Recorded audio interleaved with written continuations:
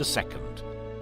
Here at GB News, we invite you to gather with Anne Diamond, historian David Starkey, and myself, Alastair Stewart, live from Buckingham Palace, Westminster Abbey, and Windsor Castle, all day Monday.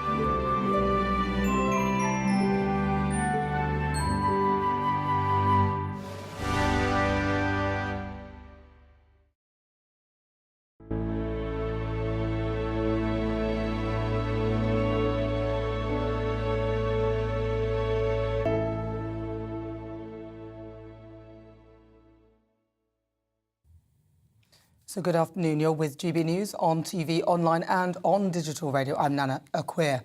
Now, following the death of Her Majesty the Queen, we'll continue to bring you the latest as the country comes to terms with life in Britain under a new monarch. And joining us for the show this afternoon, former Royal Butler Grant Harold, former Royal Correspondent Michael Cole. And also joining us later will be Royal Broadcaster and historian Rafe Heidelmanku.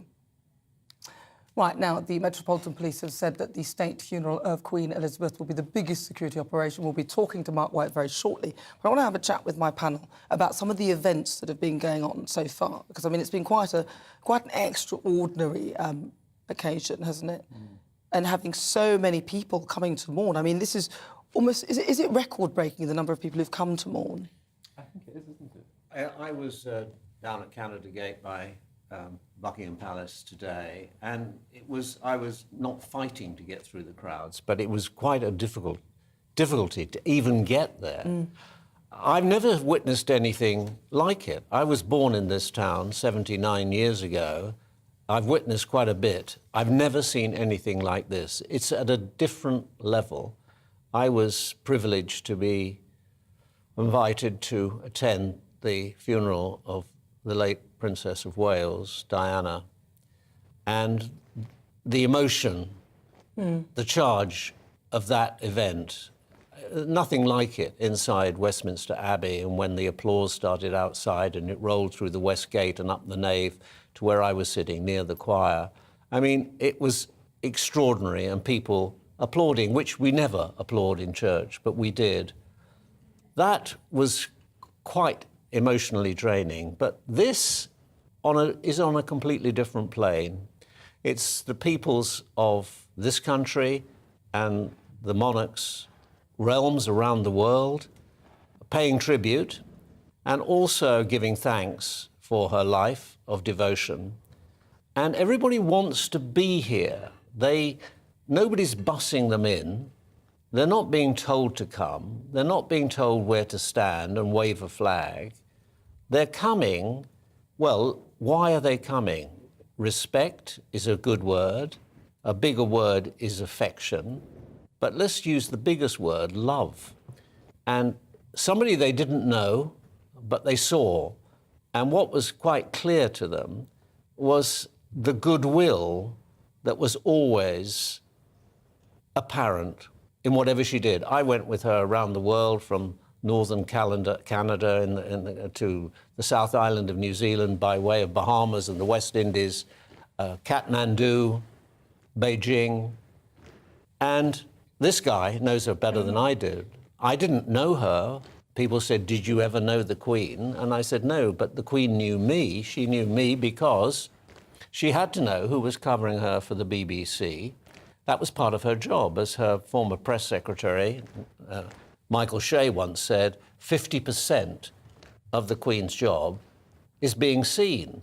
I mean, she didn't necessarily like those bright colours she always wore, but she knew people had to see her. And Grant will confirm this, I'm sure. The only thing that ever really got her cross was if she was late, because punctuality is the courtesy of kings and queens, and she knew there were people waiting. And she didn't want to put people out. She was the least fussy person you could imagine. She did a great job. The job was great. But she was a very modest person. I can assure you of that. And she wanted to do the right thing from an early age, tutored by her father, do your duty, have a mind to the Constitution, and she learned from that. And throughout 70 years, she didn't put a foot wrong. There were problems, ups and downs from time to time, but nobody looking objectively at that life can do anything other than applaud. And I think that's what we're doing collectively. Mm. Well, I mean, I saw you, Grant, nodding quite a bit there. You actually got to talk to the Queen. Did you get in quite close quarters with her and spend proper time with her? Yes, and it's what Michael just said there, about 50% of being seen. I think she once said to be seen was to be believed. So for her, it was a big part of what she did, which was really important. And I feel really lucky, you know, the fact that, you know, I used to see her and spend time, and, you know, even once I got to dance with her. You know, I think even more Now so, he's boasting, isn't he? now he's dance. But I think it's just, with what's been happening over the last few weeks, it has made me, you know, I think I kind of took it for granted a little bit. And then the last few weeks have made me realise how lucky I am. And the thing that really got me was the other week at Buckingham Palace, I was watching people walking down with flowers and obviously so upset. And I heard people saying, I wish we had the opportunity just to see her for a second. And I'm thinking, wow, you know, I got to be around her a lot, and they just wished they had 1 second. You must have been there thinking, I can't believe I'm actually here. Did you have a sense of, like, non-reality? Because you're there, and this is the Queen. This is the Queen. I remember even once, with a word of lie, I remember pinching myself. Actually stand there, pinch and think, is this a dream? Is this real? Because for me as a youngster, it was a dream just to meet the Queen, let alone be part of the royal household. And with a word of lie, I actually remember pinching myself. Also when I was around Prince Charles, as he was then, the first couple of times, almost thinking, am I going to suddenly wake up and this is just a dream? Wow. So no, I did kind of couldn't believe it. And you know, when you get to kind of work with them behind closed doors and get to know them, you feel really lucky because you get to know them, I suppose, as well as the family. You know, we always used to say you're there, you almost become an extended part of the family, but you always know your place, you always know your position. You always know that you're there as a member of staff. That's why you're there. But you still feel lucky that the fact that she would just come up to you and just have a conversation or do something to catch you off guard. I remember she used to do that. She used to do something, just that humorous side of her, just to catch you off guard. I loved that. Yeah, I was going to say, Grant will confirm this or not, but when I was the court correspondent, I had a pass for Buckingham Palace and I could park in the courtyard and enter through the Privy Purse door.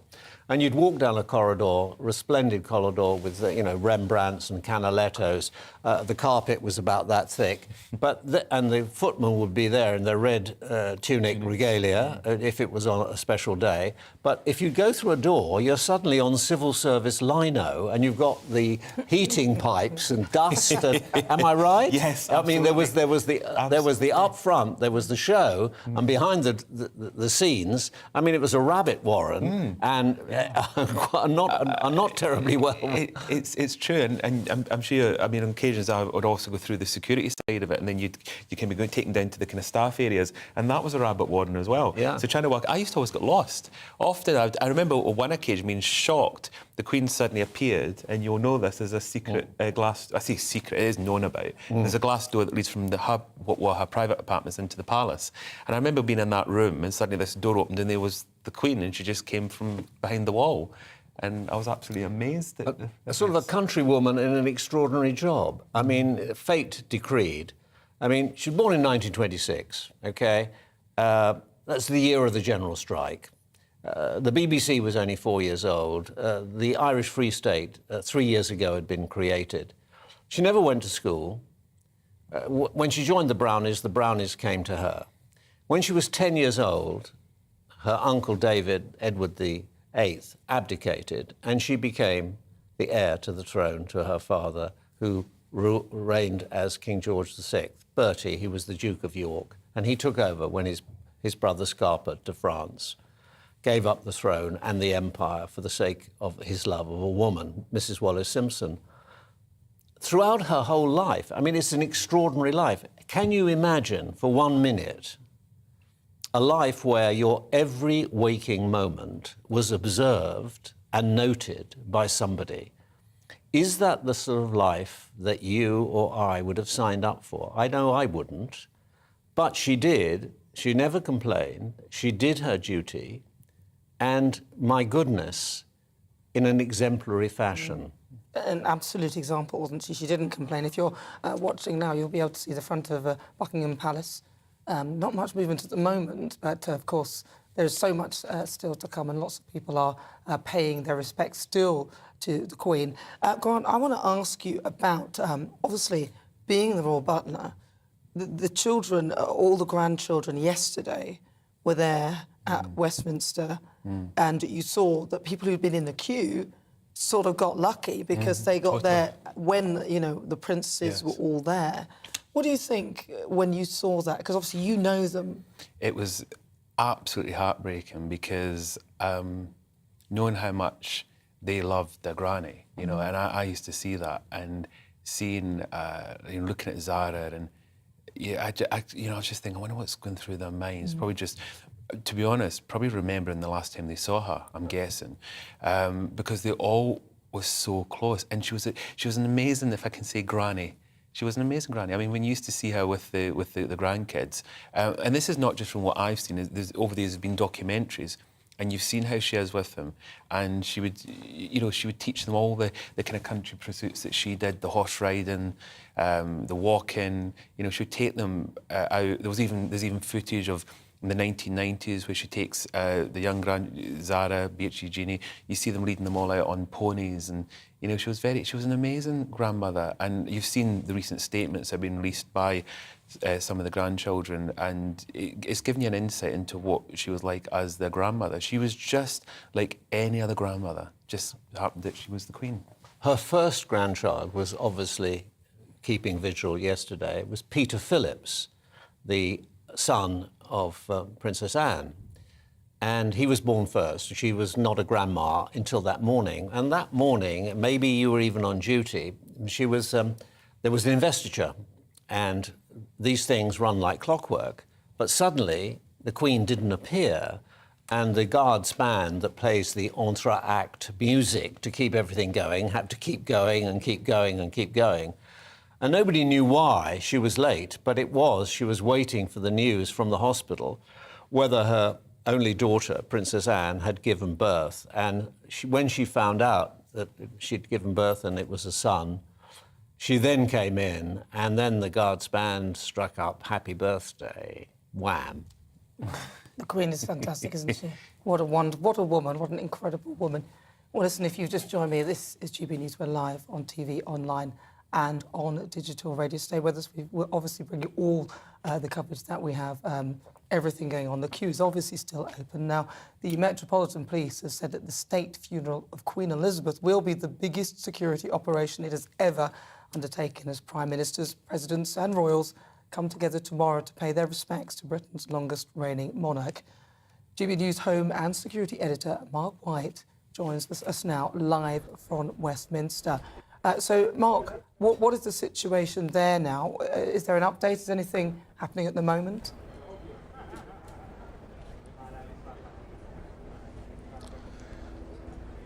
Well, we're seeing certainly a visible ramping up of the security really around central London just in the last day or so, as many of these world leaders are now in the area, having landed in London over the last couple of days. So we're told that there are some 500 world leaders and other dignitaries that have been invited to the funeral on Monday, and many of them, of course, normally would command their own security details with motorcades and alike, but the way in which the Metropolitan Police, who are in charge of the operation, are running it purely for practical reasons, is the exercise of podding, effectively where they will put world leaders, senior politicians and other VIPs in specially secured buses.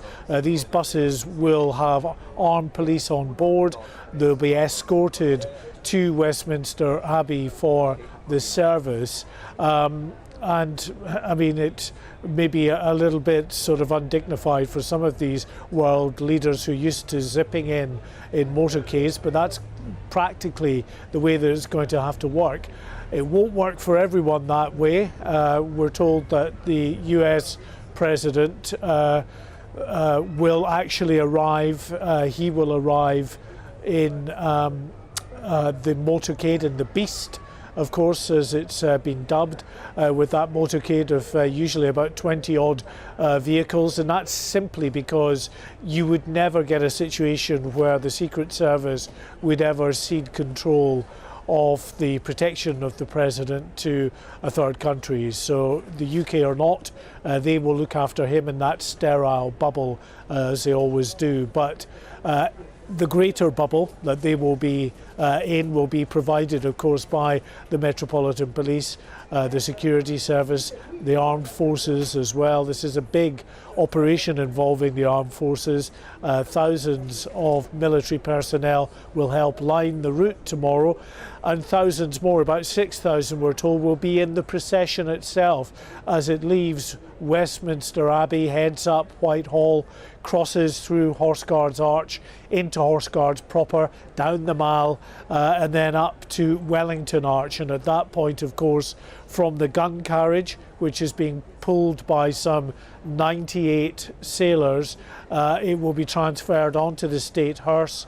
And there will still be an opportunity then for members of the public to get a glimpse of the late monarch, because the hearse will then make its way, that procession will make its way on A roads all the way up to Windsor Castle for the committal service at St George's Chapel.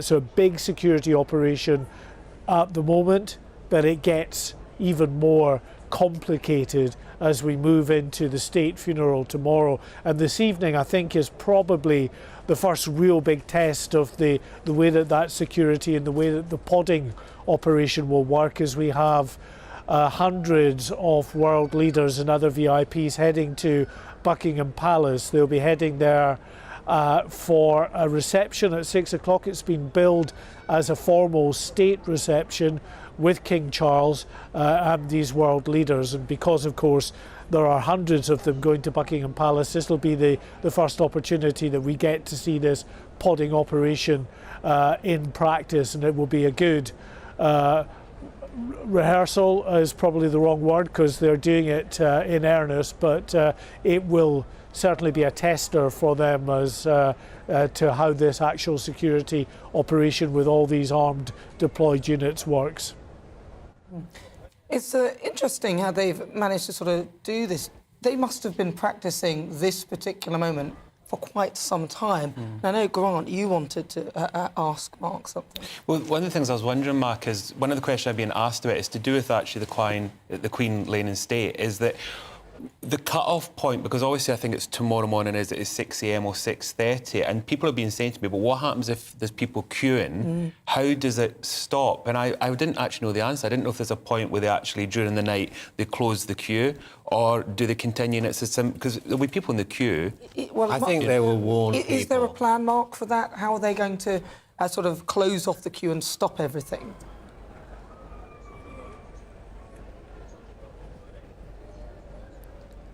Yeah, no, it's a good point, Grant. What they will do, they're actually now sending out the message via the Department of Culture, Media and Sport to people not to come and join that queue now, because they've calculated clearly that the back end of the queue will get through in time for 6:30 in the morning, when that queue or that viewing is brought to an end, and then preparations are made to take the coffin across to Westminster Abbey. But if people start queuing after that, well, they won't be allowed to, because the calculation is, given the time that it will take to walk through from where the end of the queue is at the moment, that you just wouldn't make it on time. So they will err on the side of caution. They will stop people joining the end of that queue now, in the knowledge that those who are at the end of the queue just now will make it through in plenty time for the final viewing at 6:30. So although it says 6:30, probably will have seen the last of them go through a bit before then. It will be very interesting to see how many people have actually filed past the catafalque and the coffin. An accurate count is being made, and I'll be interested to see the figure.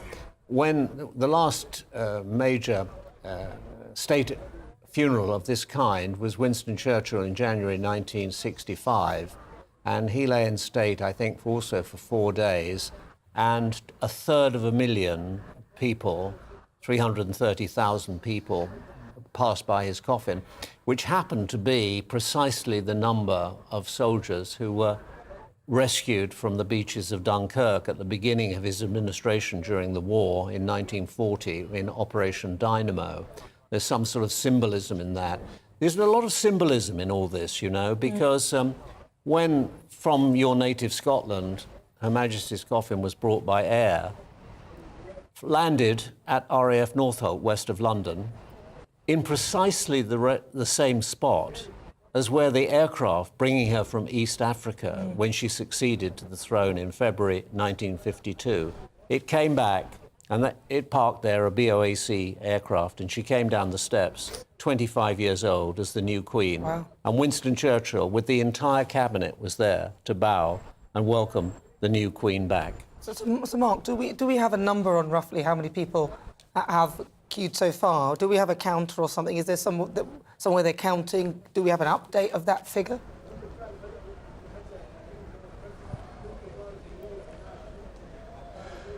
We'll get that count at the end of this process, but we don't have a count as yet. We know, of course, that when the Queen Mother was lying in state in Westminster Hall, some 200,000 people were able to view the coffin on that occasion.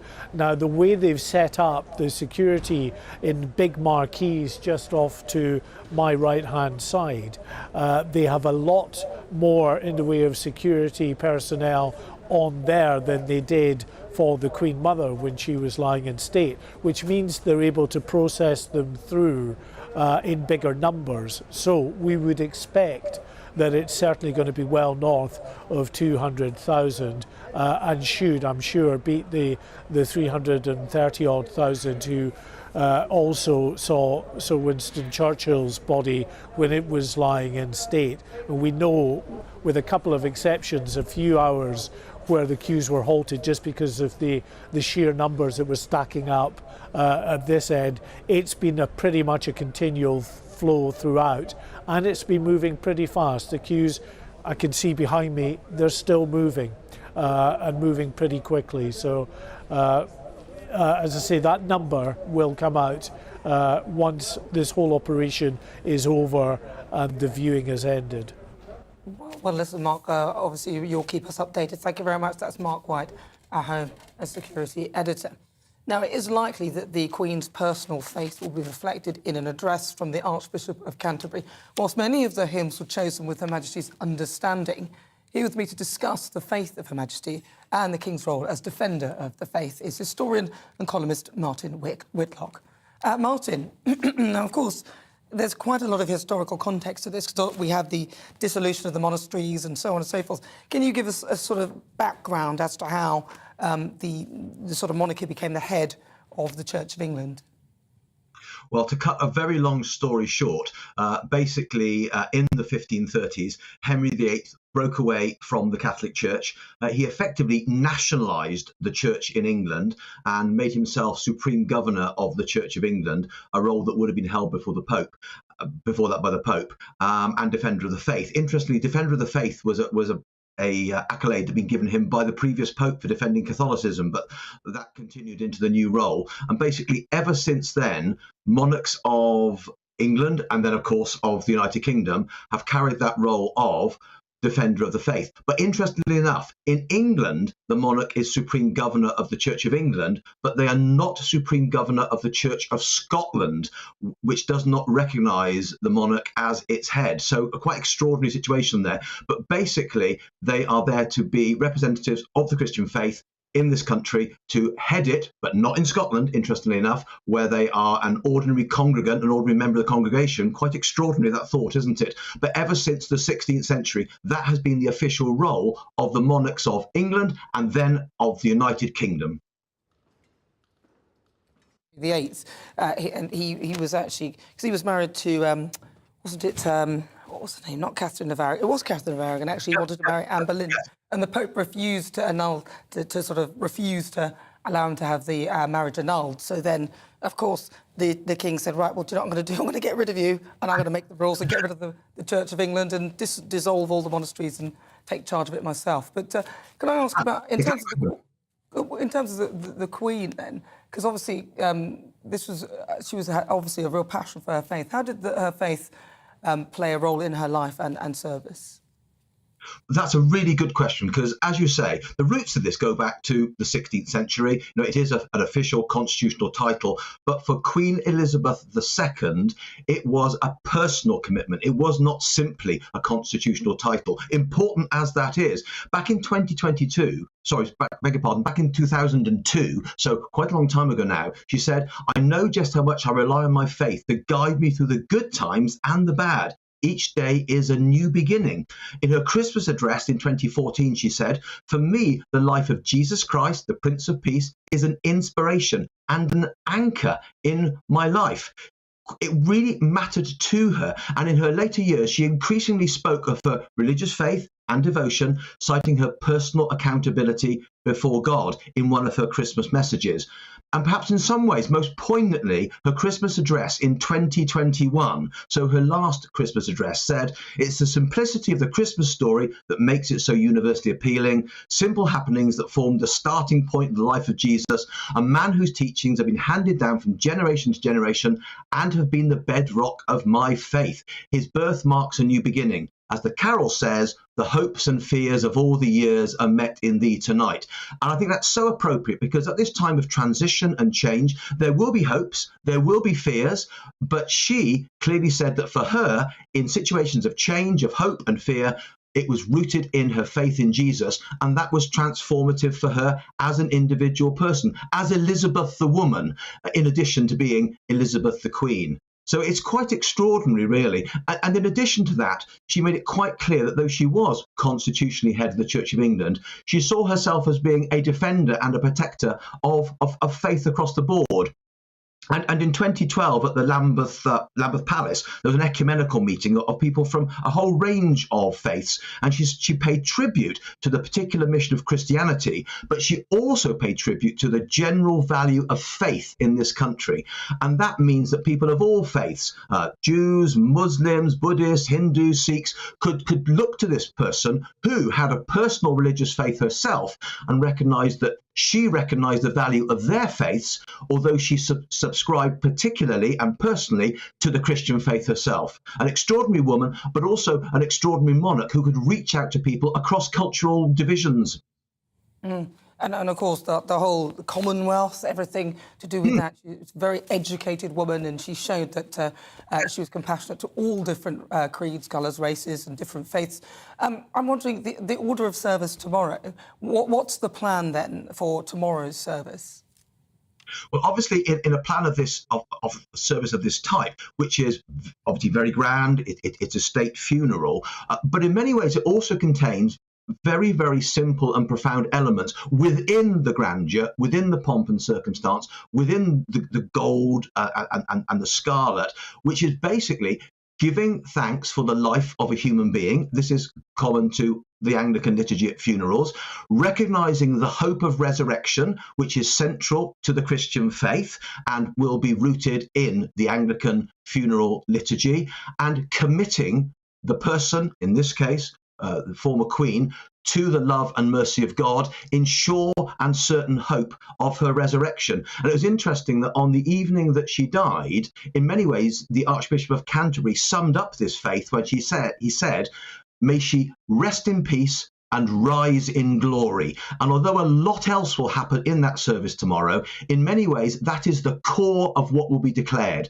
May she rest in peace, her current state, but may she rise in glory, because she believed in the resurrection from the dead, which one day she would experience as a believer in Jesus Christ. So at its simplest, that is what will happen tomorrow, within all the grandeur, within all the pomp, within all the amazingness of a state funeral. That simple statement of faith will be the drumbeat that will be the central core of it. Well, Martin, listen, it's really good to talk to you. That's Martin Whittock. He's a historian and a columnist. Now, following the death of Her Majesty the Queen, we'll continue to bring you the latest as the country comes to terms with life in Britain under a new monarch. Over now. You take care. Let's get to the latest news headlines.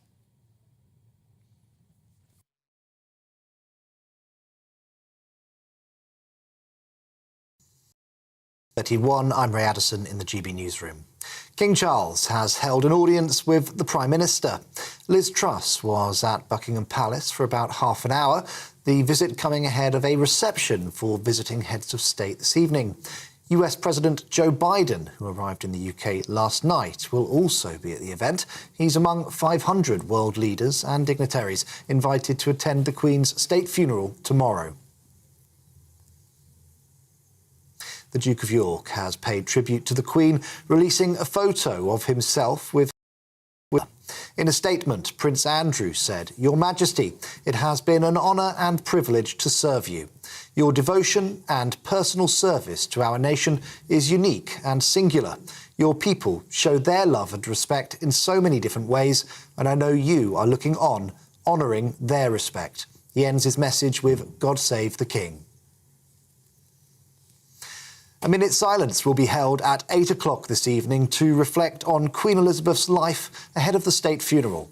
With thousands still waiting to file past Her Majesty's coffin, the public is being advised not to join the queue in order to avoid disappointment. Waiting times currently stand at 9.5 hours. Westminster Hall will close to the public at 6:30 tomorrow morning, and a 2-minute silence will also take place at 11:55 a.m. Despite the long wait, those who've made it to the other side say it was worth it. Being in the moment for me, and reflecting on my own loss, and also, of course, what the family are really going through, because it's a big loss. They've lost their grandma, they've lost a mom, and of course she is human. As sad as it is, I think it's such a beautiful way for her to have been sent off, with the people around who have been coming countlessly for days and days and queuing up for hours and hours and hours. It's exactly what she wanted, and I think it was the perfect way to send her off. A 28-year-old man who allegedly approached the Queen's coffin at Westminster Hall on Friday has been charged with a public order offence. Mohammed Khan will appear at Westminster Magistrates Court tomorrow. He's the second person to be charged with committing an offence while in the queue to see the Queen's coffin. Mourners are gathering in key locations along the route of Her Majesty's funeral procession. Many have brought their own tents as they prepare to camp out overnight to secure the best spot. Popular places to pitch up include Parliament Square near Westminster Hall. Authorities are asking those hoping to attend to plan well in advance, with huge crowds expected. Well, if you're going to do it, you've got to do it. I'm only 5'3". I didn't want to be 10 deep in the crowd. I wanted to be able to see, so here we are, committed to it. I don't even, as such, have a chair.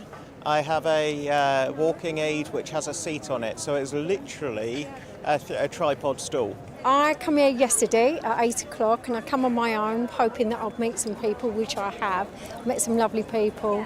I've stayed out on the pavement all night with my sleeping bag. It's been fantastic.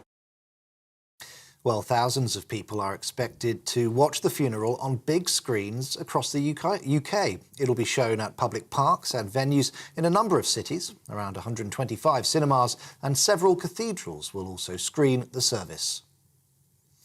Meanwhile, an image of Her Majesty Queen Elizabeth II walking hand in hand with her husband Prince Philip has lit up the sky over Switzerland.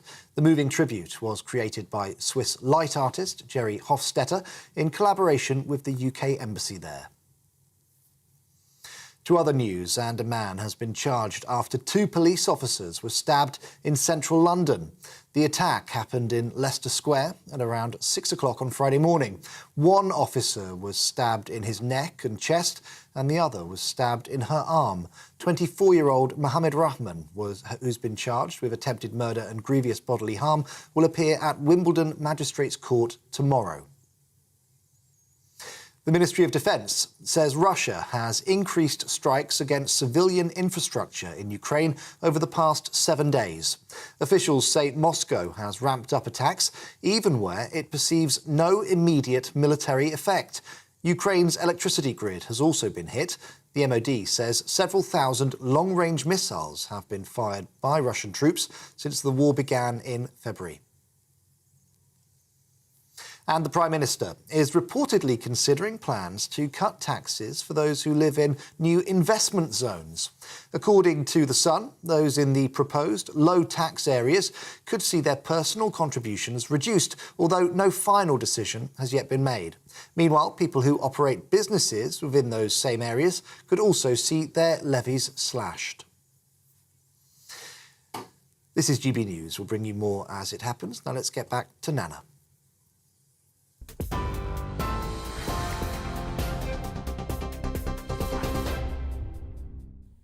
It's 37 minutes after 3 o'clock. Good afternoon. You're with GB News on TV, online and on digital radio. I'm Nana Akweer. Now, leaders around the world are meeting with Liz Truss in Downing Street ahead of the state funeral of Queen Elizabeth II. GB News political editor Darren McCaffrey joins us live from Downing Street to give us an insight into the diplomatic meetings occurring today. So, Darren, what's happening there? What do you think Liz will be talking politics as well as everything else? I think she will, though Downing Street are pretty insistent that on the whole these meetings are an attempt and a moment for those world leaders to share their thoughts, their memories and their tributes about Queen Elizabeth II. At the moment, probably see the car parked outside, the President of Poland, President Duda, is currently in there. A bilateral meeting with Liz Truss started, just at 3 o'clock, so just over half an hour ago. It looks like he's about to leave. We've already, though, seen Justin Trudeau, the Canadian Prime Minister, inside, Micheál Martin, the Irish Prime Minister, the Taoiseach, in there as well. Clearly, there are lots of political issues that they will want to talk about as well, not least of all for the Polish President. That would be, for example, the war in Ukraine, and indeed the support that actually Poland and the UK have been providing Ukraine in recent months. With the Irish Prime Minister, clearly Brexit will be a big issue discussed. I'm just going to stab out a shot because I think we are about to see the Polish President leave. And all this, of course, while at the same time, maybe not. I think that was just to let Larry out, Nana. Then at the same time, all of these world leaders are going to go down to Buckingham Palace a little later on for that big reception. We've never really seen this number of heads of state, princes, kings, prime ministers, presidents here for a very long time, if at all, certainly not since the state funeral for Winston Churchill back in 1965. So maybe unsurprisingly, Liz Truss, as a new Prime Minister, is using this as an opportunity to meet with some of the meet with the leaders from across the world. Though she was meant to meet with Joe Biden this evening, the US President, who's also in town. That has not happened. We think he may well have cancelled on her, but they are going to have a full bilateral meeting in New York when the Prime Minister's there a little later on this week. So, as I say, it is a big moment for Britain, this. Going to be 1,000 dignitaries at that funeral tomorrow, and the Prime Minister is viewing this very much as an attempt in some ways to exercise a bit of diplomatic soft power, if you like, so that she can meet with those leaders. She will also be attending that reception a little later on, and then at 8 p.m. we're going to see the Prime Minister, Nana, here on the street, outside Downing Street, as she, along with the rest of the nation, observes 1 minute of silence to Her Majesty the Queen. It's quite incredible, really, that the Queen, as bringing all these people together for her funeral. Of course, it really is testament to how incredible she was. I'm wondering, from there, do you think that with regard to the Commonwealth countries, there might be a discussion about that as well? Because a lot of the Commonwealth countries are thinking of removing, obviously, the King Charles now as head of state. Yeah, indeed, it's really, really interesting, this. I don't think that conversation, frankly, none has been had this week, or I don't think it'll be had in the weeks and months to come. But will it be had in the years to come? You bet it will. I mean, we heard from Jacinda Ardern, the New Zealand Prime Minister, who met with King Charles yesterday, but also met with Liz Truss as well, where she made it clear that it's not something that's on the agenda right now, removing the British monarch as their head of state, but it is something that is probably going to happen in her lifetime. Clear also that that's the case for the Prime Minister of Australia, Prime Minister Albany. He has said that, you know, he is a Republican. He wants to see a constitutional change, but it's not going to happen anytime soon. That doesn't seem to be the case, though, for Justin Trudeau, for example, in Canada. So I think it really does vary country to country. But yes, the Queen was in many ways the pivot of the Commonwealth. There had always been a discussion that when this very sad event happened, that many of the realms around the world would start to think about the constitutional position. And that will almost certainly happen, as I say, in the years to come. But you're right, a great sign of respect that so many of them are so keen to be in London tomorrow for that funeral. We've seen them signing books of condolences, those world leaders at Lancaster House. Many of them have gone to Westminster Hall to see the coffin lie in state for themselves. And it is a reminder of just what a pivotal force she was in world politics, what an immense female leader she was, but also someone who was just around for so long, for 70 years as the head of state. As David Cameron once said, not only does she know the current leaders in many countries around the world, but she also knew the fathers as well. Well, Darren, thank you very much for that. Of course, we'll keep updates from Darren. Thank you so much. Right, well, let's hear from my panel, Grant Harold and Rafe Manco. Thank you very much for joining me. Now, you know, this is, I think the Queen was an excellent example of soft power, how powerful soft power can actually be. And all these world leaders getting together because of her funeral, I don't think anything like this. Have we seen things like this before? Has any leader, in your knowledge in terms of history, commanded so much soft power? Well, in a nutshell, no, actually. I mean, you do think that back to the funeral of Winston Churchill or of Charles de Gaulle or of John F. Kennedy as being other key moments in history which have seen great gatherings of the world's leaders. But nobody has covered the span of Her Majesty, not only a 70-year reign, but actually a 96-year life in the public eye, including with her first meeting was with President Truman before she became Queen in 1951 in America, where she was as Queen of Canada, actually, rather than Queen of the United Kingdom for much of that trip. So this is the world's only transnational monarch. This is a leader who has affected more countries than any other single leader. So in that sense, this is a truly momentous and historic occasion. And yes, if with the passage of time, the number of realms decreases, then there will never be again in the future anybody whose reach, whose stature has touched so many countries. Wow, that's unbelievable, isn't it? Incredible. What an amazing woman. And when you sort of see all these leaders coming together for this, what's in your mind, Grant, as you? I think, as Rafe said, you know, the thing about the Queen is, when I worked for the family, you often saw world leaders coming and going, but not to this magnitude. I mean, this is extraordinary, and the possibility of being a gallant this in many, well, certainly not in my lifetime, in many others. But it's also, you know, the positive part is also it's getting them all together. There's going to be a reception, obviously, at Buckingham Palace.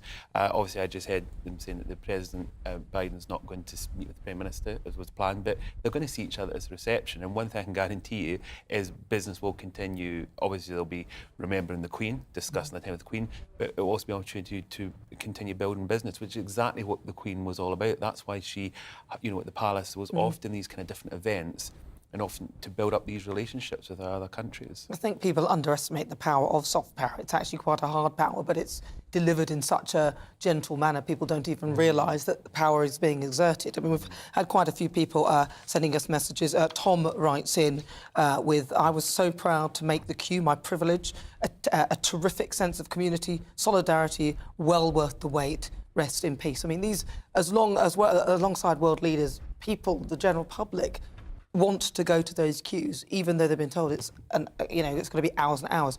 Rafe, have you been to any of these queues? Have you planned to? My schedule with GBNews hasn't allowed me. I would have loved to have gone, but I haven't had enough hours in the day, unfortunately.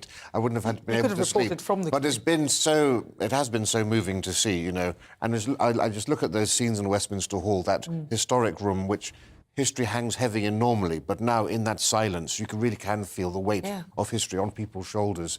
And if the monarchy is a rock, a constancy for the nation, the visuals of that catafalque being the rock of the monarchy, with the river of people swirling around it, the river in that historical setting, I think is a great symbol of actually the people saying thank you to Her Majesty for a life of service and duty, and for living up to the promises she made at her coronation. And as one person said, I don't mind queuing for 7 hours in return for 7 decades of duty. It was quite beautiful, wasn't it? And all the whole, the way they turned the baton, the way they changed the guard, all of it. We do history so well and tradition so well. And imagine when you see this, when you see the history books and they show something that happened years ago, people are making history and being part of it. Now, of course, thousands of people are travelling to London in time for the Queen's state funeral tomorrow, and crowds are expected to line the capital's streets for Her Majesty's funeral procession. I'm joined now by GBNews North West reporter Sophie Reaper, live from Lancaster Castle Priory. Sophie, so what's it like there? Because obviously it's not sort of what's going on there? Well, this evening, due to the Queen's links to Lancaster as her role as the Duke of Lancaster, this evening at the Priory, which you can see just over my shoulder, they're going to be having a special Sunday service. Now, they'll have everything that you might expect, prayers, readings, even a choir singing. But what makes it special tonight is that they're dedicating to Queen Elizabeth II. Once that's finished, they're then going to be moving to the gates of Lancaster Castle, where they're going to be having an interfaith candlelit vigil. Now, what's significant about that is that, of course, the Queen was the head of the church, but she was also the head of state, meaning she's a figurehead for the Commonwealth, where, of course, there are many faiths, many religions, many people of colour that the Queen represented. So it's really important that the Priory here at Lancaster made it possible for people from across the community, from across the spectrum, to be able to come down this evening to say a prayer for the Queen. Now, of course, it's the Queen's funeral tomorrow and billions of people are expected to watch, but many will also travel to London in order to be there in person. Over the past few days here in the North West, I've been asking just a few of the people who'll make the journey why they're choosing to do so. Tomorrow, the world will look on as our Queen of 70 years is finally laid to rest. A historical event that will be talked about for generations to come. People from all over the world will travel to London to play even a small part in the day. It is a train journey, it is a long way. We do know we're going to hit massive crowds when we do get there, but that's just part of it. That's just something, this is bigger than us, so this is something that we do need to go through. We know there's going to be a lot of people there. We know we might not get anywhere near or may not be able to see anything or any of the processions, but just by being there and being part of it, just means a lot to us both. After the Queen's 70 years of service, for Helen and Karen, travelling from the North West seems a small sacrifice to make in order to be part of such an important day. Being down in London means there will be a shared grief with lots of people who we don't know, and that's part of what we're going to do. And I think that's what's so wonderful about our country as well, and you've seen on the news all week since the Queen's been lying in state about people coming together and strangers becoming friends, and I think just the country coming together. Of course, not everyone can make the journey down to London, but that doesn't mean they won't be watching. I was there for the Jubilee, Platinum Jubilee. The atmosphere was fantastic, and it would have just been nice to be able to say goodbye to the Queen as well. It's going to be a very, very solemn but very great occasion. We've all been watching history unfold the last few days, and this is going to be another part of history. It's something generations will remember. It will be wonderful and very fitting, and I will personally feel very proud that the eyes of the world are upon London. After a procession to Westminster Abbey, the funeral itself is expected to have an attendance of around 2,000 guests. And, given the Queen's title as Duke of Lancaster, just one of those guests will be Lancashire's Lord Lieutenant. I'm looking forward to what will be a momentous state occasion, sombre, reflective, but I'm sure there will be an element of hope for the future running through it as well. That's what the Queen has left us.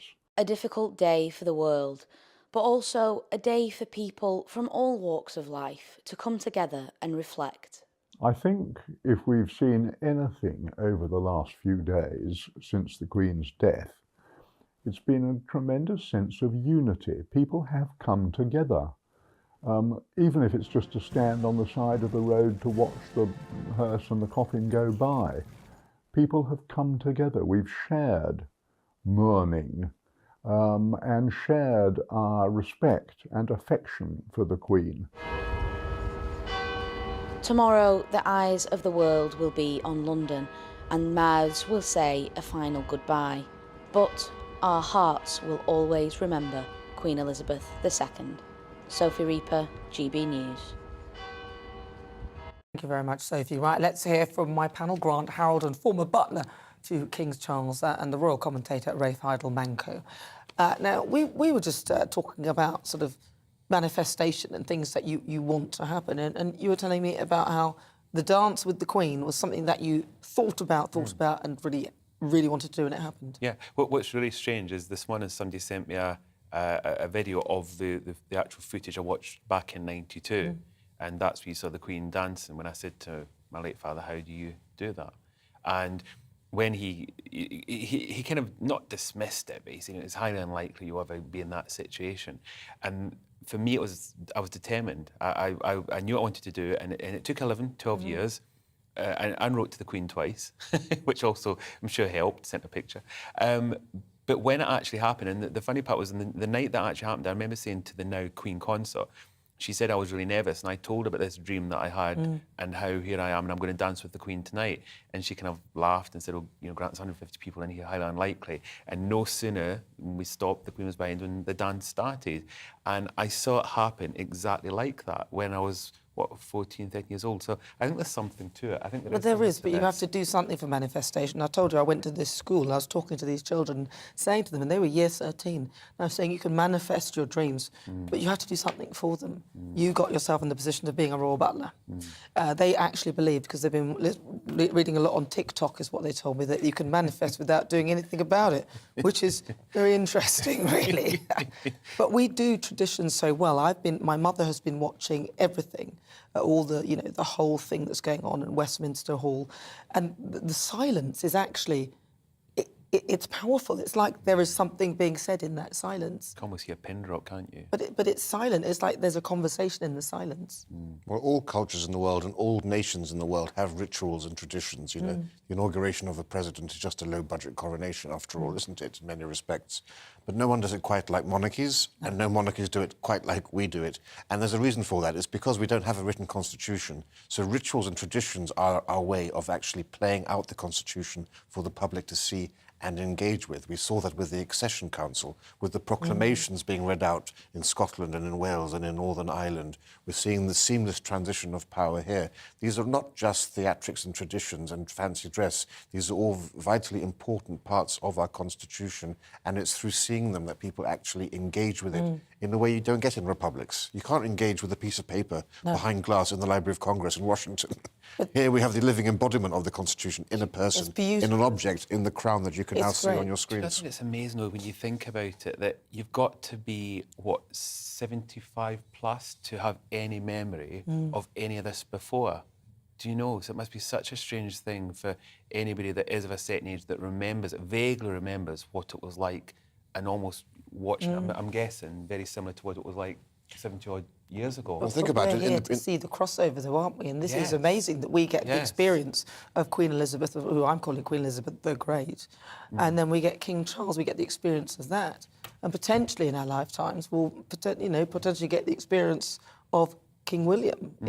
But that's what's so remarkable about the Queen's reign. If you think about the 70 years prior to her reign, you would have had the death of Queen Victoria, coronation of Edward VII, then George V in 1910, then Edward VIII, and then George VI in 1936, then our Queen. So for us, we're the exception, not having seen this sort of a state funeral, and then next year a coronation. We are the exceptions to the rule. Normally, by this point, you could have expected to have had several kings and queens. Yes, and we don't see that because she's been the constant thing in our lives, which is amazing. I think she's absolutely incredible, Queen Elizabeth II.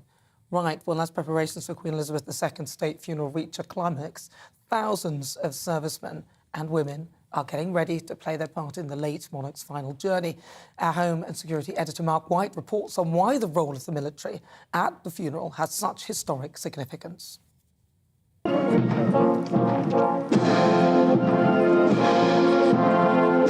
For 7 decades, she was their commander-in-chief.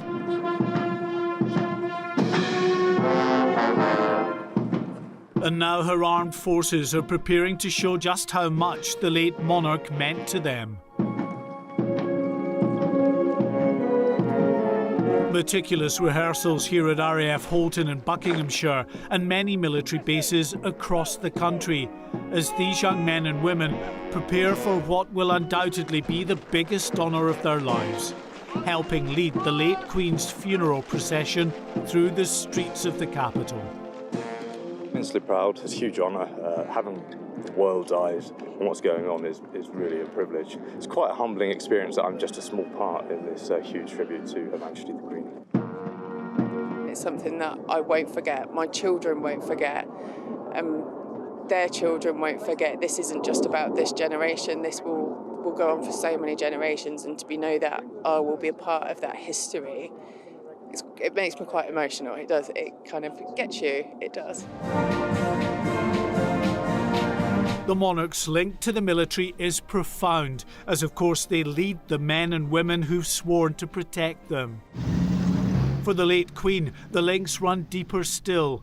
She was the first royal to become a full-time active member of the armed forces when the then Princess Elizabeth joined the Auxiliary Territorial Service in 1945. Her own husband and other members of her family also served for a time in the forces. The former head of the army, General Lord Dannatt, still remembers the oath he took to serve the Queen on the 28th of August 1969. It's one of the things I think that sets the armed forces a little bit apart, in that when we join the Royal Navy, the British Army, the Royal Air Force, the first thing we do is swear an oath of allegiance to the sovereign, not to the government, not to the Prime Minister, not to the Secretary of State for Defence. In recent days, through the streets around Westminster Abbey and Buckingham Palace, as most of the nation slept, many hundreds of military personnel have continued their rehearsals.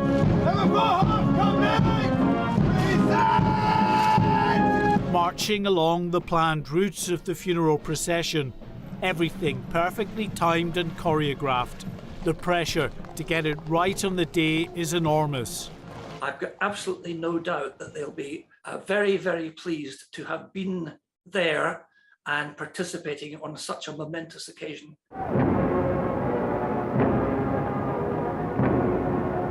Over the years, the UK's armed forces have demonstrated just how this nation excels when it comes to these big state occasions. But not since Winston Churchill's death have we seen a full-blown state funeral.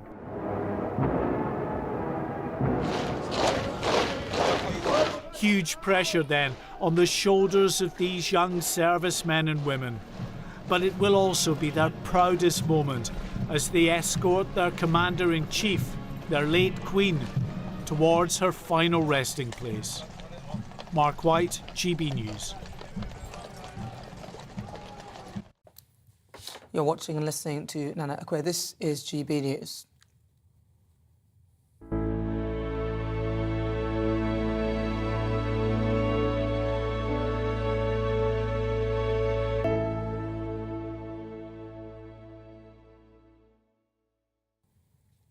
Good afternoon. It's fast approaching 4 o'clock. We're live on GB News, on TV, online and on digital radio. I'm Nana Akwe. Now, following the death of Her Majesty, the Queen, we'll continue to bring you the latest as the country comes to terms with life in Britain under a new monarch. Joining us for the show this hour is former Royal Butler Grant Harold, Director of the New Culture Forum Peter Whittle, and also Royal Broadcaster and historian Rafe Heidel-Manku. So, it's been a big week, of course. Peter, thank you very much for joining us. Pleasure, Nana. So there's still quite a lot to come. Yes, there is. What can people expect now? What's the next things that are going on? Well, I think it's sort of, without wishing to make it sound too much like a production, we are reaching the finale. We are reaching the crescendo. And I think that what we will see, possibly, judging on the past 4 or 5 days, is an outpouring of emotion, actually. So far, things have been quite restrained. I myself was in the lying in state. I went on Thursday, and the effect of it was quite profound, actually, but restrained. I don't think people will be wailing and gnashing like with Diana, but I think you will see quite a few tears, because it is dawning on people quite how big this is. And I think it's taken the week to really do that. Do you think that people are getting a greater sense now of the relevance of the monarchy? That has been one of the most extraordinary side effects of that, of this whole period, actually, now, I think. I'm sure that Rafe has talked about this, but there are a lot of things that we've seen. We've seen ceremonies right from the very beginning, the accession council of Charles, for example, which people did not even know existed, didn't know happened. And I think that there are two things here. On the one hand, we're getting a constitutional lesson in vivid technicolor. And at the same time, I think our good old friends, the liberal elites, have been inspired at how central the monarchy is to the public life of this country. And I think that that's undeniable. And that goes for Her Majesty the Queen, and indeed for the way in which King Charles has been basically accepted, and the way he's been welcomed. So I think that the centrality of the monarchy to British identity is without question, come to the fore. Now, I know, Grant, you said you did a poll on Twitter, didn't you, with regard to that? Just because when, obviously, I heard the news the Queen had passed, I hashtag Elizabeth the Great. Just that's what I put my message. And then I noticed there was a debate the other day where people were obviously using different terms to how she should be remembered. And out of curiosity, I wondered if I ran a poll. So there was about 1,500 people took part. And it was, I think, 64, 65, 66% said, yes, she should.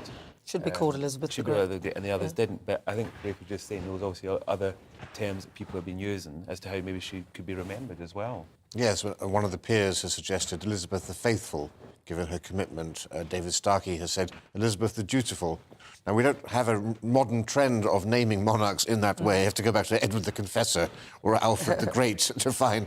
But certainly, given the impact Her Majesty has had, and given also the way in which she's almost become subliminal in our lives in a subconscious way, her image has been ubiquitous for so long. She has affected from stamps to coinage to, you know, wherever you go. I can't think of another monarch who's had such an indelible impact on a society and a culture, not just here, of course, but around the Commonwealth realms, and also our finest constitutional monarch, who was able to actually transition us from being an imperial power to a post-imperial power so smoothly when you compare it, for example, to the French experience with all the strife there. I think she does deserve the moniker of Elizabeth the Great. Well, we've got some live images. I mean, if you're obviously not watching on TV, but if you're listening on DAB, I'll describe it. We've got live pictures in Westminster Hall, and you've got the different guards. What are all the different guards called? We have these are all the bodyguards of the King. These are the King's bodyguard. There are various different units. We have the Yeomen of the Guard preceding, followed by the Blues and Royals and the Life Guards, who are part of the Household Cavalry, the Senior Regiment of the Land. are the lifeguards. With the Blues and Royals, we saw Prince Harry and William wearing their uniforms yesterday when they formed the vigil. And there at the foot of the coffin, we see the famous Royal Company of Archers of Scotland, who formed the bodyguard for the sovereign in Scotland, and we saw them playing a very important role in Scotland when Her Majesty was lying up in state there. And these are the Blues and Royals who are now going to mount the next vigil. These vigils take place for 6 hours, but with 20-minute changes. Yeah, because it's such a beautiful thing to watch. I mean, I love the bit where they go behind and then they turn that... What's that thing that they're turning? They're turning like a sceptre or something. They've got a...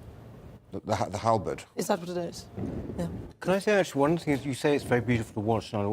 Something that's actually become quite a thing we weren't necessarily expecting is that various broadcasters are doing live streams of this. It is quite hypnotic, yes, actually. Isn't it? And you find that you can watch it for hours.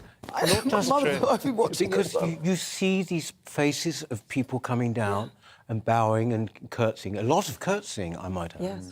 And you look at the faces and think, well, where have you come from? Where have you... It is like a kind of snapshot of Britain, actually. Well, what I was saying was it's like a conversation in silence. Yes. And that's why you seem to be able to just sit and watch it. I'm hypnotised, literally, as you said, by it. And my young son, I'd be saying, oh, what are those? He's saying, oh, those are the beef eaters and those are...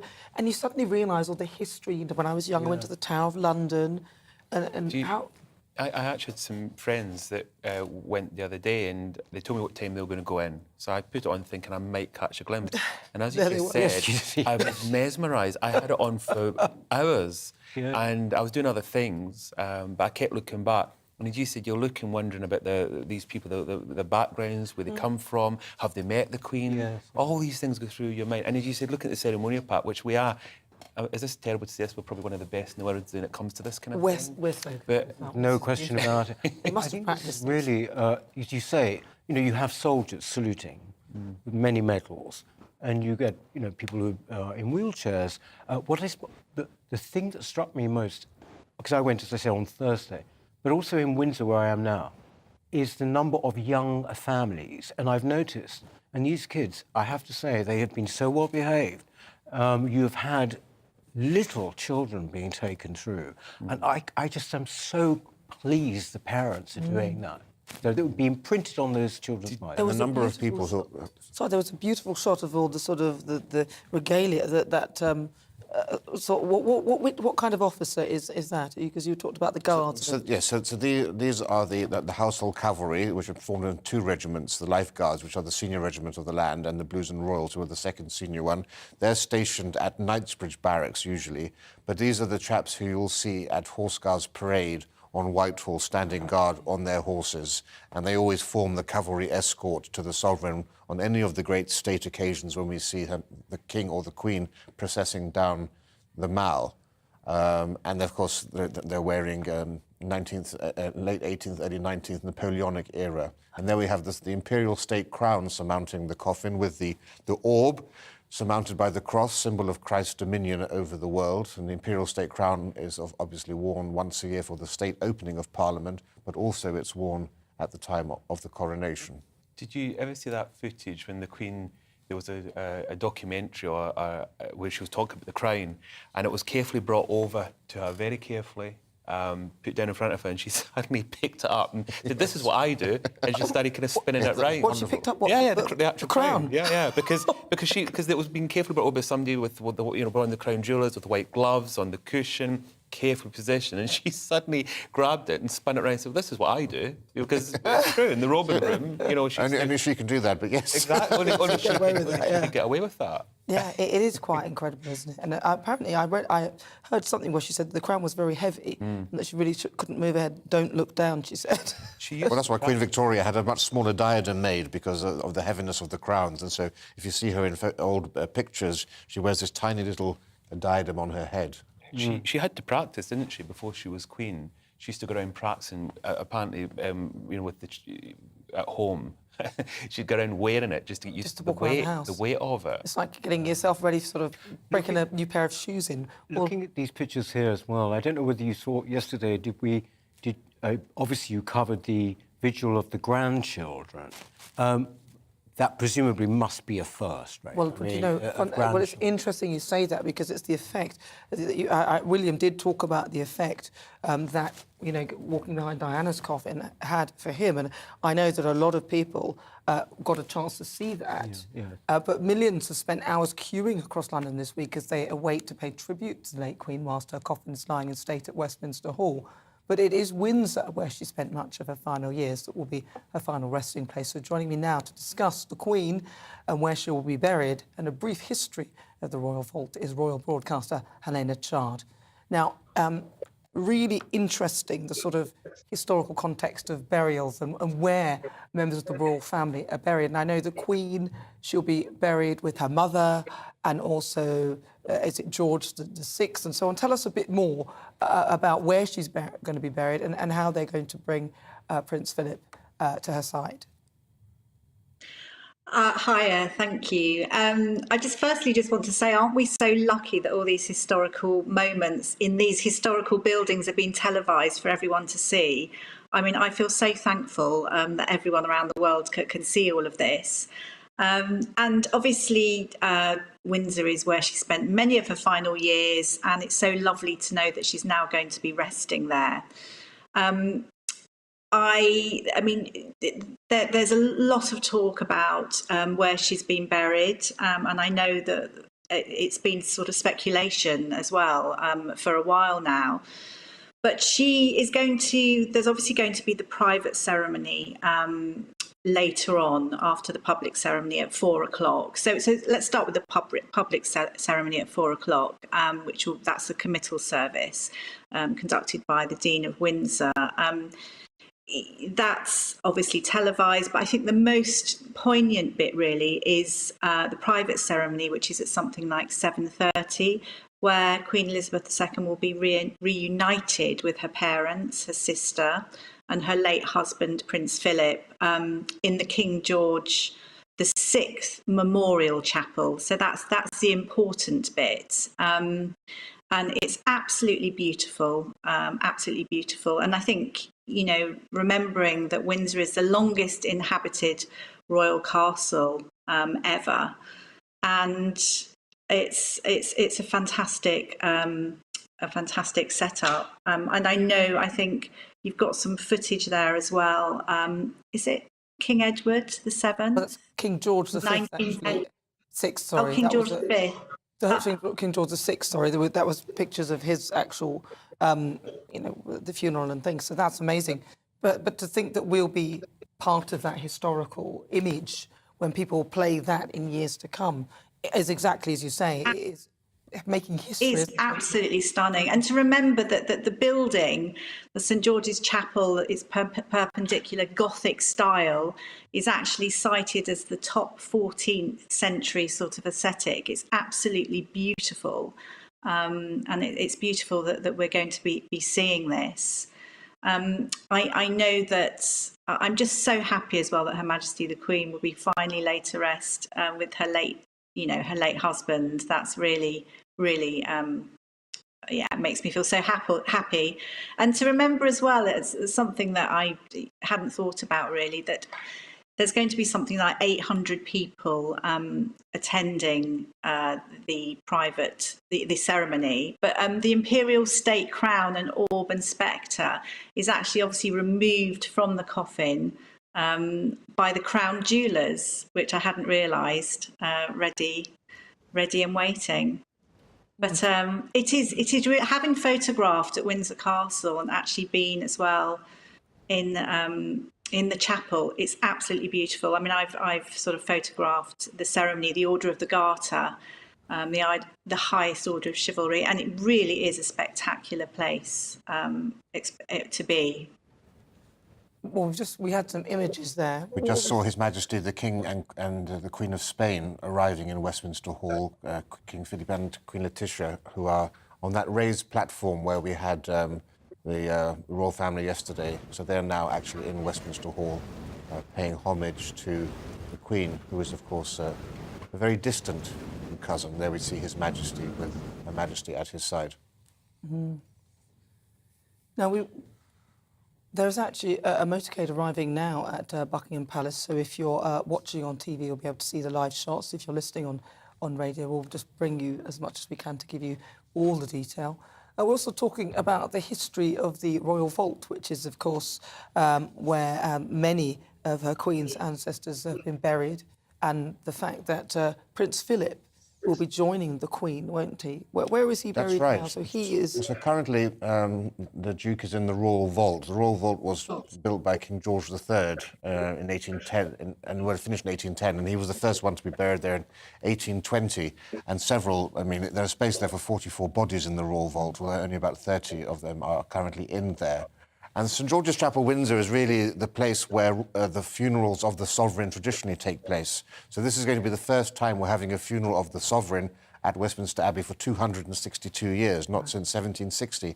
And King George II has there been a sovereign's funeral there, so a special occasion. And that was the Queen's choice, because she realised the public needed to be present. And Windsor is a bit too remote. London is, of course, the centre of everything. And also, you can get 2,000 people into Westminster Abbey, whereas only 800 in St George's Chapel. But the King George VI Memorial Chapel is a tiny little space. It's unbelievably small, and that's where the Queen's parents and sister are. And after she's interred there, then the Duke will be interred with her. There's a sort of a lift. Yeah. When you're looking in St George's Chapel near the altar, there's a lift that goes straight down to the vaults. Oh, right. So we'll see the Queen will go down down into the vaults there afterwards. Now, wasn't St George's Chapel where Prince Harry and Meghan Markle got married? Was that where they got married as well? And the Prince of Wales and the Duchess of Cornwall. I didn't know about that. Well, no, they had a registry marriage, and they had a blessing in the chapel. That's right. Which I actually went to. So I know the chapel quite well, yes. Wow. I remember standing behind one of the, there's pillars, quite a few pillars, which make it a bit difficult to see everything in there if you are lucky enough to go inside. And of course, St George's is the chapel of the Order of the Garter, the highest order of chivalry, and we saw Prince William wearing the sash of the Garter yesterday. An ex-king had his funeral there, didn't he? Edward VIII in 1972. It is St George's Chapel.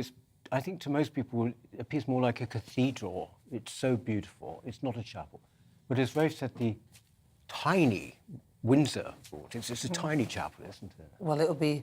I mean, I'm so pleased that the Queen will be joining Prince Philip as well, but. I want to talk to you about this because the Metropolitan Police have said that the state funeral of Queen Elizabeth will be the biggest security operation that is ever undertaken as Prime Ministers, Presidents and Royals come together tomorrow to pay their respects to Britain's longest reigning monarch.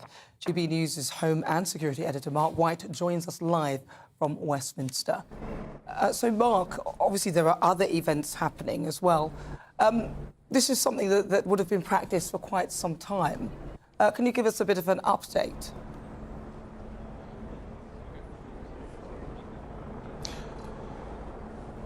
Yes, I mean, it's certainly something that's been a long time in the planning, but it is a mammoth security effort. We're hearing the police helicopters flying overhead at the moment because we're building up towards what will be a key time when hundreds of world leaders and other dignitaries head to Buckingham Palace for what will, of course, be this state reception hosted by His Majesty the King for these world leaders, and just getting them to Buckingham Palace will be a security operation in itself that they'll want to run as smoothly as possible, because effectively it's a tester of what they'll be doing tomorrow morning when they also have to get these world leaders and other VIPs to Westminster Abbey. And the way they're doing it is there will be vehicle convoys. We know, for instance, that the US President Joe Biden and his wife will be arriving with their own Secret Service detail in that vehicle they call the Beast, the armoured limousine, and the 20-odd other vehicles that they always have around them as they throw up their own security bubble. There was no way they would ever cede control of the protection of their own president to a third country, even if it is their closest ally, the United Kingdom. Having said that, of course, the UK is responsible for the wider bubble that is security bubble that is around this area in central London, Buckingham Palace, Westminster Abbey in the coming days. So they'll be working absolutely in cooperation with each other. I've just been for a wander around this local area as the crowds build, because what they've been seeing throughout today, of course, are VIPs, world leaders, going to Downing Street, going also to the Palace of Westminster to pay homage at the Queen, the coffin to late Queen Elizabeth II in Westminster Hall, and that is continuing up for probably another half hour or so before those world leaders then make the journey down towards Buckingham Palace for this state reception. And just wandering around here, you really get a sense of the enormous security operation that there is. There are police vehicles everywhere, from Avon and Somerset right up to Greater Manchester, Lancashire Police. There's 43 police forces in England and Wales. Pretty much every one of those police forces have officers down here in some capacity, some on duty on foot patrol, others, for instance, lending their traffic motorcycles to help with the various motorcades and convoys, because we have what's called the Special Escort Group down here with the Metropolitan Police. Now, they are very professional. You see them if you're ever in and around central London. They are escorting royal family members and senior politicians all the time, white motorcycles with police officers armed with handguns and just whistles. They don't have any sirens on these bikes, but they are very, very proficient at being able to race ahead to junctions, stopping traffic to allow these motorcades to go through. But because of the sheer number of people who are here who require that level of protection, world leaders and other VIPs, there are so many motorcades that they're having to get these motorcycle police officers from other forces from throughout the country. So they're all in there, all into the mix, all helping out on what is a mammoth security operation. Those cars. Mark, a question for you. We know that there have been some rumblings, allegedly, from the Middle East about having to take a bus with other heads of state. And we know that top-tier, so-called top-tier heads of state are being allowed to have their own transport, such as President Biden with his vehicle, the Beast. Do we actually know how many top-tier heads of state will be making their own way?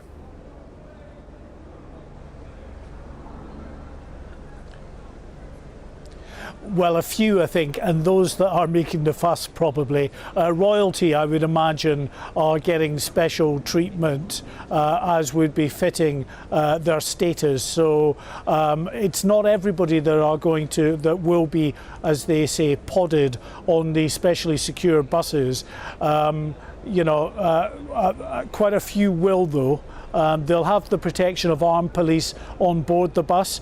They'll be escorted by armed convoys to ensure that they get to their locations safely, but for some, they won't be allowed the traditional motorcade, although there will be a motorcade as such. It'll just be a motorcade of buses. They won't be picking them up from the number 38 stop down the road, though. They're meeting at sort of centralised locations that are secure, pre-vetted, that have their own inner and outer cordons around them, so the VIPs and world leaders will meet at these locations, heavily guarded. Then they'll be put on to the heavily guarded buses and then driven with those armoured convoys down towards Buckingham Palace, or tomorrow down towards Westminster Abbey itself. One piece of information that we're hearing is that the Saudi ruler, Prince bin Salman,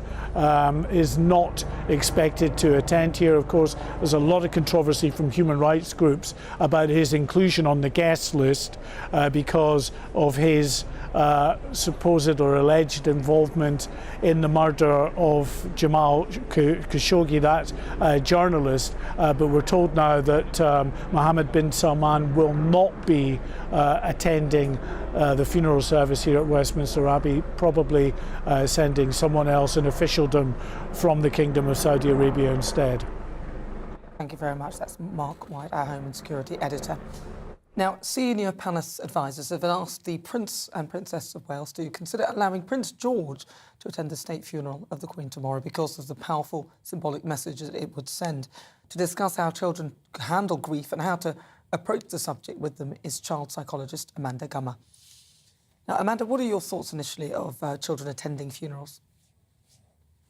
I don't think it's a one-size-fits-all, is it? It's got to be something that is the right thing for individual families to make, and it can depend on a number of things: the age of the child, their relationship with who it is that's passed, whether there was particularly traumatic circumstances or extenuating circumstances around the death, and I mean, for example, in tomorrow's occasion, the whole media coverage, the pomp and ceremony, that's a big consideration. But I think generally speaking, when it comes to children, listening to what they want and answering their questions, I think is got to be the paramount consideration. You would think that, oh, hang on, we've got a big motorcade actually coming down Westminster now, that we could bring you those scenes right now. We don't know who is in those cars, but it will be interesting to see. But as Mark did point out, there are lots of motorcades coming through. Let's have a look. That's Trafalgar Square, isn't it? Yeah, Just that's off. right.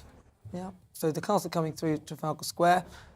Obviously, a lot of people around, and there's a lot of police presence, which is a very reassuring sign. It is amazing, isn't it, that we're able to stop London in that way for things like this and find the time to create this kind of environment so that people can be safe. I mean, we've got the Palace of Westminster in the background there as well. And you can see people queuing up still to get in there to see Her Majesty. On the way over here, I noticed a huge police presence, and literally every road I was crossing, there was another convoy coming from St James's Palace. Now, the thing is, it's interesting that because, you know, what Mark was saying, that police forces have been drafted in from all over the country, which it's funny how we can get lots of police to one event. I'm hoping there's coverage of the rest of the country to police the streets as well. Do we have, speaking of security, do we have any more information about what had happened to the man who made a grab at the catafalque yesterday? I believe I think it was charged. He's been charged. Yeah. He's been charged. There have been 2 incidents in the queue, and both parties have been charged now. Right. I don't know what he would be thinking trying to do something like that. Obviously, it's heavily policed, and this is not really the it does show you, doesn't it, how basically you can do as much as possible, but you will never be completely safe, because those people and that person was in the queue for presumably 12, 13 hours and manages to get that near. The speed with which the police reacted, and people I saw on social media thinking, wouldn't it be great if they reacted that way generally? Well, we're working on them, so hopefully they'll start to behave like that a bit more. But I mean, you know, the police have a tough job to do. Now, we were talking about the children who will be potentially the grandchildren going behind the coffin as the Queen has been laid to rest. And I was speaking to Helen about this, and I'm just wondering what her thoughts are on that. What are your thoughts then? The children going behind the coffin. Sorry, it's Amanda. Sorry, Amanda Gummer, child psychologist. Do you think that even though, because in the case of Princess Diana, it was a very sort of sudden thing that happened. So do you think that perhaps, as you said, it's different individually, that because potentially these children are prepared because they know Grandma is old, that it would be easier for children to deal with that situation? Yeah, I think there's a lot of different differences between this and Diana's funeral. For example, you know, it would be George's great grandmother, not his mother. So I think that's a massive difference, and he will have the support of his parents and everything if he does go. But I think in terms of the symbolism and the kind of, it may be that children like the idea of being able to say goodbye. It may be that they want to be a part of what is a family occasion and they don't want to miss.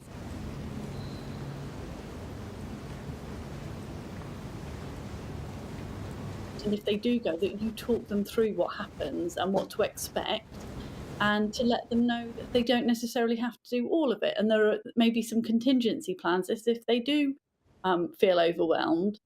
Equally, I think it's really important to let them show emotions at these things. So if they are struggling and they get upset, to be able to reassure them and allow that grief to come out. And I think in big occasions where there's a lot of publicity around, feeling like you have to keep that sort of stiff upper lip, if you like, is a big burden for a young child to carry.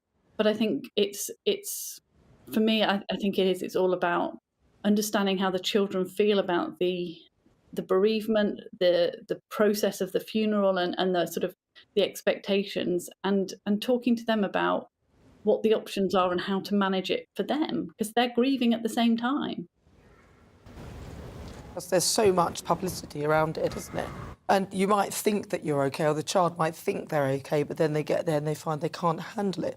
I mean, Grant, you were royal butler to William and Harry, so you must have been around to see the ricochet of that. What were they like? How did they respond? Were you around them near that time, or was it quite? It was pretty much 6 years after.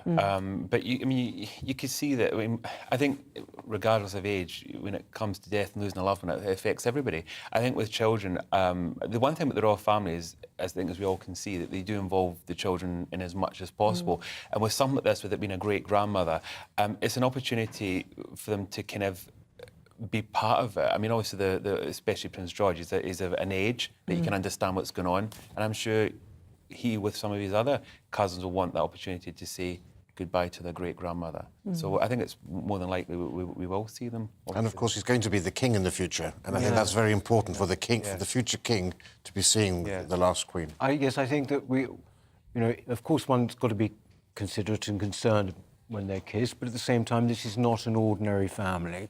It's not an ordinary occasion. I was actually remember that very little John Kennedy Jr. saluting at Kennedy's funeral in 1963, and it was very, very touching.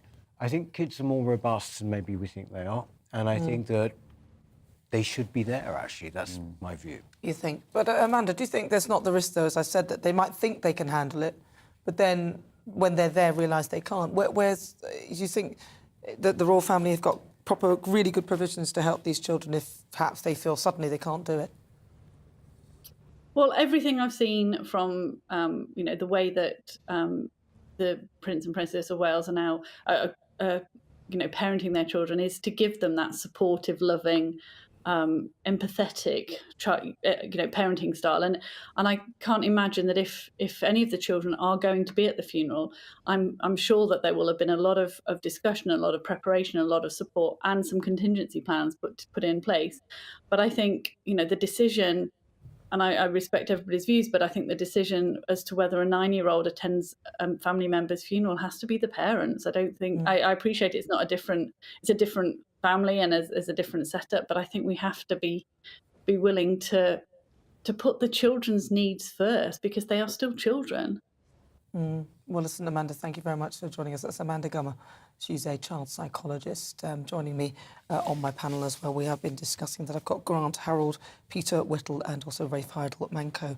I'm going to come to you, Peter. The children attending the funeral. William has expressed how walking behind his grandma's coffin brought back the memories of him walking behind his mother's coffin. Yes. Do you think that perhaps they might not understand what they've undertaken? Because your opinion was that they should be there, but then, as a child, you think you can manage things, and then you get to that point. Possibly. I think the point's been made, actually, and I think the most important is that with William and Harry walking behind Princess Diana's coffin, it was a different setup entirely, in the sense that, she had been killed. It was a huge shock, and it must have been the most massive shock to them. This is slightly different. They are slightly removed, obviously, from the Queen, their grandchildren and great-grandchildren. I think that I would like to see them there, because I think it is important for the continuity of the institution. I think that is the main thing. I mean, and I think that, as I said, children are more robust than maybe we think they are. Well, sometimes they try and show off that they are when they're not as much. What do you think, Grant? I agree. I think it's important that they are. I mean, obviously, with an age, I think Prince George about 9 years old. So I think I think for him, it's an age that he'll understand what's going on. So I think it is important that that he is there. And as Ray said, it is his great grandmother who was, monarch for over 70 years, and one day he will also be king. So I think it is. We've just seen Elena Zelensky, so Vladimir Zelensky's wife there as well, as I think the foreign minister of Ukraine there too. I mean, this is a real, a coming together of world leaders to honour our Queen. It's incredible, isn't it? Of course, her husband being unable to leave Ukraine now at this time. And of course, we have to remember that business does go on at the same time. Diplomacy continues. President Duda of Poland, who along with Britain has been Ukraine's strongest ally, met with Prime Minister Liz Truss just an hour or so ago at 10 Downing Street. And of course, the important thing about state funerals isn't just all the pomp and pageantry. It's a place for informal discussions between heads of state, between heads of government. A lot of things are achieved at occasions like this. Opportunities to have discussions that you wouldn't have in a formal setting. And a lot can be achieved. Well, people are more vulnerable and open to this because we all feel a sense of loss. So people are more prepared to be honest about things. Also, I think something we should observe here is that the Queen has been called the Queen of the World. And I think President Obama called her that at one point. There's no question about it that she is the foremost monarch. And that is why all these heads of state and politicians are coming. The extraordinary level of what you might call soft power that the Queen wielded in the world is basically evident in this extraordinary guest list for the funeral. You would not have this for most other monarchies. It's as simple as that. Well, we're expecting President Biden there very shortly as well. Well, you had the wonderful phrase from Emmanuel Macron in that touching address he gave where he said, to you British, she is our Queen. To us, she is simply the Queen. Amazing. There is only one. Well, yes, of course. And Netflix would not make a huge series about the royal family of Denmark, would they? We all know that The Crown is about the House of Windsor. Yeah, because you hear a lot of people saying, oh, should get rid of the monarchy and all that, and you think, well, what are you going to put in its place that would have the gravitas? When they say, oh, the royals have so much property and land, I'm happy to let some of my taxes go towards this because I know the energy and power that it brings to this country and the revenue it brings in return. But also what we're seeing here is unity from people from all over the world, leaders of countries coming together to honour this woman. And the country. And the country, yes. It's good for us here in this country that she's... The tourism industry, was it something like 500 million or something? Some amazing amount. And the other thing that I find interesting with world leaders, the Queen, whenever you saw them with these world leaders, these powerful leaders, they all acted the same way around it. And it was almost like the most amazing respect for her. It was extraordinary. And there's been some of them, including President Obama, former president, talking about their memories and the most funniest little stories of things that happened, because that's one thing with the Queen is if you were lucky enough to be in her presence, it didn't matter who you were, you got to that funny, humorous side as well, which I think, again, sometimes caught them off guard as well. Well, when the Queen went to the UN General Assembly a few years ago, 2010 or whenever it was now, to give an address, it was remarkable to see, because all of these seasoned diplomats who've seen every president come and go, once a year they all give their speeches, they've seen them all. They were pushing each other out of the way like giddy school children to take pictures on their mobile phones of this frail little old lady, and that says a lot about her soft power. Well, I love that one where, and they showed it the other night, I think it was a year in the life of the Queen, when she won that money on the races, £16. £16! Yes. And she was holding the money with her face on the money, and she looked at it as if, what do I do with this? Yes. I think, is that the same video as she started, the binoculars had given her tear? She looked like she was crying, and her mother said, oh, it's the emotion. She said, it's not the emotion, Mummy, it's the binoculars. And, these when you look into the wind like that, These ran across though. It was lovely. It's just, I love those kind of programs because it just give you a real insight into what and it's true, they really did pick up what she was like behind closed doors. She said, that's my horse, that's my horse. I think looking at these pictures as we are, Nana, there is something really quite undeniable that's happened this week. You mentioned about people, Republicans, saying, oh, you know, it's too much money and all of this monarchy, or whatever grounds that they criticise it on. I think the fact is that they have been roundly dismissed this week. I'm not saying that they shouldn't express what they feel, but certainly not at a funeral. I think that's just common decency. You're going to have lots of time to do that. But I think that the centrality of the institution to this country's life is now completely confirmed, if ever it were in doubt. You do not get this kind of show public support. You do not get it if there is not the feeling there. And the fact is, there is. No one is forcing people to come out, just as nobody forced people to have street parties at the Jubilee. Right? So when people I've seen on Twitter and they say these ridiculous things like, oh, look at North Korea, this is just like North Korea. No, it's not. It couldn't be further from North Korea. I mean, everything is voluntary. No one has put a gun to your head to come and do this. And that is what is remarkable about it. Really. And again, it's that silence at this event, at this incredible piece of history that we're witnessing. And it is hypnotic, it really is. It's the whole pomp, it's the whole ceremony. It's the fact that, I mean, I was watching in Westminster Hall, I was obviously transfixed by it.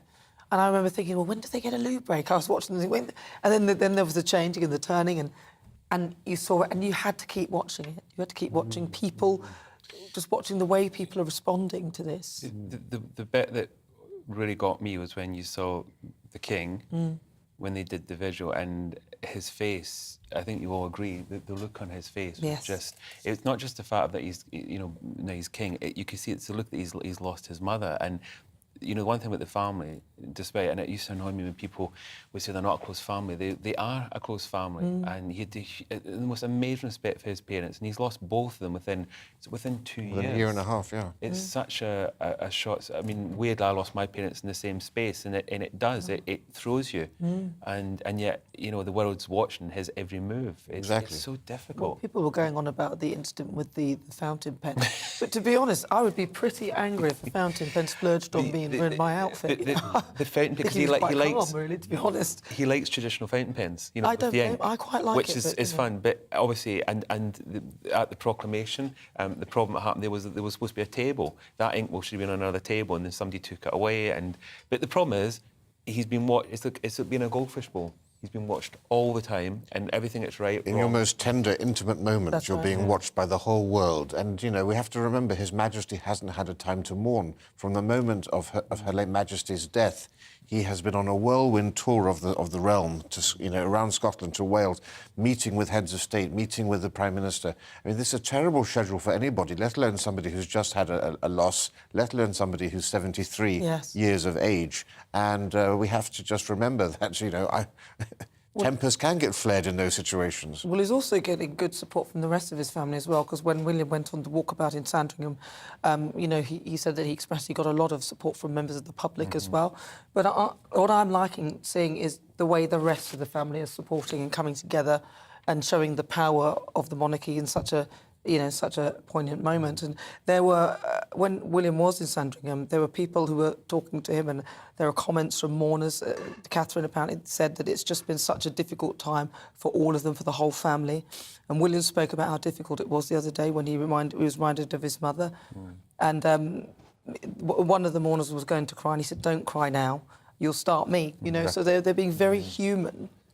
But yet, in their most vulnerable moment, they're supporting each other, and it's really lovely to see. I think, yes, I'd say very human, but also have been struck by how majestic Charles has looked, actually. And I wasn't a particular fan of Charles before.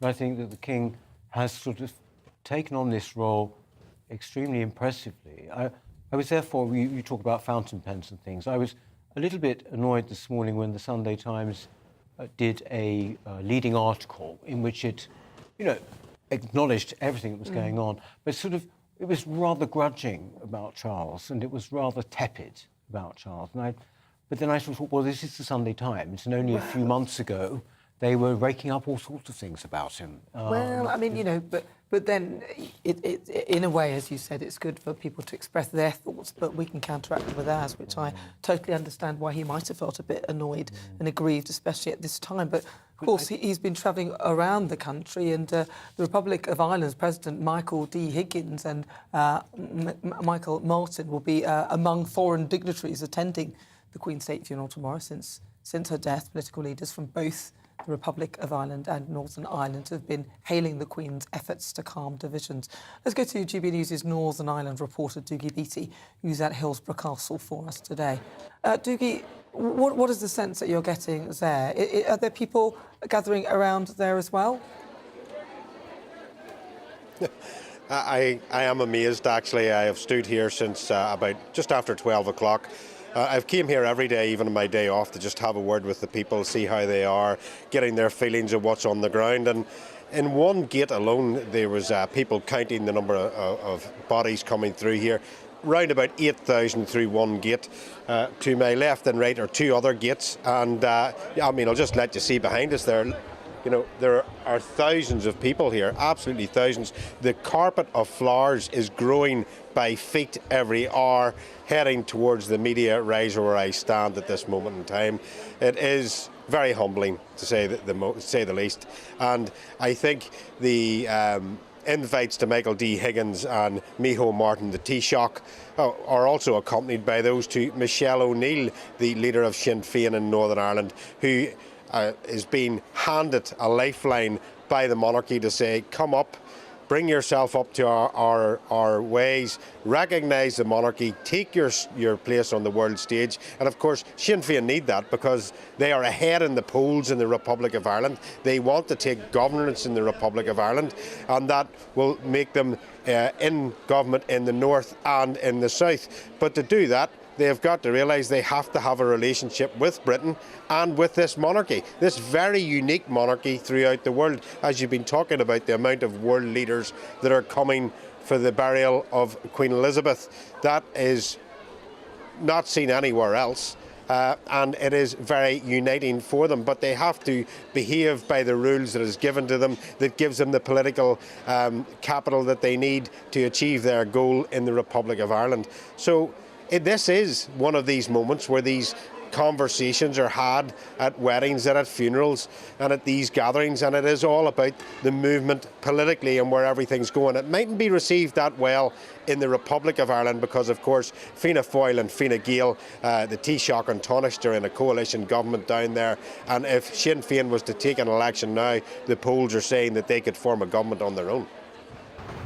In your view, then, do you think that this momentous occasion is marking a turning point in the relationship of Northern Ireland and Republic of Ireland?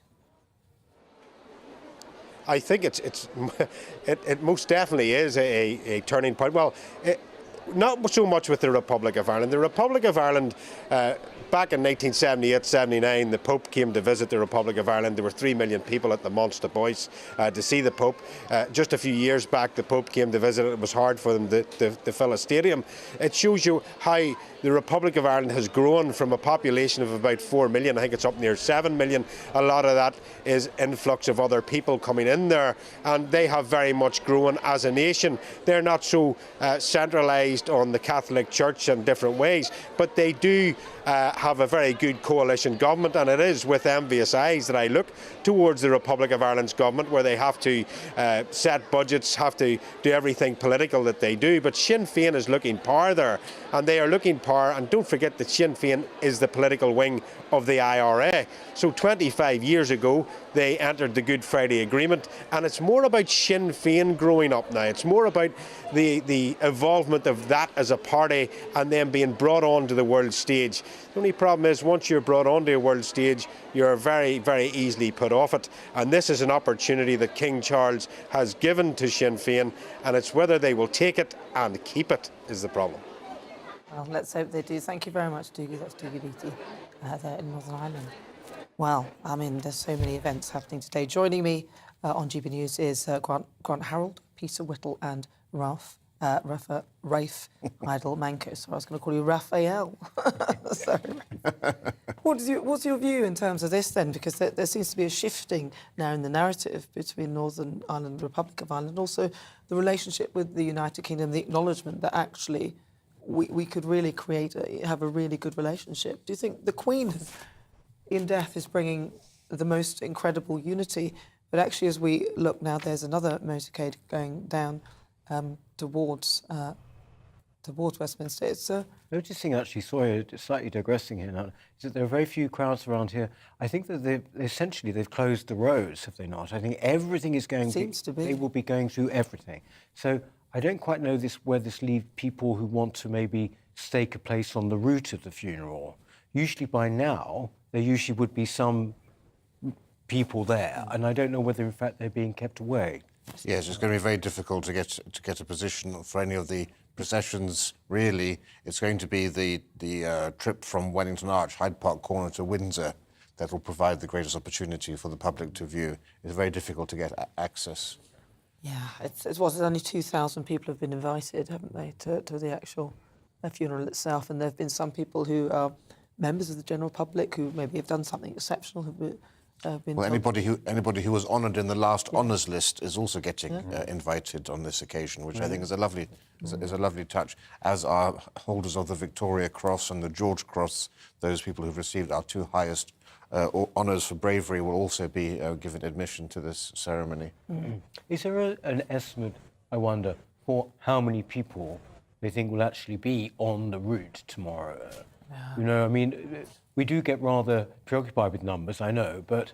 Well, the figure of 1 million has been bandied around, but whether that's everybody who's come to London or who will be on the route, I can't say. Well, they're saying an estimated 4.1 billion people are expected to actually tune in to watch the state funeral of the Queen. I mean, that's going to apparently making it the most televised event in history. Well, this is what's so remarkable, because, of course, you were just mentioning earlier about the cost and the money that it brings in. You know, when we were bidding for the Olympics, the government told us one of the reasons we're going to have the Olympics is because of the international audience that will be drawn, focused on London.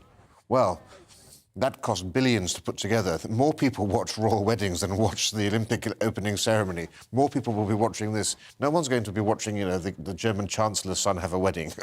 The monarchy has an ability to draw the world's eyes to Britain and to London, and of course we're seeing that. And here we have President Biden's motorcade with the Beast, his bomb-proof and bulletproof vehicle, again given special dispensation as arguably the leader of the free world to come to London using his own motorcade. How do you know that's his? Is it because it's his specific car? That's the Beast, yes. That is the Beast, yes. And of course, there's more than one. I think there are two Beasts, because in order to, as a decoy, one is a decoy, but I'm not sure which one the President will be in at any one moment for his security. Is he will be coming into Westminster Hall now, will he?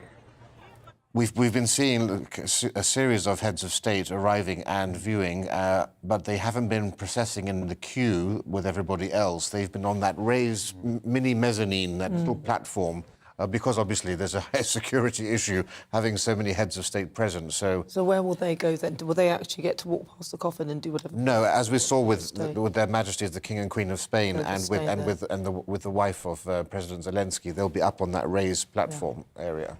When the Queen's children and grandchildren were doing the vigil, that's where members of the royal family were standing, so they could watch. So it's a perfect location for them to view everything from a safe distance. We've had quite a few messages in. Harrison says, after the amazing coverage of all the proceedings that come with the death of a monarch, I think the nation is finally ready for the state funeral. We've had quite a lot of people sending in their messages. It's gbviews@gbnews.uk. Edna says, we as a nation will really miss our Queen Elizabeth II. She was simply the best. You mentioned about the Queen strengthening the ties with other countries, like with Northern Ireland.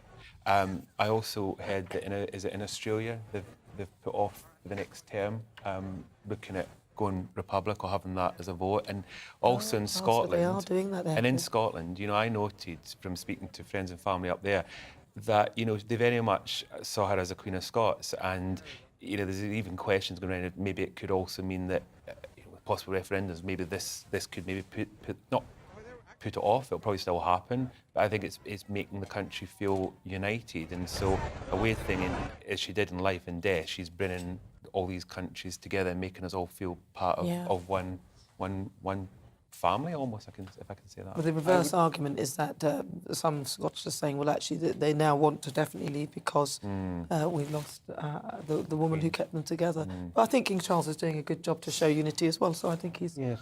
I think the thing as well is about this, it's very important. You're totally right, Grant, what you say about being united.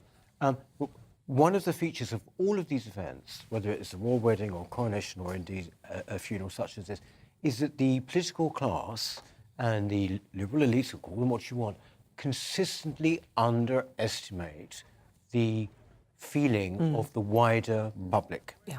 And they think in their very sort of smart aleck way that somehow or other they know what, really the situation is. And they just don't. They don't. They are always surprised by outpourings of affection. They're always surprised by public enthusiasm. And that's partly because they, generally speaking, on the whole, don't share it themselves in anything like the same way. Yeah, It's as simple as that. Well, you are right. I mean, there's a message in from Margaret who says a monumental undertaking to plan and carry out the ceremonial funeral of the Queen with all its respectful pageantry, especially so recently after the extensive attention to the Jubilee events. Well done, Gracious Britain and the realm. I think here. I mean, it's just, it's so fascinating to see. I'm so proud to be part of it and to be able to observe a bit of the history.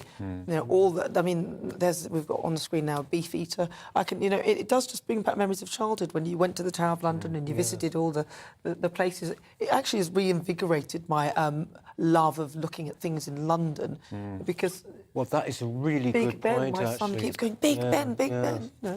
That will, I hope, be a much more universal thing. Yeah. I mean, because as you say, we are growing up at a time now. We are in a time now where people are growing up who simply do not know actually what a Beefeater is particularly. I mean, I know that's a small but very good example to take. And in fact, now suddenly people are going to be saying, well, who is that and what do they do? Yeah. And all of these things. And I think it's going to be a wonderful strengthening of our culture as a result of it.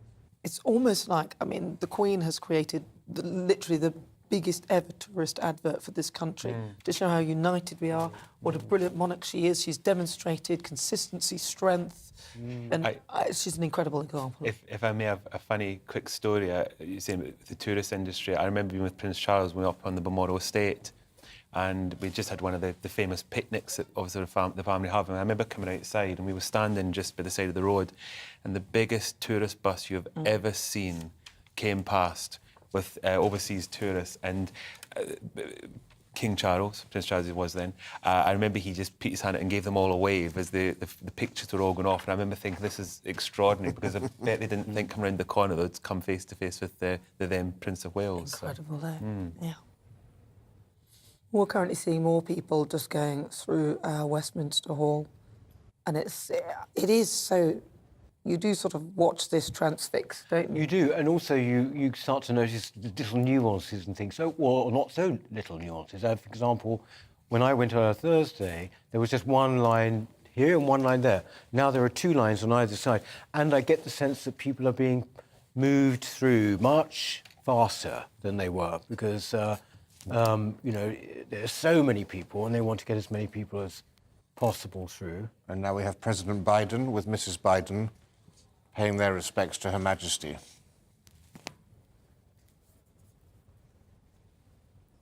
It is incredible. So many leaders coming to pay their respects. And you were right, the beast was there, not obviously Biden, but the car that he always arrives in. And of course, this is the 13th president of Her Majesty's life and reign, which is quite remarkable. No other person can say that they have actually met every president going back to Truman, except for Lyndon Johnson. LBJ was the only one she didn't meet. She met Truman as princess rather than queen when she was in America, as Queen of Canada rather than as Queen of the United Kingdom. But an amazing thing to think. And also, of course, remembering Winston Churchill was her first Prime Minister, and that she actually stood on the balcony in 1945 for VE Day with Sir Winston. A remarkable span. Really is. And we've had some lovely messages as well. Vicky sent an email, and you can keep your emails coming. gbviews@gbnews.uk. She says, the one-year-old GB News channel has surpassed itself in coverage since the death of our Queen. The respect of cutting adverts, the reverence of all the presenters and the excellent reporting have made our involvement here in Crete where we live, so people watching and taking part from all over the world, something very close. Most beautiful have been the compiled images of the Queen, radiant, smiling and so engaged with her people, which have accompanied the changeovers of programme. With sadness, we look forward to tomorrow's coverage. I'm confident that it will be superb. Well, I'm confident it will be as well. And it's been such a pleasure being a part of this. And we are observing history in the making as we watch it. And as I said, the silent conversation in Westminster Hall continues as people go and honour Queen Elizabeth the Great, which I'm going to choose that as a title for me. Have you any advances on that? I think that is it. Well, listen, it's been a pleasure talking to you and being part of the show today. You're watching and listening to me, Nana Aquia, on GB News. It's currently just coming up to 5 o'clock. That is it from me today. So thank you to my panel and also thank you to you for watching and listening at home. But stay with us as Patrick Christie will be with you continuing our coverage in just a moment. Thank you.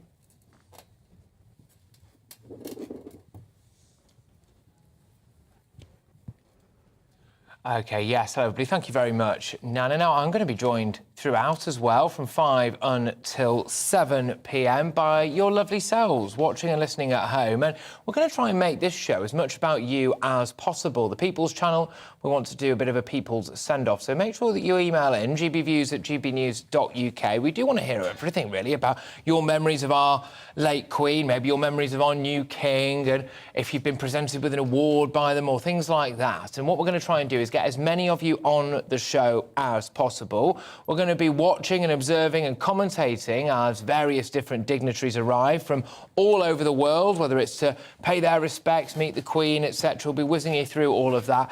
Have a look ahead as we prepare for the events of tomorrow. There'll be a minute's silence at around 8 p.m, well, bang on 8 p.m, frankly. It will be done quite literally with military precision. We're going to be talking as well about a couple of other little topics that have reared their heads today. There's been much talk about the character of our new king, King Charles III. I'm going to be speaking to somebody who went to school with him. I think it was a very formative period of his life at Gordonstoun, not all of it necessarily good. So we're going to be talking about that, get intricate detail into our new king's upbringing and his school days. And we're also going to be talking as well about whether or not Harry and Meghan are right to say they feel the whole organisation of this particular funeral and service and the events preceding it have been against them. Does that just show exactly how self-entitled they really are? Rafe Haydel-Mancoum, royal historian and expert, joins me throughout, alongside Peter Whittle as well. Thank you very much. So, yes, all of that is coming your way. I will be here with you from now until 7 p.m. But I'm going to go to Rafe now. And Rafe, OK, well, a slight changing of the guard here in the studio. So just fill me in and fill some people in who are just tuning in now at 5 p.m. exactly what we've been witnessing. Foreign dignitaries arriving as well. Sure, but as we've got this lovely shot, let's have a discussion here.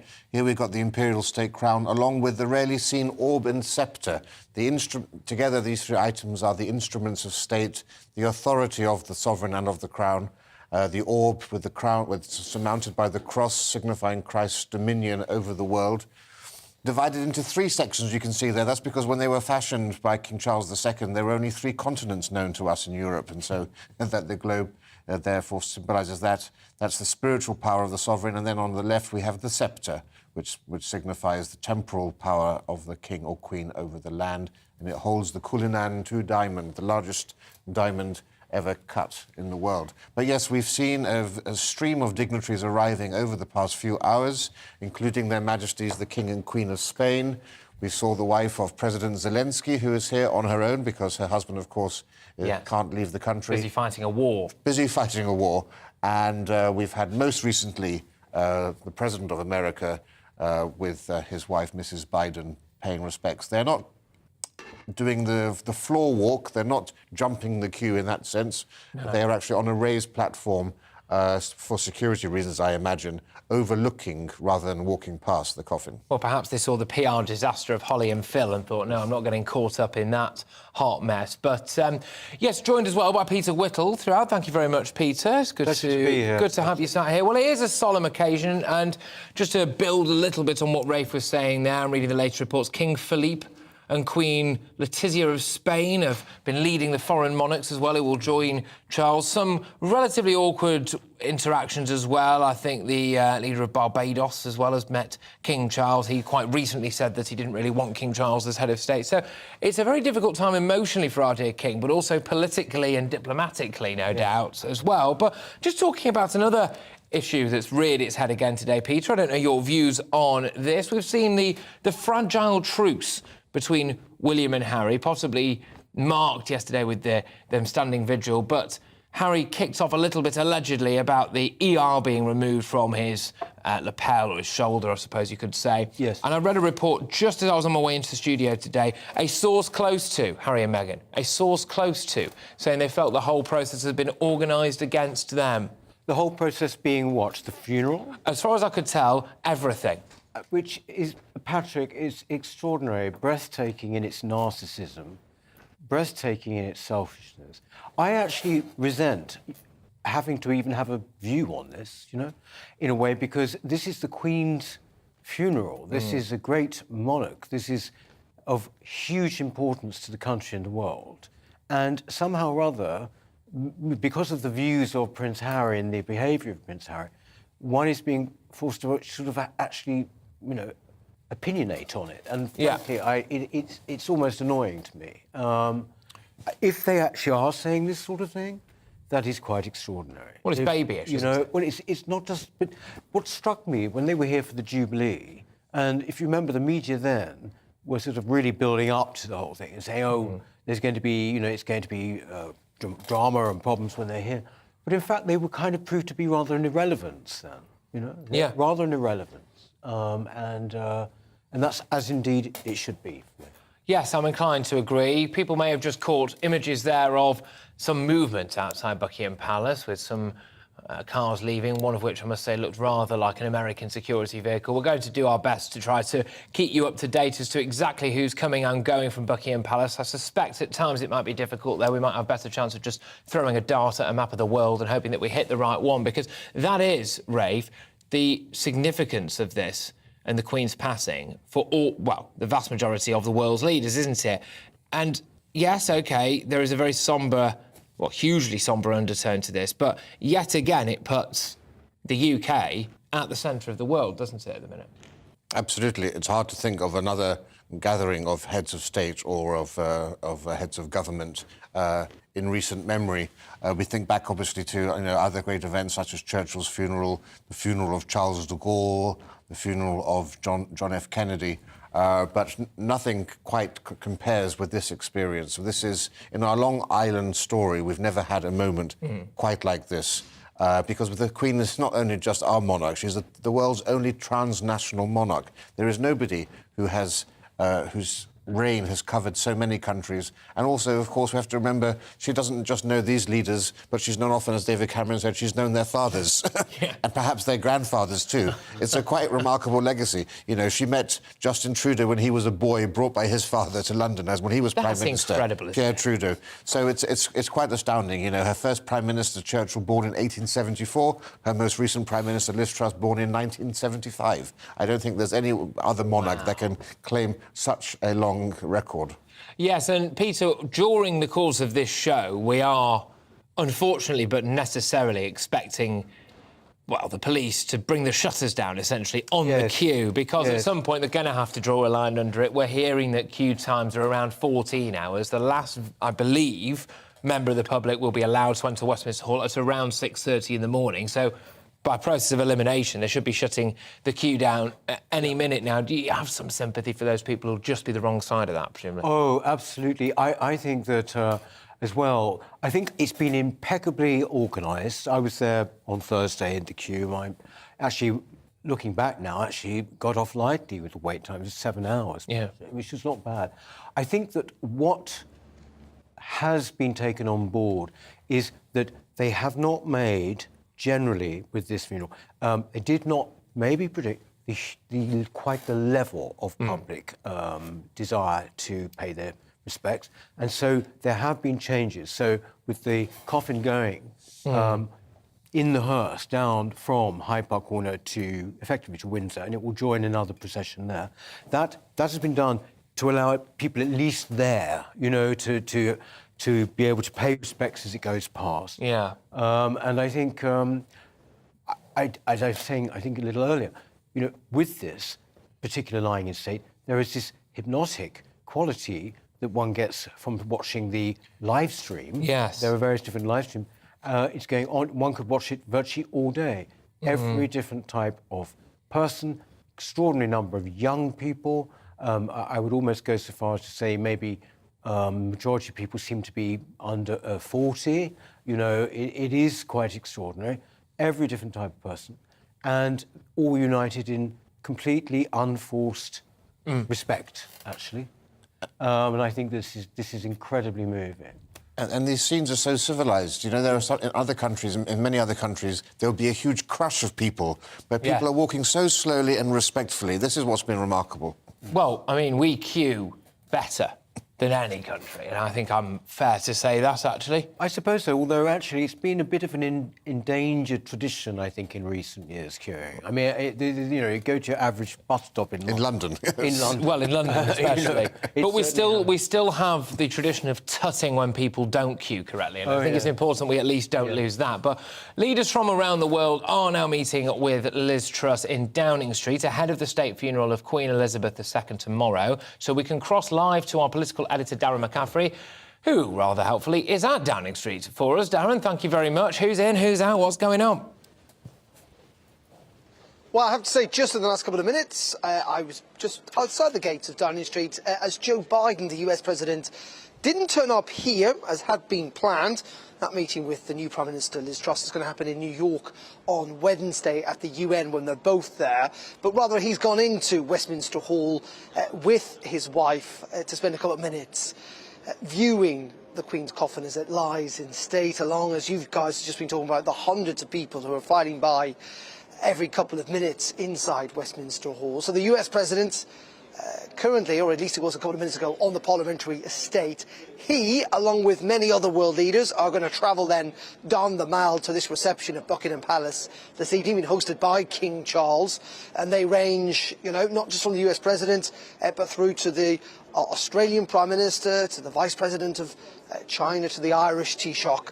Leaders from all over the world. You're right in saying, though, Liz Truss has met some of them today. She met Micheál Martin, the Irish Prime Minister, met Justin Trudeau, the Canadian Prime Minister, and the President of Poland, President Duda, in Downing Street. Now, in theory, because the government, Patrick, is in this national period of mourning, there really shouldn't be politics talked about. I'm sure there was a little bit towards the end of those meetings. Clearly with the Polish President, Ukraine will have weighed quite heavily. With the Irish Prime Minister, maybe Brexit and those problems over the Northern Ireland Protocol. But everyone's thoughts, the 500 dignitaries that are due in London in the next 12 hours or so, their focus is clearly on that funeral service tomorrow at 11 a.m. We've also seen some of the world leaders actually go to Lancaster House, which is near St James's Palace, to sign that book of condolence. And then later on tonight, Patrick, at around 8 p.m, the Prime Minister, like much of the nation, is going to come out here into Downing Street and stand for 1 minute of silence,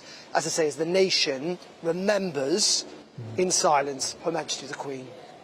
Absolutely, and Darren, we'll be covering all of that here on GB News. You've given us the update of what's just happened, really, what's happening right now and what's about to happen today. I would just like to ask you a little bit, because we're going to be doing a huge amount of the royal stuff, as one would imagine.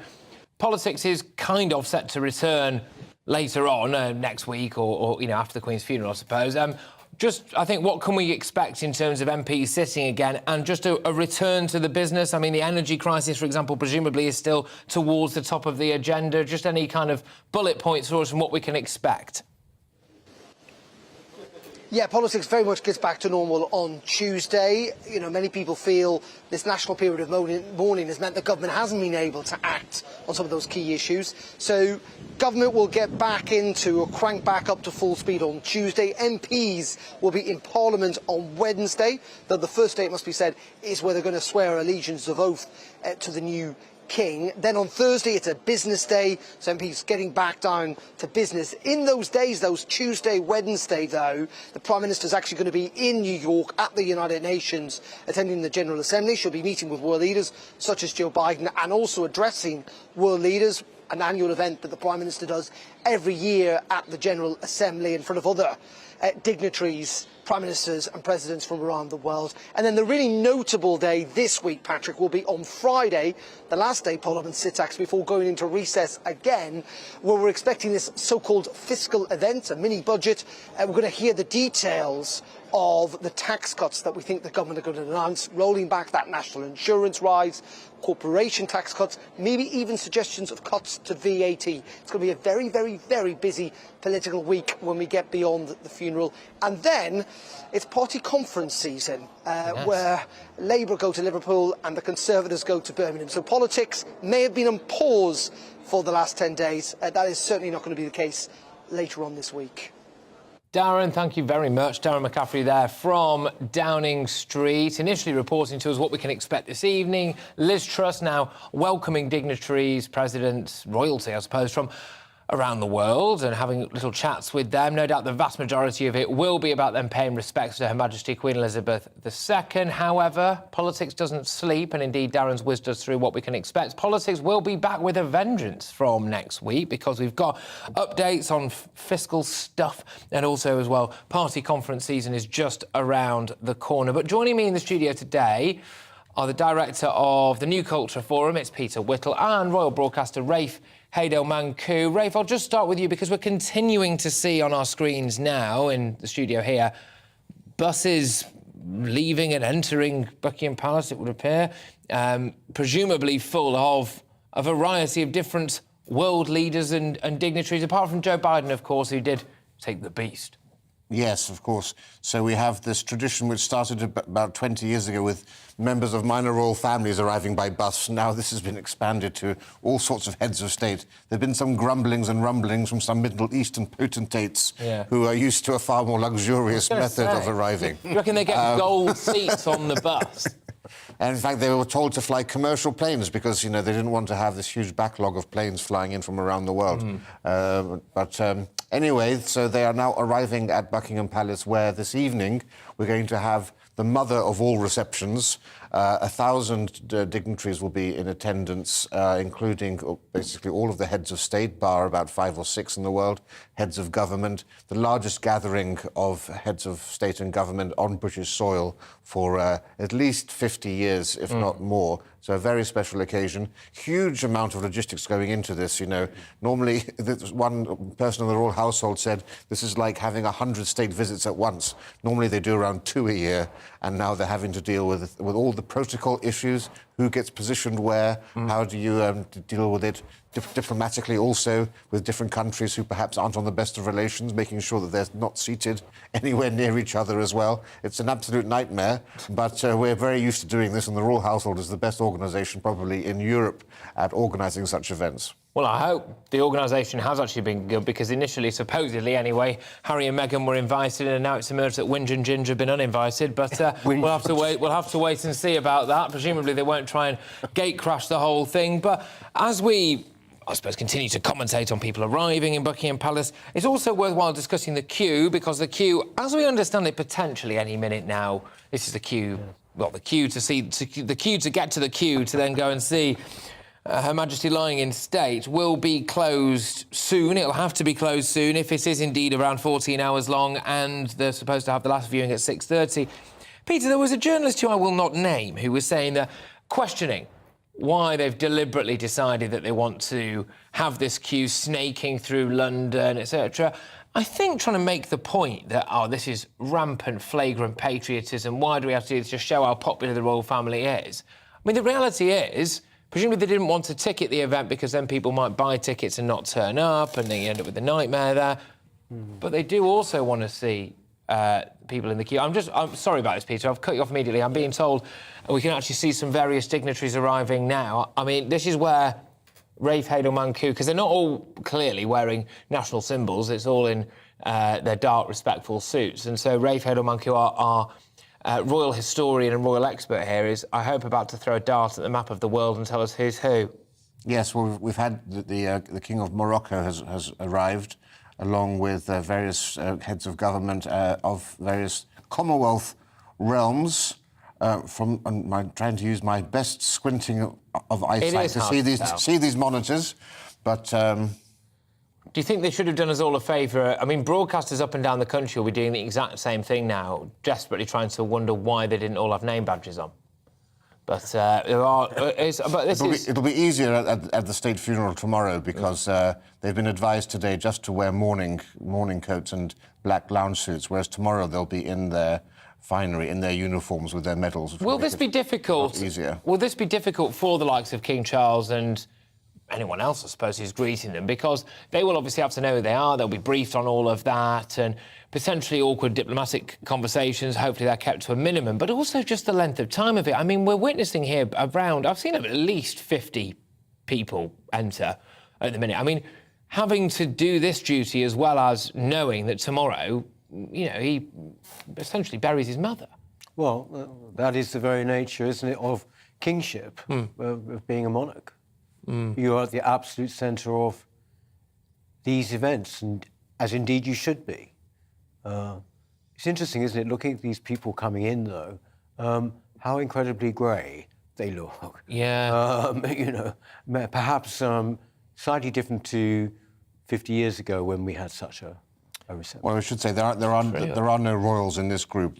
These are politicians, by and large, presidents and prime ministers and other dignitaries. So we don't have any of the royal party here because the buses are at this stage are now bringing in, I suppose, in order of precedence and so forth.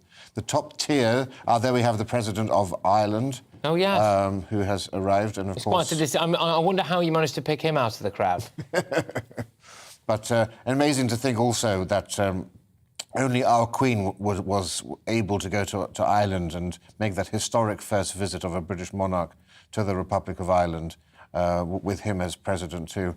A historic moment, and I can't think of any other British leader who would have been able to make that trip and say what needed to be said to heal those deep wounds. And presumably this reception will be held in the ballroom, will it not? Which is where basically the various investitures take place, and which is, I suppose, the best-known room so far as the public's concerned. Mm-hmm. Well, it's supposed to be one of the grandest, if not the grandest, occasion ever, really, in British history, or in modern British royal history. I'm waiting for Rafe to correct me there, sorry. But, yes, and you mentioned there the President of Ireland. How important was the Queen's personal relationship with him? And here we now, we now have His Majesty King Juan Carlos of Spain with his wife, who abdicated the throne in favour of his son, and due to his own personal difficulties that he was having, not the most popular figure in Spain, he's now living in exile in Abu Dhabi. And it's difficult for me to say, but I think we now have also Crown Prince Alexander of Yugoslavia. If the lighting is not great, but I think that's Crown Prince Alexander of Yugoslavia, who was famously born at Claridge's Hotel with the soil of Yugoslav Serbian soil under his bed by the wish of Prime Minister Churchill, because to be born a king, you had to be born on the soil of your land. And so... I'm going to have to stop you there, Rafe. That's an incredible story. Continue with it. So during the Second World War, many of the crown heads of Europe had to come to London because their countries were overrun and occupied. So you had, and Claridge's was the hotel where many of these royals were staying, and the King and Queen of Yugoslavia were there, and Crown Prince Alexander was born, and because of the desire to be born on Serbian soil, son was brought over and placed under, and he came back for his 50th birthday to Claridge's and visited the room again. That is absolutely fantastic. Is there anything you don't know about this? This is remarkable. Although I suspect we're going to stretch the limits of that as we tempt fate, continue for the next hour and a half to show you a picture of an assortment of individuals from all around the world, some of whom may or may not be royal. But yes, it is interesting. On a much more serious note, though, Peter, that they are now all coming to pay their respects. For people who think of us as Little England or Little Britain or whatever, or that we would in some way be more isolated, or our reputation around the world has been diminished post-Brexit. I mean, this just sums it up, doesn't it? Because the Queen was Britain for a lot of people, right? Yes, exactly. I mean, she is, or was, the most important and greatest ambassador for this country. And I think that in some ways, that is actually one of the most important roles of a modern monarch, to be an ambassador, to be the face of the country. And that usually is about soft power, The soft power of the British monarchy is unrivaled. There's no question about that. And I think, yes, it is definitely... I always feel that it's wonderful when other countries around the world see these kind of ceremonies, or indeed, for example, when Harry and Meghan or Winch and, Ginge? Winch and Ginge, yeah. When they got married, it was extraordinary to see the fact that the world was watching these very, very happy pictures at that time, and to see Britain, contemporary Britain, as well in that way. Wonderful. That's fantastic. And this is why it's so important. I think that, you know, there has been extraordinary reaction all over the world to the Queen's death, apart from, perhaps, strangely enough, certain parts of the American media who have been quite unbelievably crass, such as the New York Times, which seems, for some reason, to absolutely detest this country at the moment. Oh, absolutely, yes, it's a shame. But I'll tell you who doesn't detest this country. It's the people of this fair nation. Yes. We are the People's Channel. And I did ask earlier on if people could get in touch, gbviews@gbnews.uk. We wanted to involve as many of you all who are watching and listening, watching us online, on social media, we're everywhere, to get involved, really, and to try to share this experience with us. And indeed, you have delivered. And one of these who emailed us previously was GB News viewer Julie Cave. And I understand that Julie met Prince William with her late stepdad. There's a wonderful picture of it there at RAF Memorial event, as you can see on your screen right now. And for radio listeners, we are showing this lovely picture at the moment. And essentially, yes, it is what it says, really, which is Julie and her wonderful former stepdad there, and Prince William meeting. I'm happy to say that Julie joins me now. Julie, thank you very, very much. It's tremendous to have you on the show. I'm sorry it's under such sad circumstances, but it is a wonderful picture that you sent us. Can you just tell us a bit more? Well, how are you, first and foremost? And can you tell us a bit more about your meeting with Prince William? Good afternoon. I'm very well, thank you. Yes, it was my late father was part of the Bomber Command in World War II, and he never get his medal, his Bomber Command medal. So he was presented with like a ribbon and a clasp for being part of the Bomber Command. We didn't know that Prince William was going to be there on the day, so it was a huge surprise. When he came round all the veterans and said a few words to them and asked them different questions. And later there was a chance to have a photograph. So I kindly asked if my husband could take a photograph of the three of us. And he said yes. And my father was sat in like what I would describe as a sofa chair. Prince William was sat on like a dining sort of chair. So I had to kneel by the side of them. As I went to get down to go on the same height roughly as the pair of them, I stumbled and almost fell into Prince William's lap. I was highly embarrassed, didn't know what to do, but Prince William kindly grabbed me by the arm, steadied me, and then the photo took place. There's not some kind of fairy tale story here, Julie, is there? You know, you trip in front of the dashing young prince, and he catches you in his arm. Is that where we're going with this?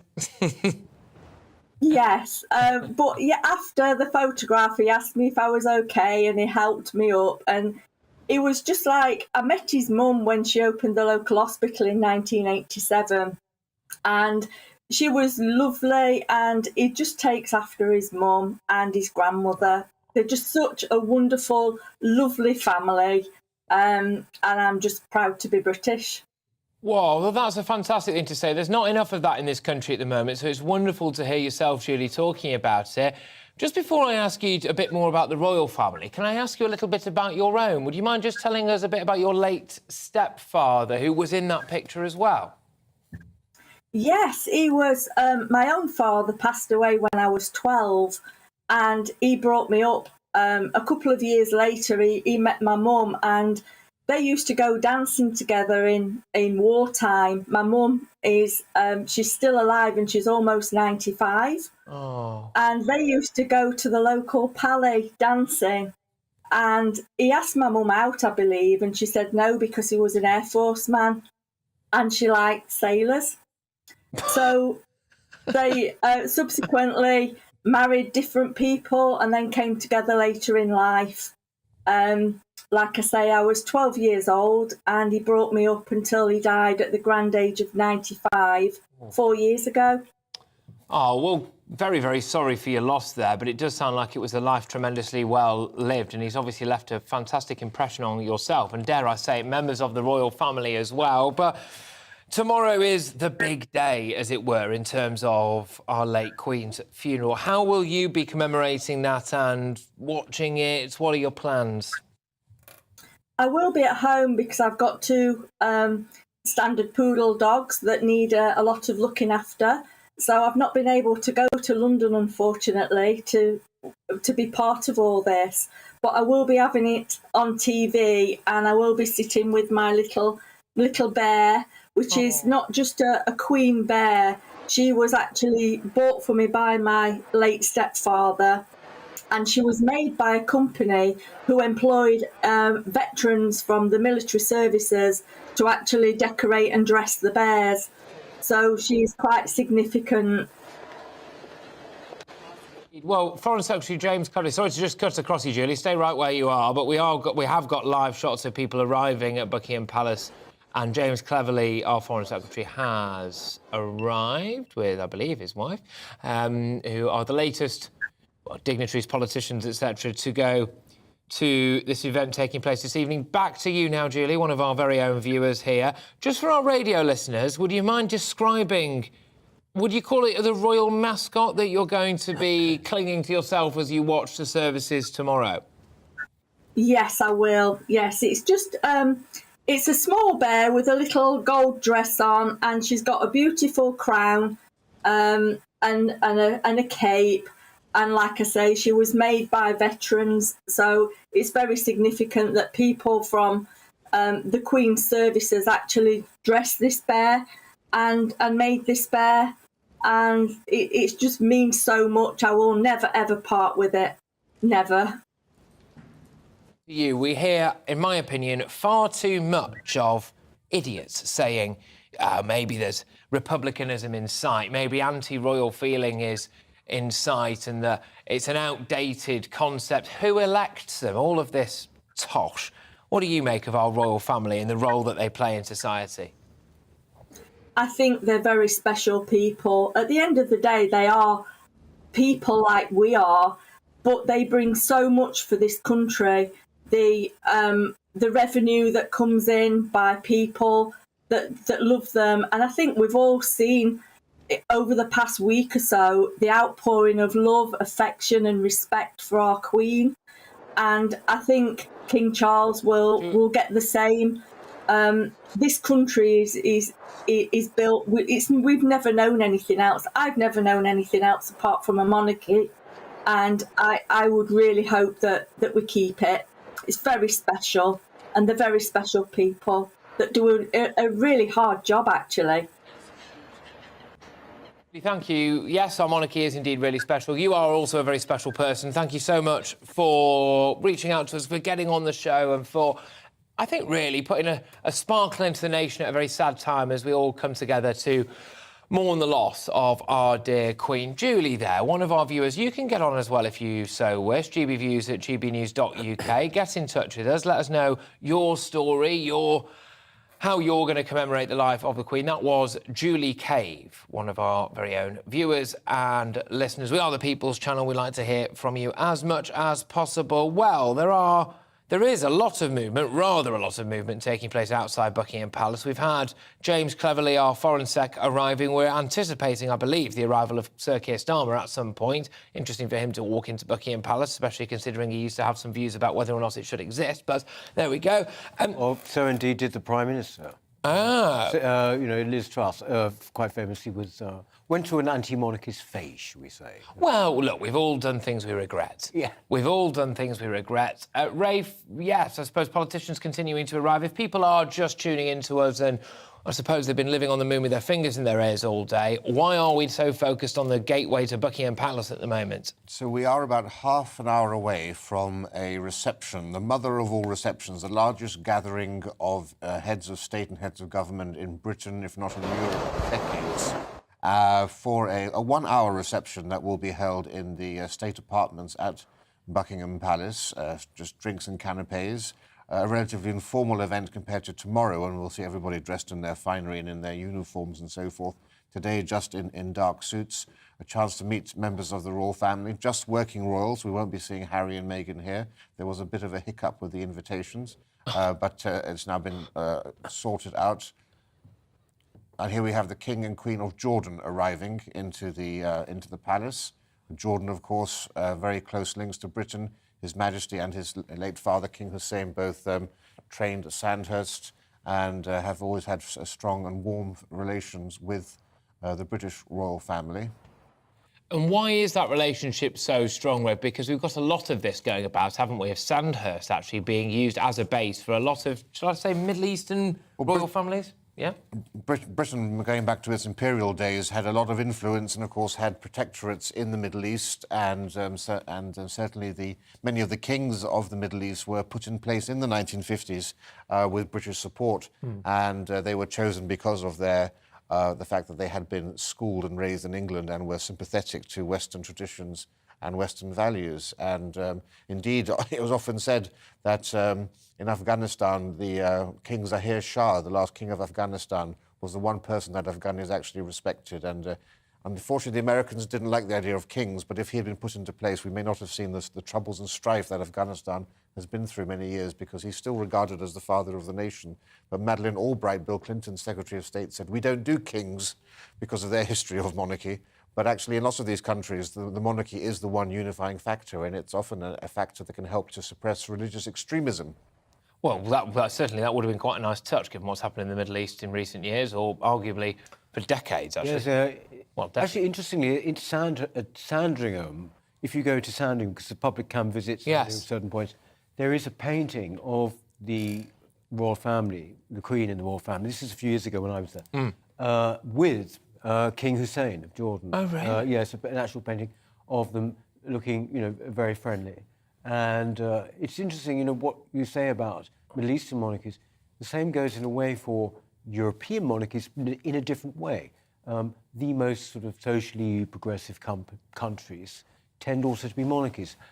Fascinating, yes, in Scandinavia, you would think this would not be the case, but in fact it is. So it gives the lie to these general arguments that you referred to, Patrick, earlier. Yeah. We shouldn't have a hereditary monarchy and it's divisive, and it couldn't be less divisive. No, it couldn't be. And you, as the director of the New Culture Forum, will be uniquely placed to talk to me a bit further about this, because there are a lot of things. You mentioned soft power.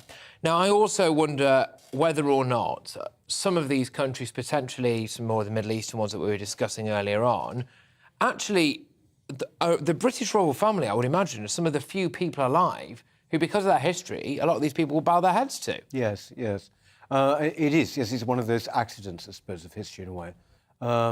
There is this enormous respect for the British royal family. And if we lose that, we would lose a lot of soft power over there, surely. And British institutions generally. I think it's interesting because we've been going through a period, as you well know, been reporting on, of extreme sort of introspection and negativity. And this has brought home, actually, how remarkably in high regard, actually, British institutions are held. Yeah. And indeed how they actually can operate. And indeed the history in which they are steeped. Well, it will be the people now, I think, having seen what we've seen since Queen Elizabeth's sad passing, the coming together of the people in Scotland, the vast majority of them, I'll ignore Celtic fans in this, the vast majority of the people in Scotland, huge crowds in Northern Ireland, in Wales. We are now witnessing live here on GB News the world flocking to Buckingham Palace. And it does make you wonder, doesn't it? This micro-aggression, this introspection that we've seen, I call it eating ourselves apart from the inside. Yes, no, I agree. Although, does this highlight how stupid they are? It absolutely does. I mean, I think that, in some ways, this has been the most extraordinary advertisement for Britain, but it's also been a living history lesson for Britain at a time where people want to knock down statues, where they don't like it, where they're deconstructing all of our history around us, and then here it is, and with extraordinary technicolor, and it is so important that it's happened at this time. Isn't that an awful coincidence or a thing to say? I know what you mean. But I know exactly what you it's mean. a wonderful thing that's happened. Absolutely. Well, you're listening there to the voice of Peter Whittle, who's director of the New Culture Forum. To my left is Rafe Haydel-Mancu, who's been with us for a rather long time. Rafe, as a royal historian, you were listening to what Peter said there about this has been a bit of a history lesson, or I certainly hope will be a bit of a history lesson to some of the more vocal Republican voices in our society, or the kind of pink-haired masses that decided they want to tear our history apart. And actually, maybe now this is a symbol for them of how important British history and royal history is on the global stage. Exactly. It's hard to think of another world figure who would attract literally almost every single global leader.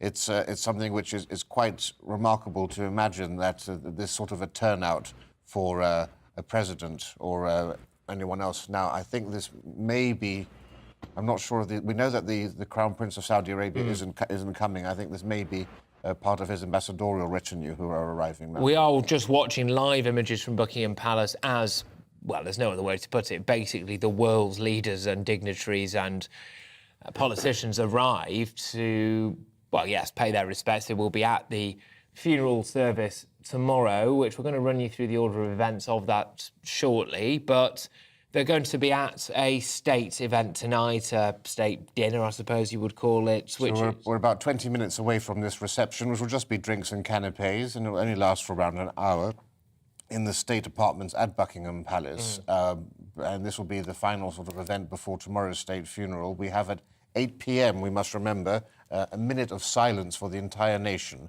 There will be a 2-minute silence at the conclusion of tomorrow's funeral, but at 8 p.m. today, after Queen Camilla's address to the nation, we are expecting a moment of reflection on Her Majesty's life. We are indeed, and one of the other byproducts of such a large event, both in a public sense and, of course, in terms of the amount of dignitaries and other members of other royal families and politicians and presidents and prime ministers, you name it, they're all there, is the security side of things. The Metropolitan Police said that the state funeral of Queen Elizabeth will be the biggest security operation it has ever undertaken, with the very nature of the people who are attending. Preparations for the Queen's funeral procession are already underway. You would certainly hope so. In fact, some would argue they've maybe been underway for a number of years. But let's speak now to our Home and Security Editor, Mark White, who is at Buckingham Palace for us today. Mark, thank you so much. With your security editor hat on, how big an operation is this going to be then, Mark White? I believe. You can see you keep obviously switching between the shots of the motorcades arriving to then getting out and going into Buckingham Palace proper. All of the while they're coming round here. It is a huge effort. We've seen motorcycles from the Special Escort Group, these plain white motorcycles that are so used to driving the VIPs around the streets, particularly of central London. But they are being supplemented by, and there's another motorcade coming into shot now, by police officers, motorcycle police officers from forces right across the country, just because of the sheer number of motorcades. It gives a real tester, I think, of what lies ahead tomorrow in terms of how many of these heads of states and VIPs will get down to Westminster Abbey as another motorcade here right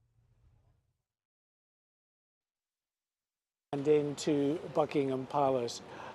There are hundreds of heads of state, world leaders and other VIPs coming for this reception, and you can see the Prime Minister, Liz Truss, arriving there. We saw her motorcade just before you came to me, just coming round there, escorted by the Special Escort Group. So she's been greeted at the entrance there into Buckingham Palace, and then going in, of course, to join the many other world leaders. Some world leaders she's met already, including the Prime Minister of Canada, Prime Ministers of Australia and New Zealand. She met yesterday, and of course there'll be many more there. And interestingly, of course, many of these world leaders have been on a diversion, if you like, to come to London, because they would have been heading to the UN General Assembly in New York, and that is what they will, most of them at least, be doing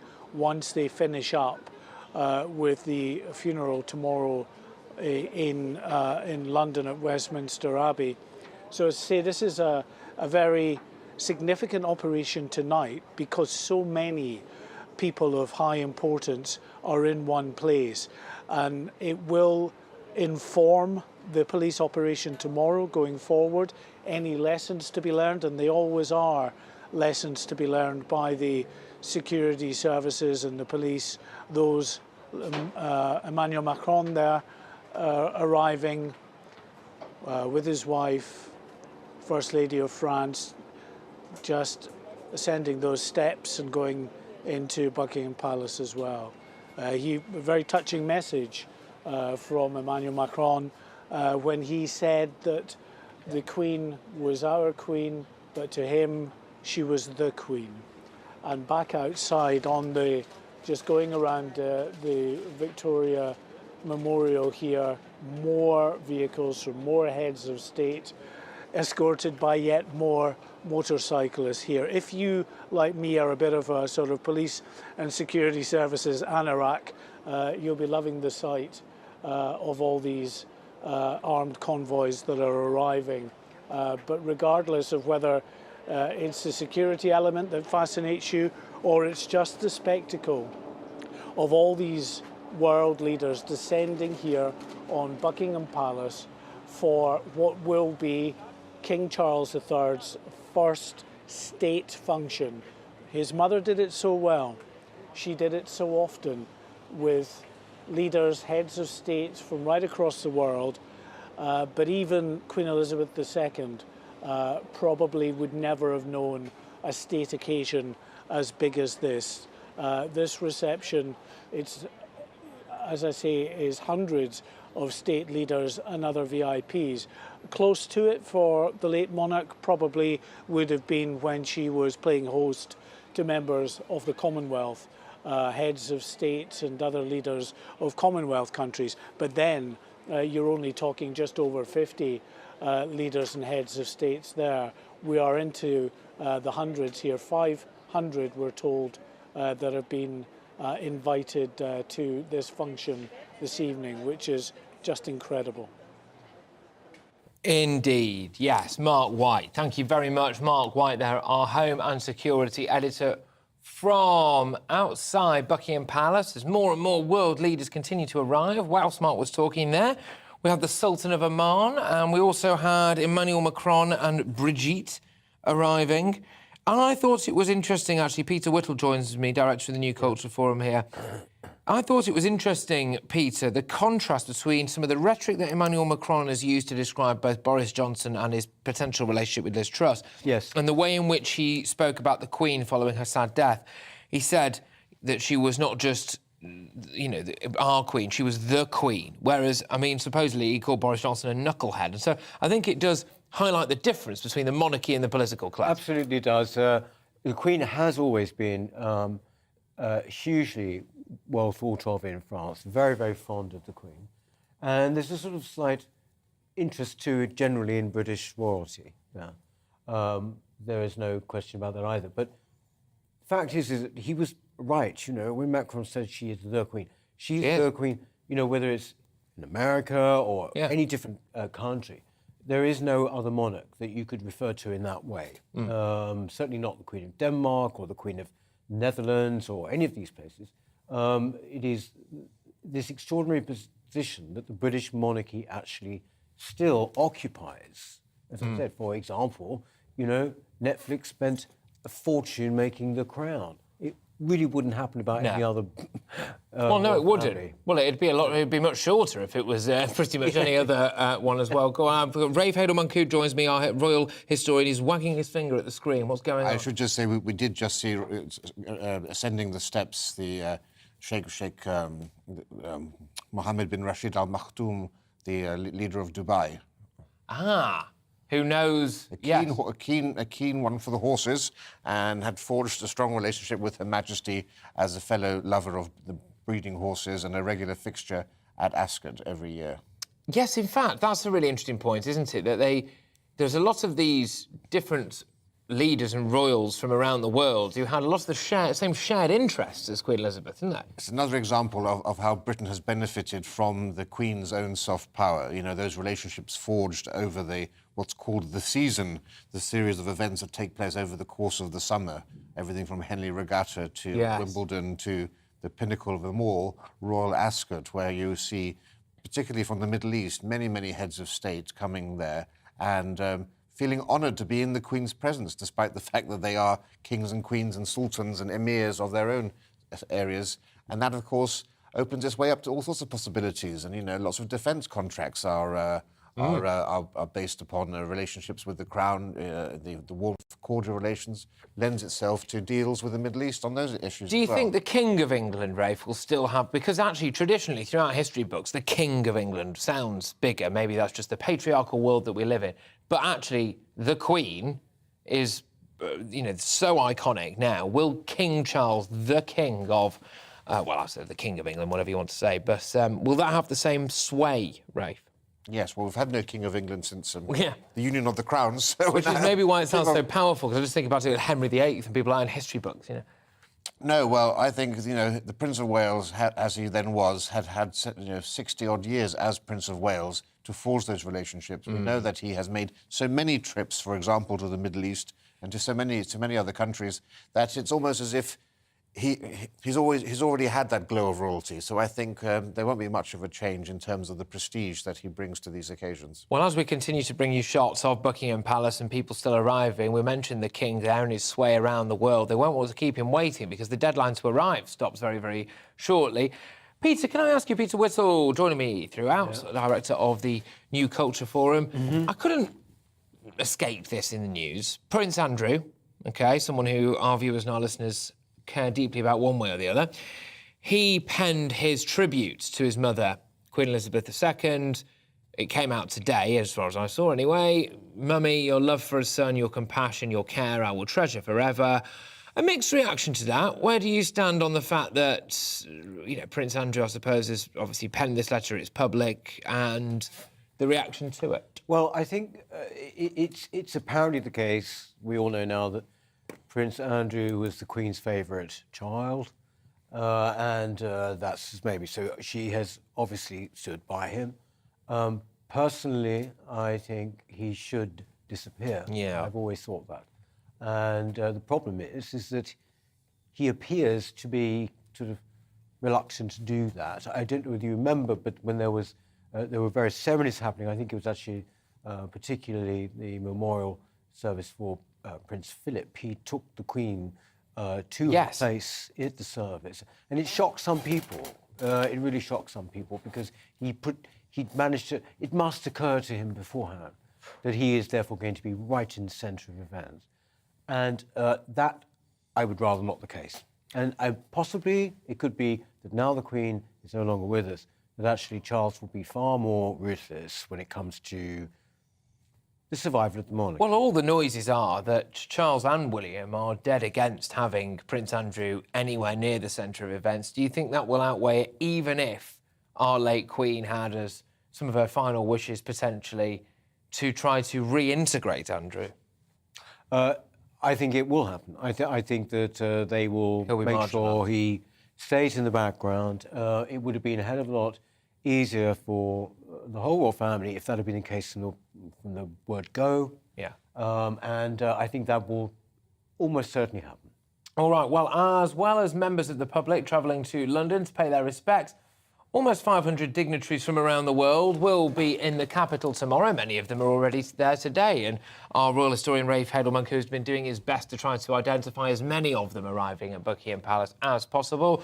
They're going to pay their respects to Queen Elizabeth II, and they're also going to be attending a state event this evening, canapes, etc. But how do we keep them all safe? That's the big question. My next guest is Will Geddes, a security specialist who joins me now to discuss the security arrangements ahead of the funeral. Will, I believe you are popping up onto our screens anytime now. Will, this is the area around Buckingham Palace now technically the safest place on earth because we've got the World Security Services presumably descended upon it? Yes, absolutely, Patrick. It has been created as a security bubble because obviously having all these VVIPs, former heads of state, current heads of state, and other ambassadorial sort of missions that have been invited along, they want to make sure they're safe. And we are under the world's watch right now in seeing how we get it right. Are we getting it right? How do we get it right? I think we've done a really good job so far. I think it's been very, very smooth. I think the interaction between the uniformed police officers with the general public has been really good. There's been a very good spirit. I've been around in amongst the Palace of Westminster and Buckingham Palace. Just to interrupt you, sorry, Will. We're staying with you there, Will, because we believe we've just seen Joe Biden. In fact, it is. I think it is Joe Biden's vehicles arriving at Buckingham Palace. Talk to us a little bit about the operation that's taking place to keep him safe. The President of the United States. Okay, President Biden he's one of the 3 exemptions of having to come in by coach. Him, the Premier for Israel and the Emperor of Japan. And what Biden has is an approximate 300 or so US Secret Service protective detail here in the United Kingdom with him. He's staying with the ambassador, from what I understand, and his own security contingent will be steadfast. And within that contingent, obviously, we know he travels in the Beast. Quite often the Beast will travel as 2. There will be 2 copies of the Beast. So nobody really knows which vehicle the president is actually in. And then you have other components, including what they call a CAT team, or a counter-attack team. Now, they would very rarely engage in this kind of circumstance if a problem did present itself, because the primacy for security falls, obviously, with the Metropolitan Police. Thank you for this. Will, just stay on the line for us, but I'm just going to go to Mark White now, our Home and Security Editor. Mark. Well, the President's limousine now pulled up at the entrance there to Buckingham Palace, and any second now the Secret Service detail will open the back doors and allow President Biden and the First Lady Joe Biden out of that vehicle. They came here down after having visited the Palace of Westminster in that security bubble provided by the US Secret Service, that they will never allow their president to be guarded by any third state. So the UK is a third state in this case. It can provide, of course, the wider perimeter bubble, as it's been doing, and liaising with the Secret Service, but actually this cocoon around the president, there you can see from this side Joe Biden getting out, President Biden on the other side of that limousine coming round to meet, of course, King Charles, his first official audience or engagement to meet world leaders, including here the President of the United States. We should say, as Joe Biden and Joe Biden are formally greeted at the top of the steps before going into Buckingham Palace, that no other former presidents of the United States are here, simply because of the numbers involved. Are just too many VIPs, heads of state and world leaders, for them to be included as well. But there will at a later date be a special memorial service held in New York. And you can see coming into view here 2 more buses. I was talking about them at great length throughout today. This is a process known as podding. Effectively, those world leaders who are amenable will be placed on board these buses. 4 buses that I can see at the moment, 2 in your shot. There's 2 behind. Now, they are very well guarded. There are police motorcycle units in front of them, police vehicles between them, and police motorcycles guarding them at the end as well. And in fact, further down the road, another bunch of buses, because, as I say, when you're talking about hundreds of individuals, how practically can you get them from A to B? And it really is through this process of having to, for want of a better word, just shove them on a bus and get them down towards Buckingham Palace. It might be a little undignified for some of those world leaders that are so used to being zipped about in their own nations and other nations in official motorcades, but this is the only way, practically speaking, to do that. But of course, as I say, the exemption is for, or exception is for people like the United States President, because you would never get the US Secret Service ceding his protection to a third country. And one of those buses having pulled up and those leaders coming off and entering through the same way. They're no less important, although perhaps they may feel that they are, having just come on this bus journey. Incidentally, they meet up at secure locations. There's pre-arranged locations which are very heavily guarded, where these world leaders can be taken to, and then in a secure environment they're placed on these buses, and then that they're mobilised into this large motorcade to make it down here to Buckingham Palace, with all of the armed police officers on the bus, as well as the armed police officers who are in the vehicles, the convoy that is accompanying them. As I speak, the last of those buses, big white bus with tinted windows, is making its way around the Victoria Monument with some security vehicles behind them. I should also say, Patrick, that the area around the front of Buckingham Palace unusually has been cleared pretty much of everyone, apart from a few lucky people on the far side of the Victoria Monument, the Victoria Memorial. But really, everybody else has been cleared for security reasons from around the monument. And there you see clergy as well, leaders from the faiths arriving here amongst the VIPs invited to this state reception with the new King, King Charles III.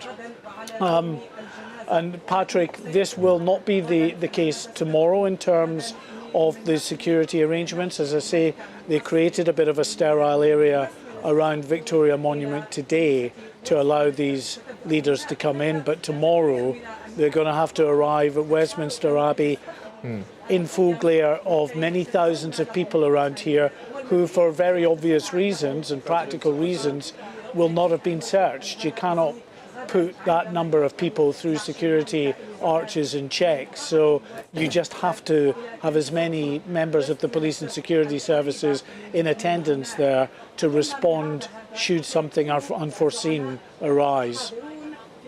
Yes, indeed, and obviously we all hope that something unforeseen does not arise, Mark. One would suspect as well, depending on the nature of it, that the British public, given the fervour that's going around at the minute, might be there on hand to help the police should such a situation happen. But Mark White, thank you very much. Mark White, our Home and Security editor, initially anyway discussing the fact that Joe Biden, President of the United States, alongside his wife, has now arrived at Buckingham Palace in one of two beasts, the cars that have been that carry him around him, flanked by his own security, as one would expect, and looks a little bit shaky going up the stairs, it must be said, but maybe he was overcome. It is extraordinary, isn't it, that in fact there is, you cannot guarantee full security. No. We had this guy who made a lunge for the catafalque, for the coffin, in the Westminster Hall a couple of days ago now. And, you know, this is someone who must have kind of dutifully stood for 12, 13 hours, and still, somehow, that sort of thing happens. It must be nightmarish for the police. And I'm noticing, actually, that a lot of the roads around the palace, obviously, are blocked off from people who would otherwise be maybe staking out positions to watch the procession tomorrow.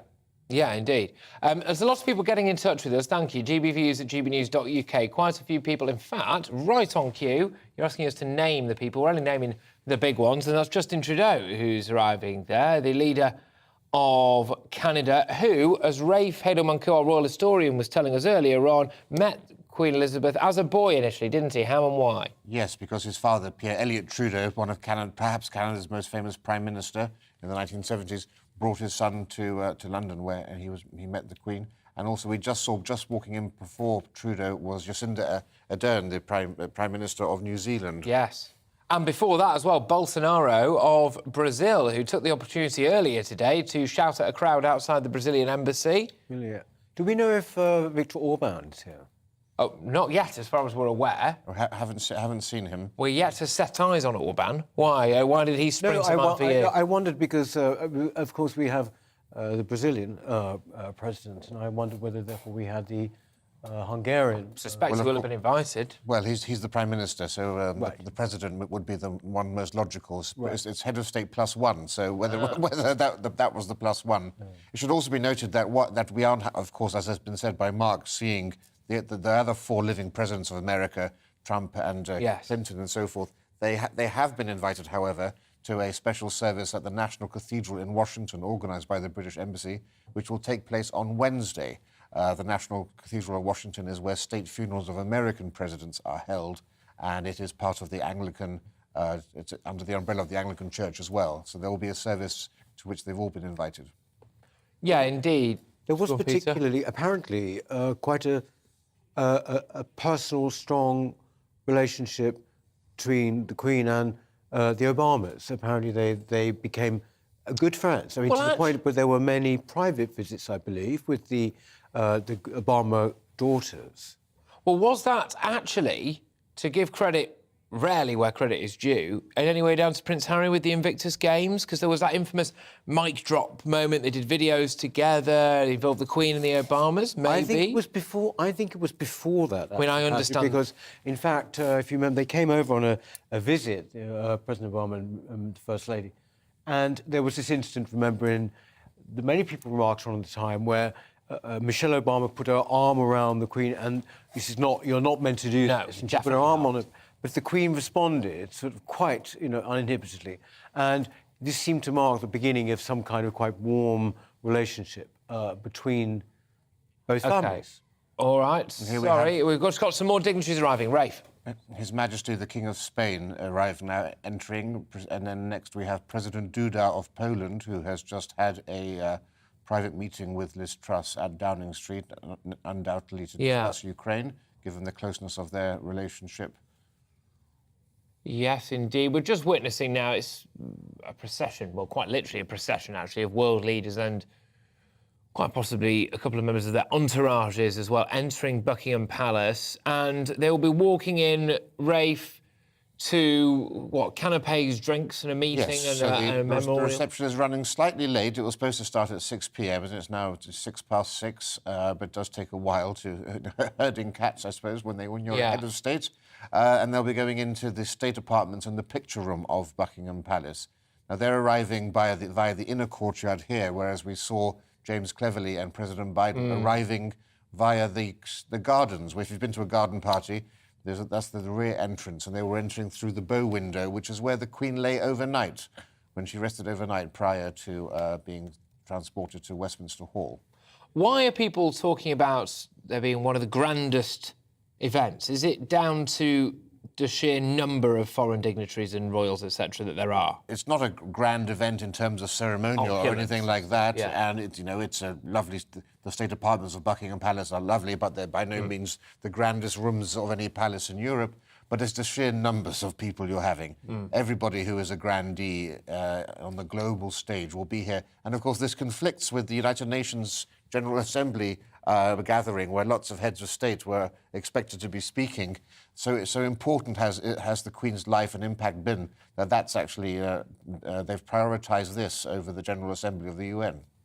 Well, that's remarkable. Again, showing, Peter Whittle joins me, director of the New Culture Forum, again showing Britain's power and pull on the world stage. The General Assembly of the UN pales into insignificance compared to an event dedicated to our late Queen. Yes. Interesting, as well, this is a figure who has negligible real political power. Always remember that about the monarch. But what it does show is the extraordinary importance that it has symbolically. And we tend to underestimate the importance of symbols these days. We sort of think we're very practically minded, very pragmatic. But actually, symbolism is far more powerful. Politicians come and go. Symbols are far more powerful. And over a period of time, in the case of the Queen, 70 years, that will amass, an extraordinary lustre to it. And I think that is where the influence and power you talk about comes from, Patrick. Why is symbolism so important then? Because I did wonder this a bit, whether or not this is just something, almost like you see, forgive me for this, people, a rather crass analogy, but like in animals, right? Where, bees have the queen bee and they'll flock to her. Is there something innate in the human psyche to want a leader, to want a figurehead, and to be willing to accept that that individual is at the top of the tree and we have to flock around them? Well, I think that's the old idea of the sort of social contract, isn't it? That is the case that we sort of give up certain rights in order to have social cohesion. And I'm not sure about that. I think what it is that now people are under no illusions that about the extent of the power of the monarch. They know it's not that. But what it is actually the power is drawn from the fact that the monarch is a personification of our national story. That is extraordinarily powerful if you are that symbol. And I should just mention that in the as we see the Malaysian party arriving, I should just say that we have seen the new president of India arriving, Drupadi Murmu. That's interesting. They're all there, aren't they, now? They're all arriving. And indeed, Crown Prince Pavlos of Greece will be arriving. He says that the Queen is one of the most wonderful people ever. He confirms that he will represent his father, King Constantine II, at the funeral. And just... King Constantine, who's in very poor health, lived for many, many years in Hampstead in London. And, of course, Greece no longer has a reigning monarchy. But the Queen never treated kings any different, whether they had lost their throne or whether they remained on the throne. So at her Diamond Jubilee, for example, there was a great gathering of the world's kings and queens, and they were given precedence by when their reign started, even if they no longer reigned. So Greece and King Michael of Romania, one of the world's oldest reigning sovereigns, King Simeon of Bulgaria, in the Queen's eyes, they were just as much kings, even though they no longer had kingdoms. And, of course, they're all related, all descendants of Queen Victoria, more or less, with some notable exceptions. Do you think deep down she quite enjoyed the fact that there were becoming fewer and fewer monarchs in the world, proper monarchs? I don't think so, actually. Are we very surprised? Oh, we've lost the Dutch, have we? No, absolutely. All right. Well, I'm joined now by the chair of the Conservative Friends of the Commonwealth, Sunil Sharma. Thank you very, very much, Sunil. Great to have you in the studio for us. And to witness such a momentous occasion, people from right across the Commonwealth, right across the world, now descending on Buckingham Palace on what is being called the grandest state event, certainly in modern history. What do you think it shows, Sunil, about the Queen's impact on the Commonwealth, that so many dignitaries from member countries are making the journey to her funeral, even though it's meant, for example, that the particular individual who's the current leader of Antigua and Barbuda has met King Charles, despite the fact that he essentially wants to break away? What do you think? I think it shows that the Commonwealth is probably one of the Queen's greatest achievements. I think what she did when she took it from 8 nations to 56 is incredible. You look at this year in particular, where they added 2 countries that have got no British colony ties, both are former French colonies. I think it shows how much these countries value the Commonwealth and the Queen, and I think it's amazing. I think it's becoming more and more relevant now on a sort of more practical scale. Do we need to do a bit more to promote the Commonwealth? Because I think it's something that's at risk in woke culture, whether or not the woke lot actually understand what on earth they're on about when it comes to this. So I think the term Commonwealth and the term Empire get conflated sometimes. Do we need to do a bit more to promote what the Commonwealth actually does and who it actually benefits? 100%. I think we have one of the greatest assets in terms of we have 56 countries, largely all speak the same language, largely are democracies, largely have shared histories. I think, the thing that I always say on these media appearances, it's a voluntary organisation. Every country that has decided to join, they can leave, they can, How come did they back. decide to join? Just So they do a formal process to the head of state, and they'll go through the approval process. South Africa is the best example of this, where they left in the 1950s and they returned in the early 90s under Nelson Mandela. So I think it shows how much interest there is. Can I? Sorry, just one sec, Rafe's going to... Here we have His Majesty the King of the Netherlands arriving with Her Majesty Queen Beatrix of the Netherlands, and also the King of Bhutan has arrived too. Absolutely. Rafe Hedomanku. And here we have Her Majesty Queen Margaret of Denmark arriving with the Crown Prince, very close to Her Majesty, celebrating, I think it's her Golden Jubilee at the moment, and so a rather sad cloud over her Jubilee. That's another very long reigning monarch, then. Absolutely. Well, the voice that you can hear there is Rafe Hedomanku. I'm sure regular viewers and listeners will be used to that voice now, as he's essentially lived here for the last few days. He will be interjecting throughout as essentially leaders, dignitaries, royals, foreign leaders, etc., do arrive at Buckingham Palace. But I'll come back to you, Sunil. Sorry, you were saying, I believe... if I could just... Oh, sorry. there he is again. Go on. So we have King Harald V of Norway arriving, and behind him King Carl Gustaf of Sweden coming in. These are the Scandinavian monarchs. It seems as if everyone's arriving by geographies. We had a slew of people coming from the Middle East, and here we have King Simeon of Bulgaria, one of the oldest monarchs, although no longer reigning currently. And here we have... Oh, this is Crown Prince Alexander of Yugoslavia. I don't know who I identified before, but Crown Prince Alexander of Yugoslavia has now entered the building. Well, as long as you didn't misgender them, that's the main thing. We can't possibly do that, of course. But there we go. Actually, Sunil, stay where you are. Peter, you were about to make a point. Yes, we were talking about the Commonwealth and how we need to publicise it more, what it does.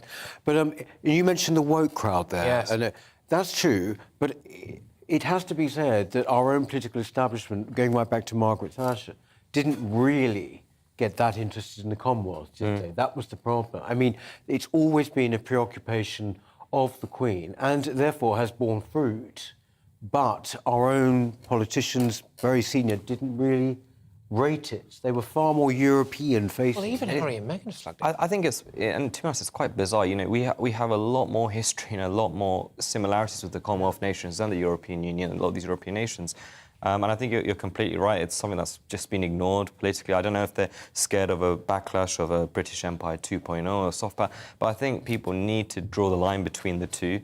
I don't want to go into the empire debate, but I think draw the line between the two. On a practical element, you've got conflicts with Russia, China. There's a group of countries that largely are free democracies. We should be closer together. Well, we've been speaking a lot about soft power on this show because we've been looking at people from all over the world descending on Buckingham Palace and the relationships that we have with them, the Queen's influence there. But actually, you mentioned the Commonwealth. Yes, OK, maybe soft power. Potentially, though, in times of conflict, a bit of hard power as well, because we've got a load of people. Yeah, for sure. I mean, I think the potential is so vast. You've got trade potential, human rights issues that we can work on. There doesn't need to necessarily be a limit on the things that we can do. I think it's worth noting, the concept isn't to be like a European Union or to be a British Empire. Those are two very different things. I think it's just about pushing these countries that want to do more with us. You see Kanzuk's a great example, Canada, Australia, New Zealand. I think they're probably the most similar to us in the UK, and they're probably the easiest ones we can do closer work with. But you look at India, second largest population, biggest democracy. You look at these countries in Africa, some of the fastest growing economies.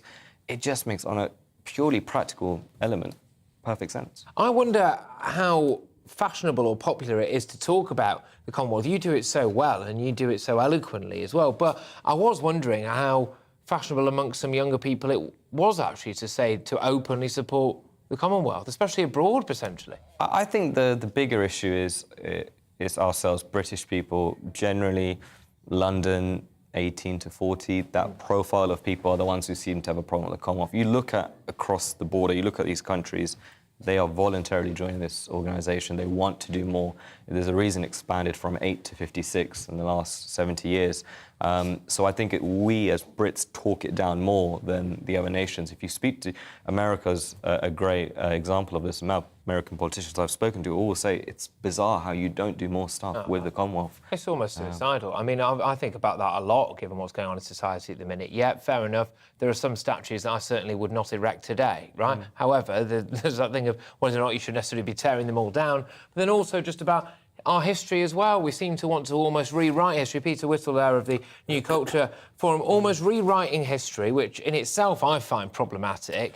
Well, I wouldn't say rewrite, I'd say destroy. I mean, there is the desire amongst people actually to destroy history, to destroy the collective memory, you know? I mean... Or just focus on the negatives. I think that's a good point, especially when we talk empire. I know it's, you know, it's always a touchy subject for people, but it did bring democracy, right? It brought democracy. If you're talking of empires, it was the most modern. I think the mistake people are making is they're comparing the empire to today. We know generally that's wrong, and you know social norms change. But if you're going to compare the British Empire, compare it against other empires, it defeated the Ottoman Empire. It was part of abolishing slavery.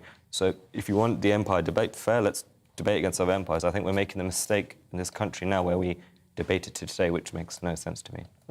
I couldn't agree with you more. But it's it's got this momentum, which I hope possibly, and it's been a sad way to do it, has been stalled by the sheer enormity of this event that we're seeing this week.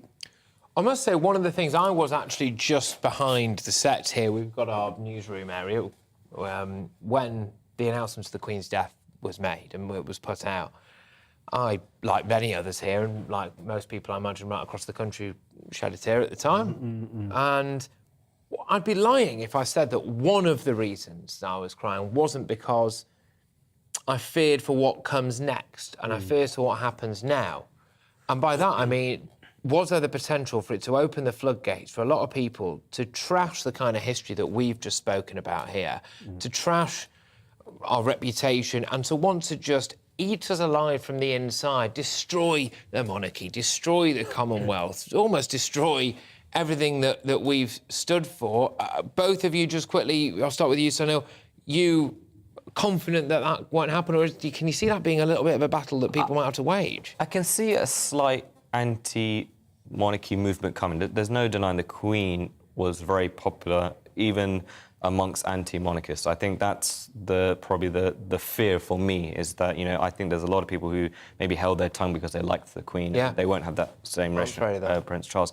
What I would say, overall, I'm positive on it. I think the example I've been using a lot is Australia. Australia in the 90s held a referendum to go republic, to remove the Queen as head of state. And in the end, through the process of going for this referendum, the people who wanted a republic couldn't agree on a republic. Yep. They couldn't agree on what it should look like. You've got a current Australian Prime Minister who's talked a lot about becoming a republic. He's held 15 days of mourning. They've got a bank holiday on Thursday, so I think his tune has probably changed a bit.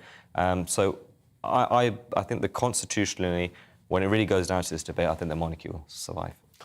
I think it'll actually prosper more than survive. I think it'll prosper.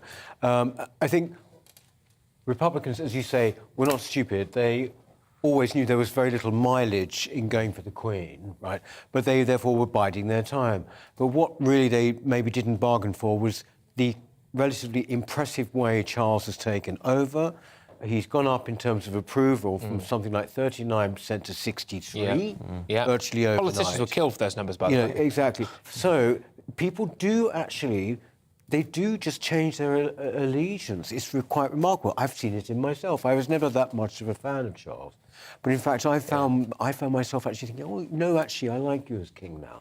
So I think there will be there's always some republicanism around in this country, always has been. But I think that people maybe were under the impression it was going to be quite fierce, you know, at one point, and I don't think so. Well, I think the silent majority is now becoming just the majority, actually, when it comes to being a royalist. But look, that was chair of the Conservative Friends of the Commonwealth, Sunil Sharma. Sunil, thank you very much for popping in as well. Great to have you in the studio with us. You could hear the voice of Peter Whittle, director of the New Culture Forum. He's going to be with us throughout. I've also got Rafe Hayden-Manku, our royal historian, who's been very, very, very kindly and diligently filling us in on the who's who of people who've descended onto Buckingham Palace as we prepare for the grandest state event possibly ever. But as the People's Channel, there have been so many of you getting in touch to GBViews at gbnews.uk. I did ask earlier on if anyone could get in touch to share your stories of either our late dear Queen, King Charles, any royal story, I suppose. It's now time to speak to another one of you, which I must say,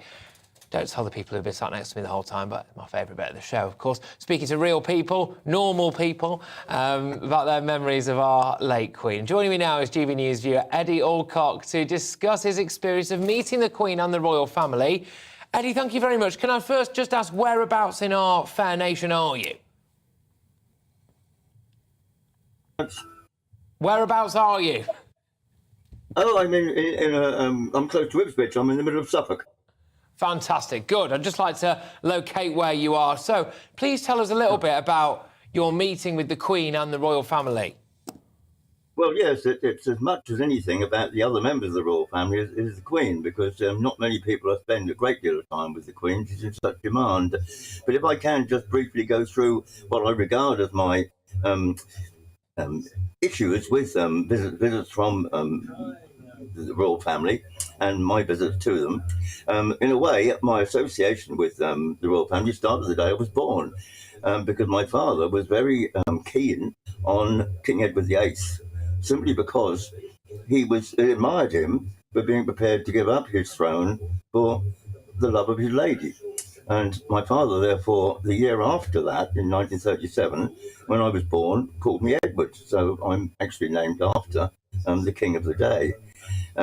Moving on to my sort of early teens, I used to go to an orchard opposite and help the owner of the orchard with his fruit picking. And one day we were picking Victoria plums, and he said, "I must remember to send some of these to the Queen." I said, "Well, why on earth should that be?" And he said, "Well, you must know, in the national anthem, you sing it all the time at school. Send her Victorious." Sorry, that's very corny, but that was the policeman, not me. Fast forwarding half a century from my birth, I become a councillor at Mid Suffolk District Council, and I'm that year very fortunate to be drawn as one of two councillors who can go to Buckingham Palace for a garden party. So there I went with the other councillor and had a very good day, although I must admit it rained a bit. And I I saw a lot of the Queen, but I didn't actually meet the Queen because a lot of people were much more forceful for me in trying to be that person. Anyway, that was my first real sort of visit to royalty. Then that same year or thereabouts, Princess Diana came to Ipswich to approve of a new archive store. And I had my brother with me, Brother Roy, at that time. And we met her as she came through and ran the people who were waiting to talk to her. She asked my brother, "Why are you here?" And he said, "I've come to see you, ma'am." And we moved on. As I was chairman of Suffolk County Council, this was the big thing now. In 2010, 2011, I became chairman of Suffolk County Council for that year. And that then stops being a political role as a councillor and becomes a civic role. It's entirely about civic duty because you represent everybody in the county, whoever they are. So the things you do as the person who is in the role of that particular year of chairman of the county council. And the Queen I met twice during that year because she came to, I think, Bury St Edmunds, possibly somewhere else, and she came there to do particular things like opening sort of some places. I think in one case it was the anniversary of her originally opening an old people's home, and it was now 25 years since then, and that was why she was there, was to celebrate that with them. In fact, it was, yes, I remember there were some very nice cheese scones. Anyway, never mind. There was twice of that, but then the real meat of it all was when I met some of the other members of the royal family. That became much more interesting, in so much as really the first one of consequence was Prince Charles. He came to Bury St Edmunds in order to give medals to returning troops from Afghanistan, because there was a garrison in Bury St Edmunds, and he was coming to the line of people who needed to meet, starting with the Lord Lieutenant, bringing him to meet with the High Sheriff, and next to the High Sheriff is the Chairman of the County Council, which happened to be myself.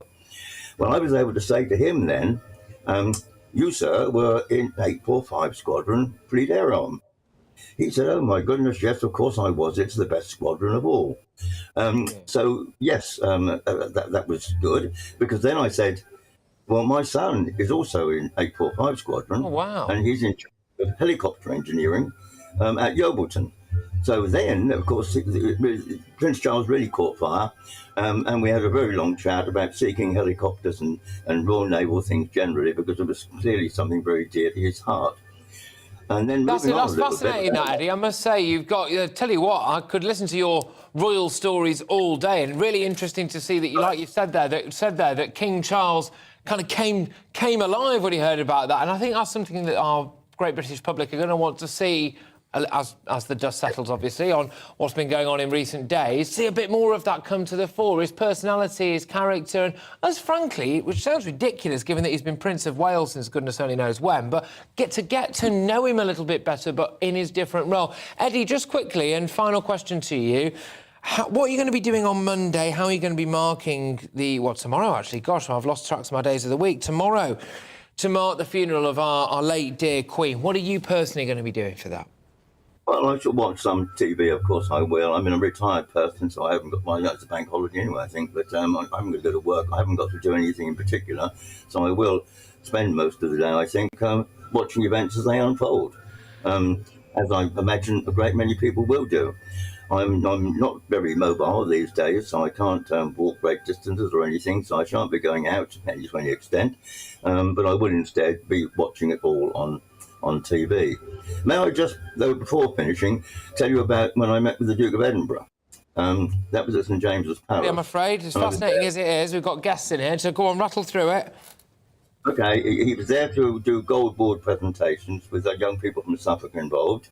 And you might have had the picture on the screen. I saw it a few minutes ago. And when he got to me, he grabbed hold of my badge of office and he said, "Can I have this?" And I said, "No, of course you can't, because it doesn't belong to me. It belongs to the county council anyway. And if I went back without that, then I'd be in real trouble. Anyway, you've got plenty of your own." And he said, "Yes, I have got plenty of my own. I shouldn't be so greedy." So that was really a very pleasant engagement, because he was such a mischievous person and so warm and friendly. And that was really nice and something very memorable.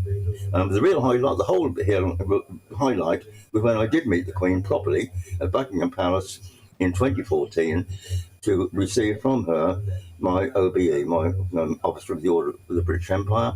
That was, of course, a great occasion, and I took my son and my sister and my brother with me that day. A lot of people say they haven't seen this sort of medal, so just to show your here we viewers, go. if I may. Look at that. So that's an OBE. Am I looking at an OBE there, Eddie? Am I looking at an OBE? Anyway, yes. That was a great day, and perhaps I will leave you in peace now, yes? Good stuff. Eddie, thank you very, very much. Eddie Alcock there, discussing his experiences, his many experiences, it must be said, with various different members and generations of the royal family. Eddie, great to have you on the show. It's people like yourself who really make GB News, and it's fascinating to hear about people's own personal experiences of Her late Majesty and indeed King Charles, and it sounds like he's basically pretty much met everyone, actually, as well. So that was rather touching. Thank you very much, Eddie. All right, well, at the time of her death, Elizabeth II was patron of more than 600 organisations and charities. The Charities Aid Foundation has estimated that she helped raise more than £1.4 billion for her patrons over the course of her 70-year reign. Well, to discuss this, I am joined by Eddie Tilisovic, the Director of the National Churches Trust. Eddie, thank you so, so much. Can we just start it initially by talking a bit about what it is the National Church Trust does? Well, we support and look after the UK's church buildings. There are about 39,000 of them, and sometimes a roof will leak, a spire may tumble, or they may need a loo installing, so we're the charity that churches come to if they need money. Last year we gave about £5.5 million to support those buildings, and we've been doing it for 69 years. Oh gosh, I tell you what, I've got some renovation work around my flat that could actually be done with. I might try and consecrate it, but I mean, how important do you think I suppose churches are to our national fabric, really. Why are they so important to the Queen as well? Well, they're important to our national fabric and the Queen for the same reasons, really. You know, the Queen was the Supreme Governor of the Church of England. She's also Defender of the Faith. And in 1953, the year after she acceded to the throne, she became our patron. And she stayed that patron for 69 years. Wow. And look, churches are important for three things. One, they are places of worship. And faith, of course, was tremendously important to the Queen, her own personal faith as well as being Supreme Governor of the Church of England. Churches are all about heritage. You know, churches in this country go back to Saxon times, you know, even longer than the current royal family. They've been there for over 1,000 years, churches. So the heritage and the history, and they're places where people come together. They're community centres. They're people where people belong. And look what's been happening today, and indeed all this week. There have been books of condolence in churches for people to sign. Today there have been services in churches where people have come to pay their respects. And tomorrow in cathedrals and quite a lot of churches, there'll be screens and TVs in there with people watching that funeral service together as a community. And that's what's important about churches. They bring people together, they don't divide. And in incredibly and increasingly fragile times, both on a world stage, we've also come out of the coronavirus pandemic now. It has felt, whether or not social media's got a lot to do with this as well, I don't know, but incredibly fast-moving, chaotic, unsettling times for people. Churches and faith are an anchor, aren't they? They are, and the Queen and King Charles III have both said they are defenders of the faith, but they're defenders of faith in general. They want to create a climate where whatever your religion is, and indeed Charles, when he spoke the other day, he said, and people who have no faith as well, feel free to, you know, to be who they are, whether they're Jews, whether they're Christians, whether they're Buddhists, whatever, their faith is important. And it shows, in a sense, you know, the cohesive society that we are. People are always try and find divisions between faith, as they will between other things, but people can have their own faith and they can express it freely in this country, and that's the great thing. Can you talk to me a little bit about what the Queen actually did in her role then as patron? Because some people often wonder, don't they, about these patrons. There's 600 of them. She'd have to be doing something active twice a day if she was going to keep up with them all. But go on, both she and Prince Philip, certainly in the 50s, were very actively involved in our charity. As time went on, she got more and more patronages. You know, she was less involved. The last big thing she did was came to our 50th anniversary. She came with the Duke of Edinburgh to a special service. But knowing that she's patron was so important to churches because it was a recognition of the importance of our work, and also to the team who work for the National Churches Trust. We're a small organisation, and the boost to know that the Queen is our patron. Once a year, we'd get a letter from the palace saying, you know, the Queen's read your annual review, she's really impressed with our work, all the rest of it. And also, we always got tickets to the garden parties. Oh, fantastic. We've got 2 tickets for staff or volunteers or people that we thought should go. They went to a garden party. So that's another sort of boost for everybody. Absolutely. I tell you what, that's lovely. Peter Whittle joins me, the director of the New Culture Forum. I could hear you itching to get involved at one point there. What's going on? I mean, I think this is part of the Queen's work that it's gone in an odd way largely unrecognised. I mean, these patronages, you know, and for your particular organisation, extraordinarily important. I would say, I was just itching at one point, I am quite pleased to hear that actually King Charles III is going to be defender of the faith. You know that there was quite a long argument for a while saying he wants to be defender of faiths, and that rather worried some people. I wonder what you thought of that. Yes. Well, he has to be defender of the faith. Yes. He is the Supreme Governor of the Church of England, not the head of the Church of England, because that is God, but the Supreme Governor. So, you know, he's the person really who is the head of it. He runs it in that sense, not on a day-to-day basis. So he has to be the defender of the faith. But as being defender of the faith, he also is generous enough to say all faiths matter and you're free to exercise that faith in the United Kingdom. Yeah, we've had discussions about that similar-ish on this channel, actually, and about, which we're not going to get stuck into now, don't worry, about whether or not we can say we are a Christian country. I suppose as long as the head of the royal family is the head of the Church of England, then we are, aren't we? Yes, indeed. That's a fact, isn't it, really, yes. I would argue. Yes. But just going back to the Queen, I mean, you know, you said how many prime ministers and presidents she met. She met 5 popes. Yeah. And I think there have been 7 archbishops of Canterbury since she came to the throne. So she's met all those people. So plus all the other faith leaders that she's met, and the individual vicars, priests, and so on around the country. As I said, there are 39,000 churches in the UK, churches, chapels, meeting houses. She probably hasn't been to everyone, but she's certainly been to a fair number of them. No, thank you so much for coming in. I must say it's been fantastic to have you in the studio with us as well, and to be talking to us throughout all of it. It's been great to have you on the show. Thank you so much. Right, well, look, yes, we've got a lot to get talking you through today. Lots of people have been meeting, I suppose, King Charles III throughout the course of, well, the last 24 hours. In fact, many of the world's greatest dignitaries and politicians and world leaders have been, well, are indeed now actually currently in Buckingham Palace. But King Charles III has had such a busy week touring the UK alongside the Queen Consort, who I suspect is just going to become known as the Queen, as the public get more used to Queen Consort Camilla. But the new King also made a surprise visit with his son, the Prince of Wales, in what has been dubbed the Elizabeth line. That's right, it's the queue of people who've been waiting to see the Queen's coffin lying in state in Westminster Hall. And amongst one of them was former London MEP Lance Foreman, who actually shook hands with the King yesterday. Good evening, Lance. Have you washed your hands since, or is it going to remain a national relic?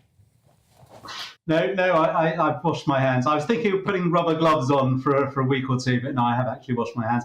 And of course, not only was it a huge surprise seeing, meeting, you know, talking to King Charles, but after he moved on, the crowd sort of started to head back towards the Elizabeth line, and the Marshal said, "No, don't go. We have another surprise for you." And then, of course, the new Prince of Wales, Prince William, glided along the crowds, and I was fortunate enough to shake his hands too. So it was, quite an experience.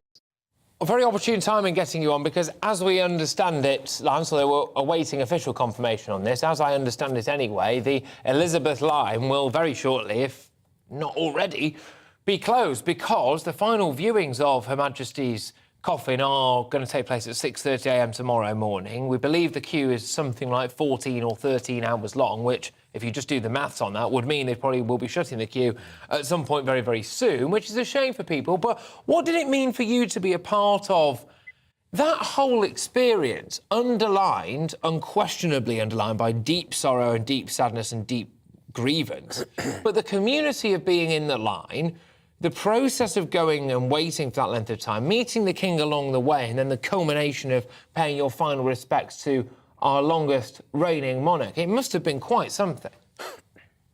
Well, meeting the King and indeed the Prince of Wales was a completely unexpected bonus, but it still would have been a majestic experience had that not happened. You know, I decided that I wanted to show my respects in some way, and at the time I was thinking of going. People were talking about a 24-hour queue, but I was thinking to myself that I've been fortunate enough to travel to far-flung parts of the world, and you visit historic monuments, be it the Taj Mahal or whatever, and you do spend a lot of time traveling to get there. And this is a historic event on our doorstep that we can actually be part of, and we'll be able to tell our grandchildren about it. And I wanted to pay my respects in some way, and it was fantastic. That the queuing experience was wonderful. Everybody was having that same shared experience. You met new people and chatted about, they might have had previous experiences with the royal family and so on. The whole thing was just was absolutely marvellous. I don't think I shall ever forget it. And that moment that I met Prince Charles, it appeared on the news, and I was getting literally hundreds of texts from friends saying, and some of your viewers may know that I have a smoked salmon business, and people call me the King of Smoked Salmon. So everyone was texting me saying, the smoked salmon king meets the real king, which was very amusing. But yes. It was, you do have a smoked salmon business, but you clearly don't like to go on about it. Yeah, well, I'm only joking. The reason I joke, can I just say the reason I joke is that I actually I was umming and ahhing about whether or not to bring it up myself, because I commend you on what is a fantastic smoked salmon business, genuinely, actually. But Lance, thank you so much for your time. And yes, I know it was a bit short and sweet. Sorry, we've got a lot to rattle through. It's certainly shorter than the time you spent in the queue, but the insight that you gave us really into the mood, and it's a tricky one, isn't it? Because on the one side, we've got this deep national mourning and deep national sorrow, and people feeling as though they could burst into tears at any moment. And then on the other side, there's that undeniable sense of camaraderie that we've also got. But Lance Foreman, thank you very much, former MEP, and indeed, the Salmon King. Well, as discussed earlier, King Charles has been very, very busy this week, touring the country, but meanwhile, his time as a young man, and I think this is fascinating, actually, his time as a young man at Gordonstone School has come under the spotlight amidst claims that he was the victim of bullying, but I think it goes a long way, and the reason why we're doing this is to maybe discuss the more formative years of our now king, the shaping of him, the making of the man, the making of the king, as it were. And we are going to be discussing that now with a couple of guests on this particular issue. But just firstly, I think it's important for us to say that Lisa Kerr, principal of Gordonstone, has written a response to claims that people may have seen in the press about the fact that, or the allegation, I suppose you could say, that King Charles was bullied at school. The King's Gordonstone contemporaries vowed to preserve his privacy by never speaking about their schoolmate, a vow they have kept for more than 6 decades. This is testament to... Oh, OK, it's moved on rather quickly, that for me, but anyway, there we go, it's been on your screens. His Majesty has publicly stated on many occasions that he was glad he attended Gordonstone, that it had a positive influence on him, his life of service, love of the outdoors, enjoyment of the arts, etc, etc, etc. Basically, what a cracking time he had at school is essentially what Lisa Kerr is saying there. Gordonstone principal. And I think it's fascinating that, because it does kind of contradict a little bit some of the other remarks that have been made about him. But I'm joined now by Johnny Stoneborough, the royal commentator who attended Gordonstone School with King Charles III. And he joins me in the studio to discuss. Johnny, thank you very, very much. We're going to branch it out a little bit. It's not all just going to be about the bullying stuff, but we might as well start there. Yeah. Was King Charles III bullied at school? Yes, he was. Right. I mean, he's not the only person to have been bullied at school. No. But he was, and he was quite badly bullied the first couple of years. Just talk to me about that a bit, then. Well, I saw it, actually, firsthand. For example, we were playing rugby, and a couple of the lads decided that they were going to have a crack at him. And so they waited for a scrum, and they thumped him and pulled his ears and generally beat him up in the scrum. The interesting thing was, though, you know, Patrick, that is he never complained. He was very stoic about the whole thing. He didn't react, because I think I probably would have punched back, but he didn't do anything like that. It was actually quite remarkable. I was quite impressed. This is really interesting. Why do you think that was? Why didn't he react? Now, some might say, well, maybe it's because he was a slightly fragile child that didn't want to get beaten up further. Other people might suggest that it's because he knew there was a bigger picture at play, even at a young age. Well, I think both, quite simply. I mean, I think he was very well aware, indeed, as we all were, of who he was or who he is. But also, I think that he may have been nervous to escalate the issue. What was he like as a child? Was he very studious? Was he... He was withdrawn and very bright. Very bright? Oh, yes, absolutely, very bright. Studious, but shy. He kind of walked alone, which I always thought was rather sad, because people didn't want to be friends with him, because then they got teased or beaten up. Because today it'd be the other way round. It was dreadful. One can only imagine the phone calls that the secretary at whatever, goodness knows whatever name of the school it is, the Wales's have sent their kids to now, from yummy mummies up and down the country, desperate to try and get little Horatio and Hugo and Lucinda and whatever into that school now to deliberately be friends with the royal family. Not so back then. No, not at all. In fact, people kind of avoided him, which I always thought was very disagreeable. There was a certain amount of a little bit of what you might call envy there. I think they thought he was stuck up, which he absolutely wasn't. But once you got to know him a little bit in class, because we were in the same class for a while, he actually was quite a nice guy, easygoing. He was quite funny from time to time. He used to love imitating the goons, and suddenly you would hear from the back of the class, you'd hear him go, "What time is it, Eccles?" And then you'd hear this voice going, "I don't know, it's 8 o'clock." You know, this sort of stuff. Yeah, seriously. And I remember one time that he told us that he didn't know where the kitchens were at Buckingham Palace, and we were all fairly amazed. And, maybe that's one of the reasons why people picked on him. No, exactly. No, but he was actually just pulling our legs, you know. I mean, he was nice, but he was quite withdrawn. OK, do you think he wants to be king? Oh, I think so. I think his whole life has been directed in that direction. I don't think it's even. He doesn't feel like it's a burden he has to bear. I don't think the question would even ever enter his mind. I mean, he is the king, and that he was trained and brought up to be that person. He struggled a bit. I read a letter, well, I believe it's in the public domain. I'm pretty sure it is in the public domain. Allegedly from Prince Charles, a letter back home where he said, he snored in his sleep or something, and that he was picked on a bit for that. I mean, it does sound quite tough, really. Would you regard it as an old school, boarding school, public school education? I think the 60s was still just what you might call on the cusp. The best thing that ever happened to Gordonstoun and indeed many other schools was the introduction of girls. We lived in an entirely monastic environment. I mean, people used to ask me, whether there was homosexuality at the school, and I used to say there wasn't even heterosexuality. There wasn't even heterosexuality. So you missed the introduction of the girls, did you? Yeah, that came afterwards. Gosh. 1972, I think. But that was the best thing. I mean, it was not a fun place to be in the 60s. Well, can you actually just talk to me a little bit? I know we're a bit pressed for time, but I'm going to stick with this because I think it's interesting. What was Gordonstoun actually like? Because a lot of people go, "Oh gosh, it had this. Maybe it had this tough start in life." There were a lot of schools that were of that ilk. Yeah.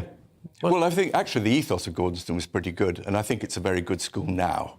But the idea of Gordonstoun is the kind of the rounded man, and so there were lots and lots of things to do at Gordonstoun that weren't merely academic. In fact, there wasn't a great deal of academia at Gordonstoun, I don't think, not then. But we used to have all sorts of other stuff that we used to do: fire brigade, coast guard, mountain rescue. We used to go on sailing cruises. Brilliant. All of that sort of stuff. I mean, so there was a lot of activities, fantastic, a lot of sport, great. Great stuff. So a well-rounded education for somebody who is expected to be the master of all things, in a sense, as king. So just to finish with you, thank you very much. I could talk to you all day about this, but he put up with the bullies, and you don't think it's something that scarred him, King Charles here? You don't think it's something that scarred him at school? You think he's maybe even, dare I say it, become stronger for it? Yes, I think he's become stronger for it. But the reason why I think it's really important to talk about it is because there are hundreds of thousands of kids who have been bullied in their lives, and they know that the king was too. That's a really good point, actually. Again, another relatable thing. Just because people hear about the prestige and the money, and they hear the word boarding school, and obviously he's a royal, and in this world that we live in at the minute, I think there's a lot of envy and jealousy. Something that's not to be envied is the unfortunate fact that right across the country, tens of thousands, hundreds of thousands of people will currently be being bullied at school, and our king knows what that feels like. Absolutely. Absolutely. Well, look, thank you very, very much. That was fascinating. Great to have you on the show. Appreciate you making the effort to come into our studio as well. Johnny Stoneborough there, a royal commentator who attending Gordonstoun School with King Charles III. In fact, had classes with him as well. Well, it's great stuff to have you on the show. Rafe, interesting for you, as you are also a fellow royal commentator. What we're witnessing, I believe, now inside Westminster Hall, people still queuing up, people still paying their final respects. The final people they've got, it's only 12 hours, under 12 hours now, until the queue, there's no more viewing. Yes, I mean, this is the thing. I very much hope that the queue has been shut off if, as we're told, the queues are around 14 hours, because we're less than 12 hours away from actually Westminster Hall shutting down, because they need to prepare the room, Westminster Hall, for the removal of the coffin at 10:44 tomorrow morning. And how will that take place? Could you mind running us through a little bit of the protocol that might take place there then? So tomorrow, 10:44, the 1st Battalion of the Grenadier Guards, the senior regiment of the Household Foot Guards Division, will remove the coffin from the catafalque onto the gun carriage, the Naval State gun carriage, and there it will process the very short distance just across to Westminster Abbey, which is literally on the other side of the road. It'll enter by the Great West Doors for the service, which will commence at 11 a.m. It'll be a short funeral service by the Queen's command, because she absolutely detested long church services, and so it'll only be an hour, and then at 12 o'clock, led by there, you see the Wanamaker Cross, the great processional cross used by Westminster Abbey. It will then go on this great procession through the streets of London all the way to Hyde Park Corner, where it'll be transferred to a hearse and make its way to Windsor Castle for committal. OK, yes, you mentioned long church services there. As somebody who has a long line of Greek Orthodox relatives, I can testify to the fact that some church services are indeed longer than others. But there we are. Never turning your back on the monarch, allowing them to initiate the topic of conversation and placing your teacup back on the saucer after every sip. These are just some of the rules of the British royal etiquette, which I no doubt shatter on a daily basis. So, in the off chance that I do get an invite to Buckingham Palace, if you're listening, King Charles, to meet our new king and queen consort, let's get a crash course in British royal etiquette, as dignitaries from all over the world are currently inside Buckingham Palace now, desperately trying not to embarrass themselves, presumably. And I have just the person to help me. It's the very appropriately named Laura Windsor, who runs her own etiquette academy in London. Laura, thank you so much. Oh, great to be here. have you on the show. Now, first things first, the surname. Happy coincidence? It has to do with my mother. She taught me etiquette. She loved the way I took it on board really quickly, and she used to tease me and call me Windsor, Little Windsor. Oh. And hence Laura Windsor. Fantastic, I love it. Right, well, I'm sorry that you've been put with an oaf like me, but maybe you can educate me on royal etiquette. Where would you like to start? Well, you knew quite a bit already before I've even started. OK, well, of course, the monarch now is addressed, when you address him, it's Your Majesty, and then it would be Sir. Whereas with Camilla, the Queen Consort, it would be Your Royal Highness, and then Ma'am. Rhyming with ham and not mom, as in palm. What's interesting on that is I'm from the north, so I say things like path and bath. But then I started reading it as mom, which I would never normally pronounce anything like that. You're going to have to change your accent. And now I've got to be more northern and say ma'am. But it's not your fault, because there are so many programmes, BBC dramas, where they say mom and it's wrong, so I wouldn't. Lesson number one in the bag. Absolutely. I can see you've got a teacup. I have. I didn't bring it for me. Yes. I thought you might want to know how the royals drink tea. I'd love that. Well, the most important thing, especially, and Catherine does this very well, Princess Kate, she always looks inside the teacup when she drinks it. And that's what you're meant to do. You're not meant to have wandering eyes while you're drinking tea. OK. And another thing is the way you hold the saucer. A lot of people, well, you can't really do it with this one, but a lot of people kind of put their finger like that. Instead, you just pinch with your index finger and the thumb, like so, and then you sip. Always, again, looking into the why is cup. the looking in? Is that because looking around can be seen as a little bit of a gossipy thing? Well, how do I look if I'm looking around? I'm really not concentrating, and I might just, you know, the tea might go somewhere. At least it's in control, and you're living in the moment, sipping tea. I see. OK. Now, you've also got a little spoon there. I have. Talk me through how I'm supposed... Because if I put sugar in, I'd just slosh it around. That's a no-no. OK. Well, the handle, first of all, should always be at 3 o'clock. Look, I'm very sorry about this. No, Stay where you not at are. all. Very sorry. You've been biffed for Joe Biden. You'll be back with us. Joe Biden is leaving. I believe we can go to Mark White. Mark White is outside Buckingham Palace for us now. And Mark, Joe Biden, the American president, is leaving. The Constitution. Yes, indeed. The motorcade carrying President Joe Biden and First Lady Joe Biden has just left Buckingham Palace. Huge motorcade, actually not as big as some of his motorcades. He's clearly pared it down a little bit, given the sort of traffic situation, but a lot of outriders there in front of this as well, going up. And just behind that, another group of motorcycle outriders preparing, I think, probably to go into Buckingham Palace to pick up. Actually, no, I think they're maybe following the motorcade, some of them, up Constitution Hill itself, by the looks of it. So the motorcade for the president heading up Constitution Hill, which, if you get to the end of that, takes you to Hyde Park Corner. And we believe that the President will be, as presidents often do, staying at the official residence for the US ambassador, which is in Regent's Park. But President Biden has gone now, which is a signal that other world leaders will be leaving here. The helicopters are overhead as more world leaders prepare to leave this reception at Buckingham Palace and head back to their respective hotels and embassies. They're outside Buckingham Palace just reporting on the exit manoeuvre from President Joe Biden, one of loads and loads and loads of foreign leaders, dignitaries and indeed foreign royals who are currently inside Buckingham Palace. Laura Windsor, I've got got a minute or so left with you, I'm afraid. Sorry about that. You got interrupted by live rolling news, which is an occupational hazard here, I'm afraid. But Laura Windsor, an etiquette, who runs the Etiquette Academy in London, you were teaching me exactly how I should stir a cup of tea. Yes, OK, so you don't want to make noise, basically. You don't want to be banging the spoon against... Right. What you want to do is a 12-6. Oh. Yes, up and down like that, without touching the cup. OK. And then you would do that and place it at 3 o'clock. OK, can you just ask me something? Because I've always... So I'm frankly rubbish with any kind of protocol. My memory's shocking. If I was to meet the King now and the Queen Consort, yes. Do I reach out and shake his hand?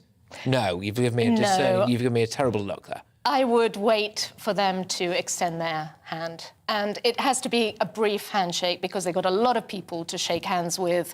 If you have to ask a question, not direct questions or personal questions, No. just really brief. But I would do what children do. Don't talk until you've been asked.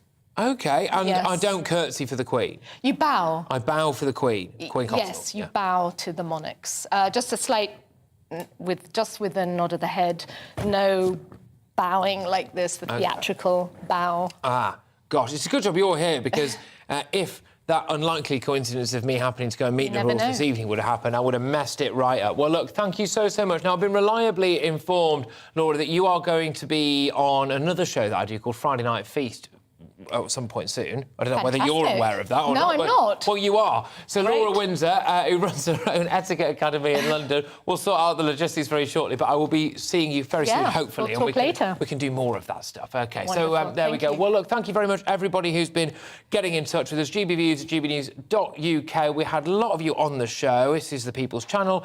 And, of course, this is a people's event that we're going to be commemorating right here on GB News tomorrow. So we wanted to get as many of you involved in that as possible. Rafe Haydo-Manku was sat to my left throughout. Peter Whittle was sat to my right throughout as well. I am going to leave now and hand you over to the wonderful Mark Longhurst, who'll be carrying you through, well, large parts of the remainder of this evening. But first, it's your weather. Stay tuned. Looking ahead to tomorrow's weather, and the UK is looking largely dry and cloudy for most, with some sunny spells across parts of the south. Here are the details. Skies will be cloudy across much of Scotland tonight, but temperatures could fall as low as 1 Celsius in Aberdeenshire and Mourner, where the cloud breaks, giving a chilly start to the day. Cloudy skies across Northern Ireland could bring a few showers on Monday morning, but many places will stay dry and fairly mild under the blanket of cloud. A few showers may also push into Cumbria and the northwest coast on Monday morning, but largely dry across the rest of northern England with cloudy skies. A cloudy start in Wales on Monday morning, perhaps with the odd spot of rain on the north coast. However, many places will start the day dry and cloudy. Skies will be on the cloudy side across the Midlands, but it should be a dry start to the day. There's a small chance of a shower in the morning where the cloud thickens. Brighter skies will develop across East Anglia on Monday morning, and it will be a chilly start too, with temperatures in mid-single figures. Cloud will increase at times, but it should stay dry. Breaks in the cloud are likely across southern England, particularly towards the coast. However, for most it will be a largely cloudy start, but staying dry. Cloud will linger through much of Monday morning, but the best of any brighter spells will start to develop towards noon, particularly in southern England and northeast Scotland. And that's how the weather is shaping up during tomorrow morning. On Monday, we as the United Kingdom gather to mourn, pay tribute and give thanks to Queen Elizabeth II. Here at GB News, we invite you to gather with Anne Diamond, historian David Starkey, and myself, Alastair Stewart, live from Buckingham Palace, Westminster Abbey and Windsor Castle, all day Monday.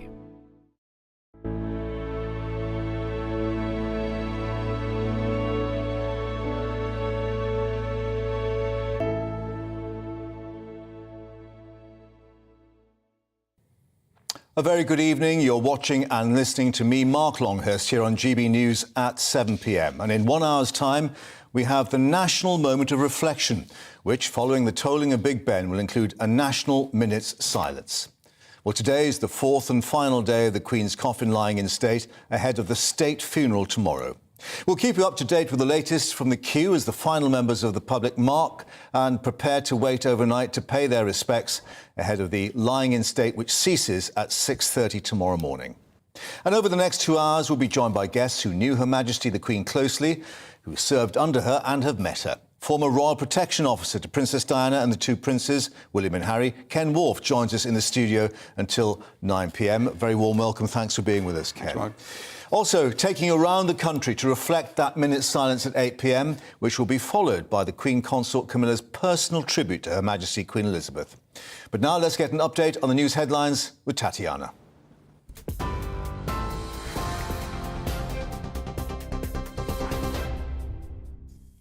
Good evening, it's 2 minutes past 7. I'm Tatiana Sanchez in the GB newsroom. King Charles has hosted a reception for world leaders at Buckingham Palace ahead of the Queen's funeral tomorrow. US President Joe Biden was among those in attendance after paying his respects to the Queen at Westminster Hall. He says the world is a better place because of Her Majesty, as he signed a book of condolence. Around 500 world leaders and dignitaries have been invited to attend the Queen's state funeral tomorrow. Presidents, prime ministers and royals from across the globe came together as guests of the monarch. Well, earlier, the Duke of York paid tribute to the Queen, releasing a photo of himself with his late mother. In a statement, Prince Andrew said, "Your Majesty, it's been an honour and privilege to serve you. Your devotion and personal service to our nation is unique and singular. Your people show their love and respect in so many different ways, and I know you are looking on, honouring their respect." He ends his message with "God save the King." A minute's silence will be held at 8 o'clock this evening to reflect on Queen Elizabeth's life ahead of the state funeral. With thousands still waiting to file past Her Majesty's coffin, the public is being advised not to join the queue in order to avoid disappointment. Westminster Hall will close to the public at 6:30 tomorrow morning, and a 2-minute silence will also take place at 11:55 a.m. A 28-year-old man who allegedly approached the Queen's coffin at Westminster Hall on Friday has been charged with a public order offence. Mohammed Khan will appear at Westminster Magistrates Court tomorrow. He's the second person to be charged with committing an offence while in the queue to see the Queen's coffin. Mourners are gathering in key locations along the route of Her Majesty's funeral procession. Many have brought their own tents as they prepare to camp out overnight to secure the best spot. Popular places to pitch up include Parliament Square near Westminster Hall. Authorities are asking those hoping to attend to plan well in advance, with huge crowds expected. Thousands of people are expected to watch the funeral on the big screens across the UK. It'll be shown at public parks and venues in a number of cities. Around 125 cinemas and several cathedrals will also screen the service. TV online and DAB Plus radio, this is GB News. We'll bring you more news as it happens. Now it's back to Mark.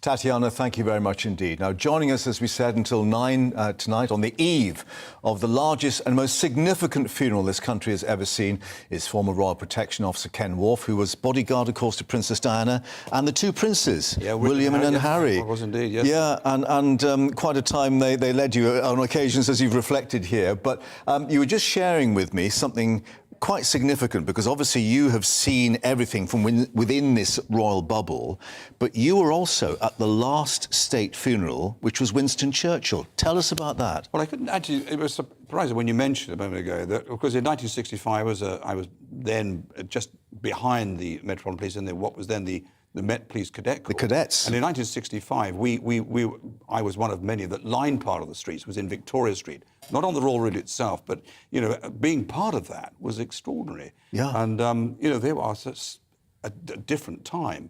And we know now that we talk about that as then, of course, was the largest ever state occasion in the United Kingdom.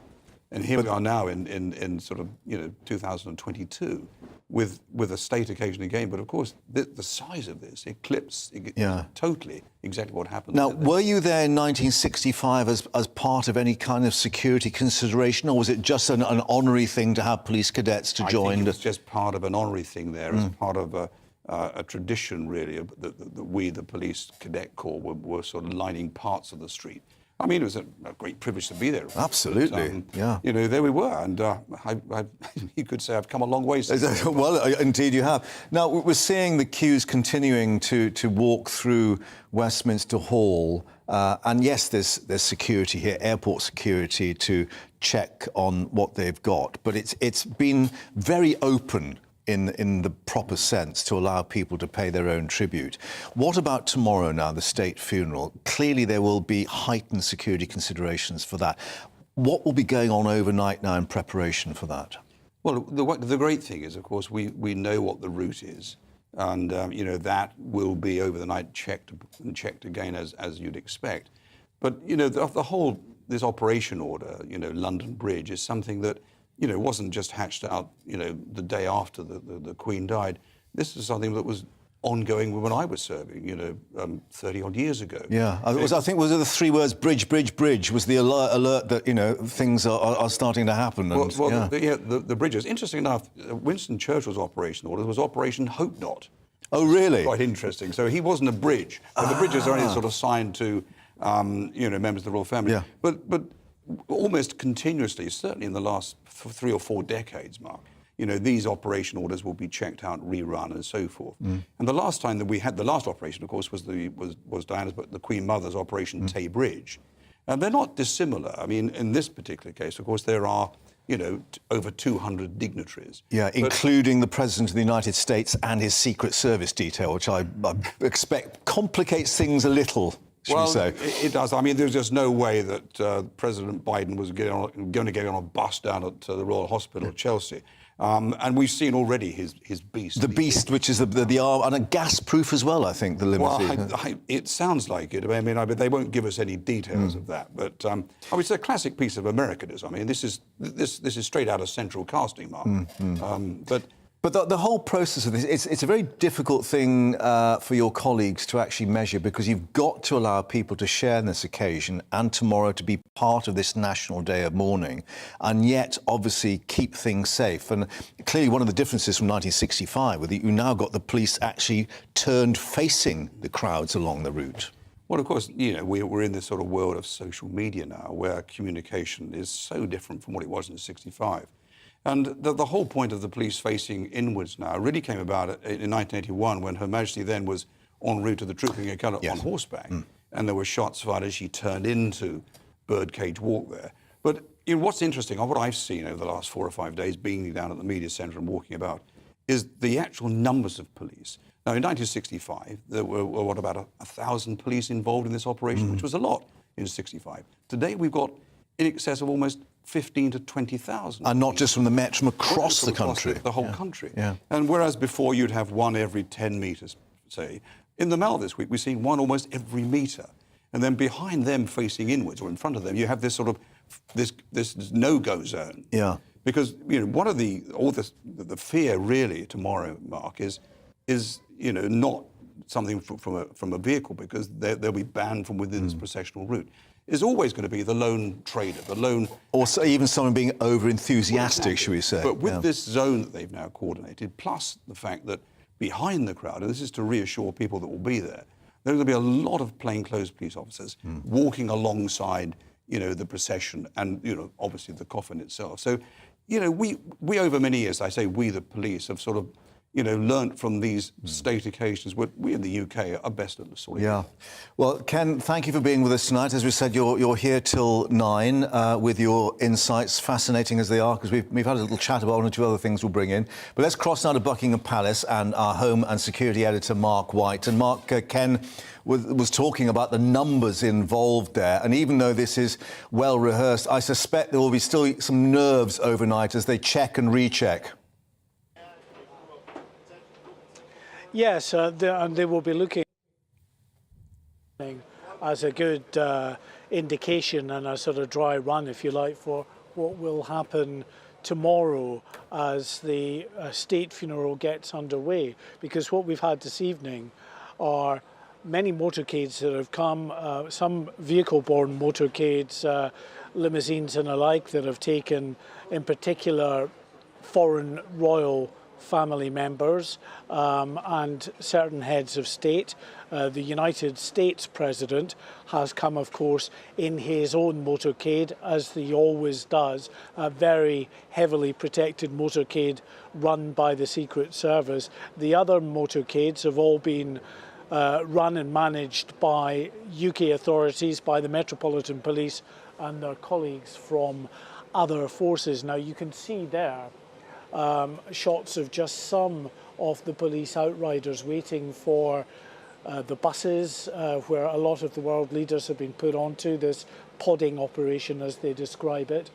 Those buses, we've seen a couple of them now heading through Buckingham Palace through into the quadrangle, so clearly filling up with dignitaries and world leaders before they come out, and they will then be escorted by motorcycle outriders as well as vehicles. There's armed police inside those buses, armed police in the accompanying vehicles. So they're very secure, but of course they are also a bit of a blow to the ego. If you are a world leader used to your own motorcade and being whisked everywhere, suddenly you find you're sharing a bus with about 20, 30, 40 other people. But that, just purely for practical reasons, is the way that it's going to have to operate. This evening it had to operate this way because hundreds of people came here to Buckingham Palace. They're still here, just finishing up now. And tomorrow, of course, many hundreds more will be going to Westminster Abbey. So these motorcycles are waiting outside. Every now and again we get activity. We've had the US President and the First Lady leave by their motorcade. We think, Mark, that they're probably headed up to the US Ambassador's residence in Regent Park, which is often where they head to. And at the same time, we've seen other vehicles heading off in those different directions. Yeah, and as Ken was saying, I think the nickname is the Beast for that particular presidential limousine with armoured everything on board. But you were just saying that this may well be in some ways a dry run for tomorrow, that they'll use this bus system for the Abbey tomorrow as well.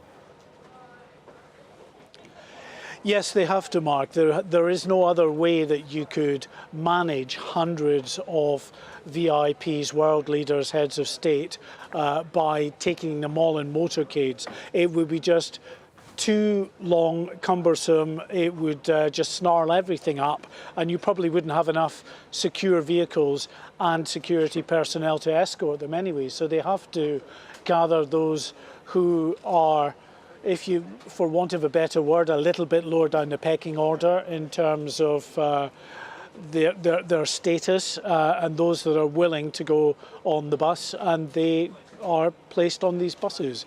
They're not picked up from the number 38 bus stop. They are heading to secure locations where there's an armoured ring around these secure locations, and that is where they'll all gather over a period of time. They'll then be managed properly onto those buses and then escorted under that heavily armed escort, which we saw one, for instance, that had about 6 buses and about 10 or so also police vehicles with armed officers inside and accompanying motorcyclists as well.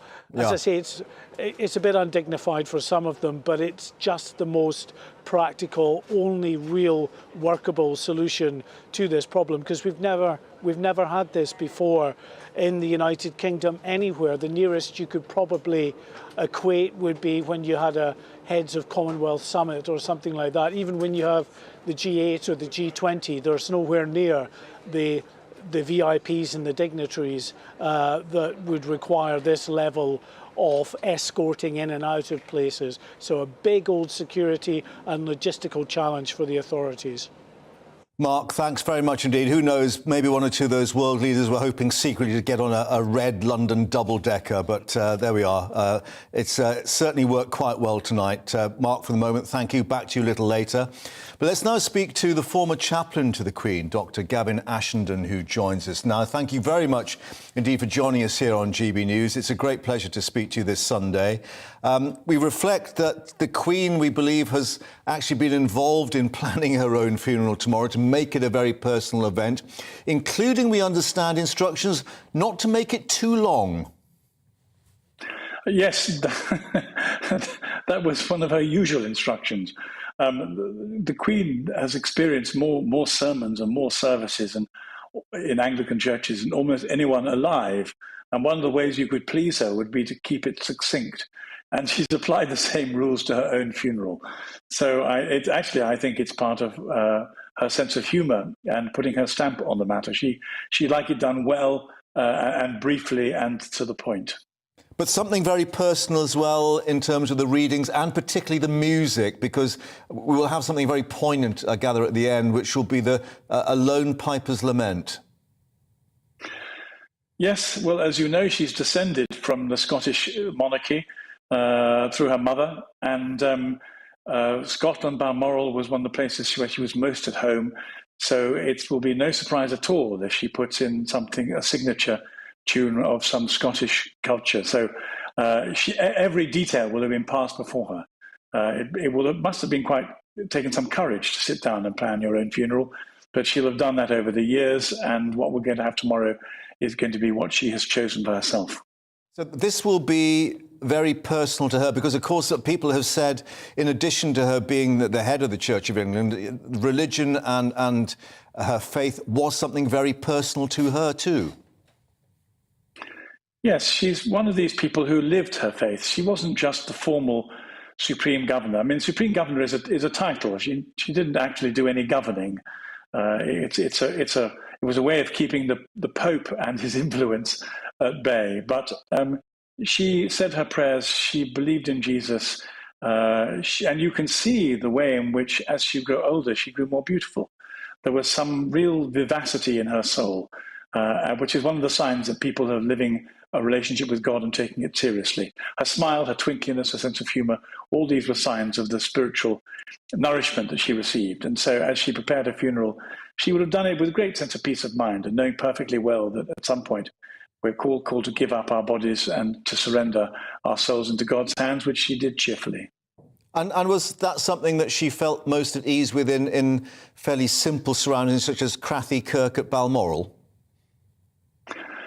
Yes, I mean, for the fact that she was a very rich woman and notionally very powerful, she lived a very simple life. I mean, she was brought up abstemiously after the Second World War, and she was surrounded by luxurious trappings, but she didn't live a luxurious life. She lived a very simple life, full of integrity and very straightforward. And the Christian faith marked the values that she lived by. Just to remind people that in addition to the state funeral, there is a separate second service then at Windsor for the interment. That will be something very private for the family.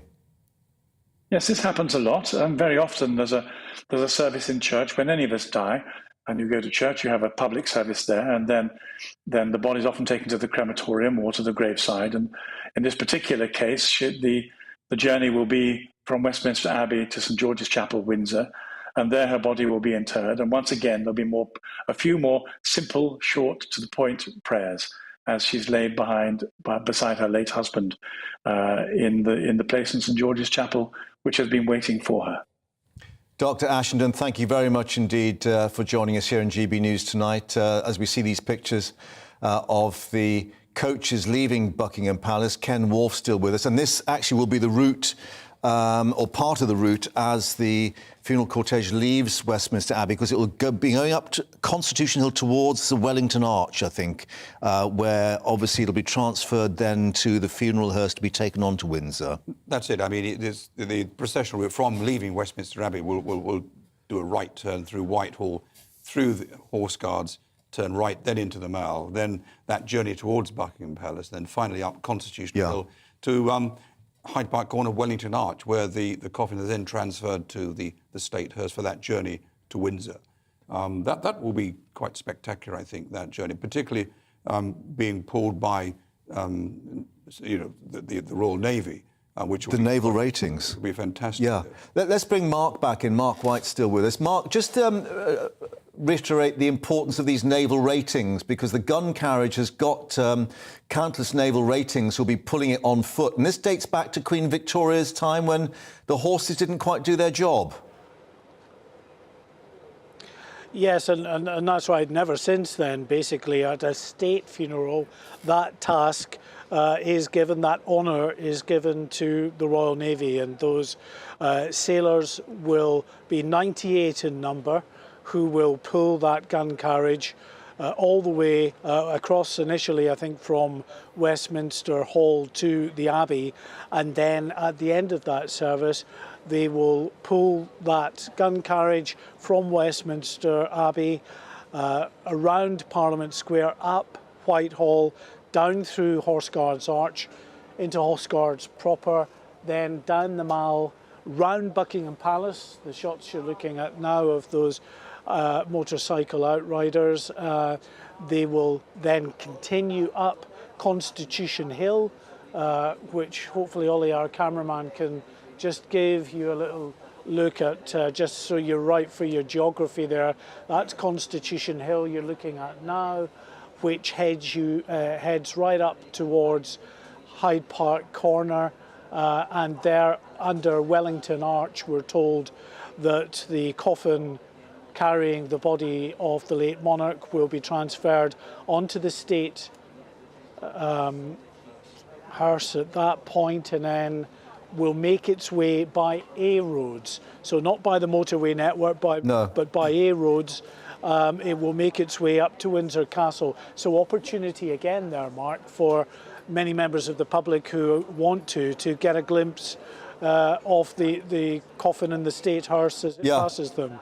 And Mark, we were discussing with Dr. Ashenden about the Queen being involved in preparing her service. She's also been involved in the design of this state hearse, this Jaguar, Royal Claret, and a glass roof, very big side glass windows, and spotlights installed so everyone can see the coffin inside the hearse. Yes, accessibility was, I think, the operative word for Her Majesty, as she was intimately involved, as you say, in the planning of all things around her state funeral. And one of the things was the state hearse that through the planning stage, they wanted to design it so that it was as clear as it could be for members of the public lining the route in high-rise buildings looking down as well, that they would be able to get a glimpse of that coffin.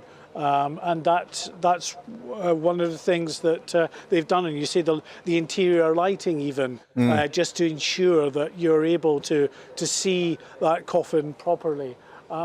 We should just say, I see another coach coming out. We're going to get this now for probably the next 20 minutes, half an hour or so, as these buses leave, seeing one just coming through the main archway at the front of Buckingham Palace at the moment, and that will be, once it comes through, they've been heading round the Victoria Memorial to then come and get picked up by the motorcycle escorts and by the other escorting vehicles. And we can see that there's a bus just coming round there. The motorcycle outrider in front of that vehicle. I mean, it's going to be whatever and however solemn the occasion is, of course it is, it's a real spectacle as well, that you never see on this scale here in London. And for those that can just be awe-inspired by just the number of police and security services and motorcades on the streets of our capital city, it is a sight to behold. I've counted at least 100 police motorcyclists this evening, and those are just the ones that I've seen. So they're here, Mark, from forces right up and down the country. As I was walking round Westminster before, there were police vans from Lancashire and Avon and Somerset and Greater Manchester, Northumbria, all over. In fact, I'm told that there are only a couple of forces throughout the United Kingdom that are not involved in having sent personnel down to the capital to take part in the security operation.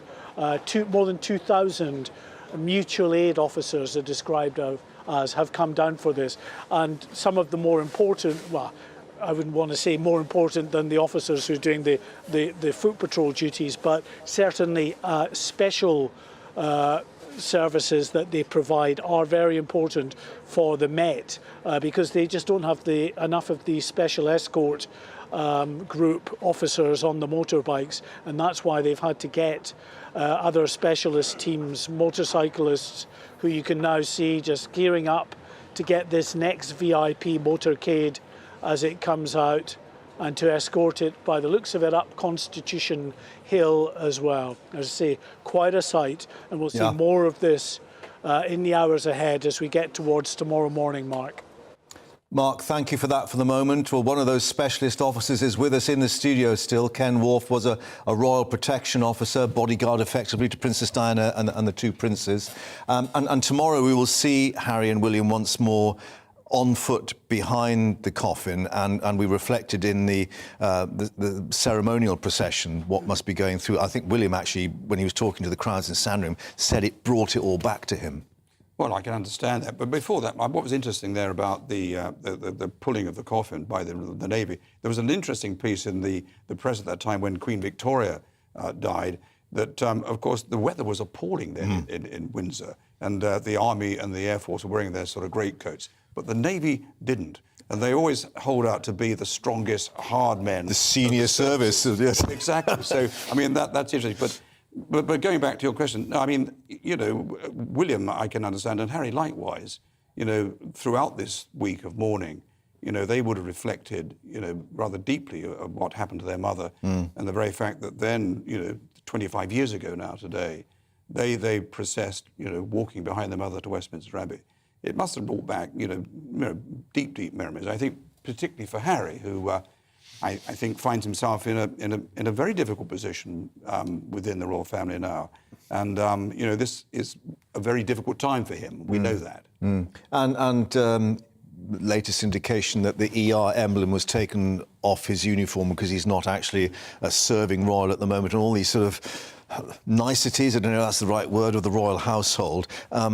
He's one that's maybe sort of had a more straightforward view of life, should we say. Well, I think he has, and, you know, I was pleased for him, and I think it was only right that he was allowed to wear his uniform, because at the end of it all, you know, he has seen very active service in the military, something that is certainly in combat. Ceremonial, but he was in combat for 2 tours in Afghanistan, and it was the wish of the MOD at that particular time, for security reasons, that he could no longer continue. He didn't want to see himself involved in the MOD pushing paper. But I do think it was right for him. But of course, you know, there are a lot of protocols attached to this. And, you know, I'm sure his father was instrumental in the ER being removed. But of course, it wasn't something, I guess, that he actually sort of liked doing. No. But this is what, you know, the institution is like, and, you know, the protocols that we talk about and we hear. And you have to work within that framework. Well, exactly, that's how it is. Ken, for the moment, thank you for that. But let's, we're talking to Ken, of course, about the state funeral of Churchill. How many people, though, can say they were actually at Queen Elizabeth II's coronation? Well, our next guest, 90-year-old Molly Hawkins, is with us. Very warm welcome to you, Molly. Thank you for your memories with us here on GB News. Can you remember that day?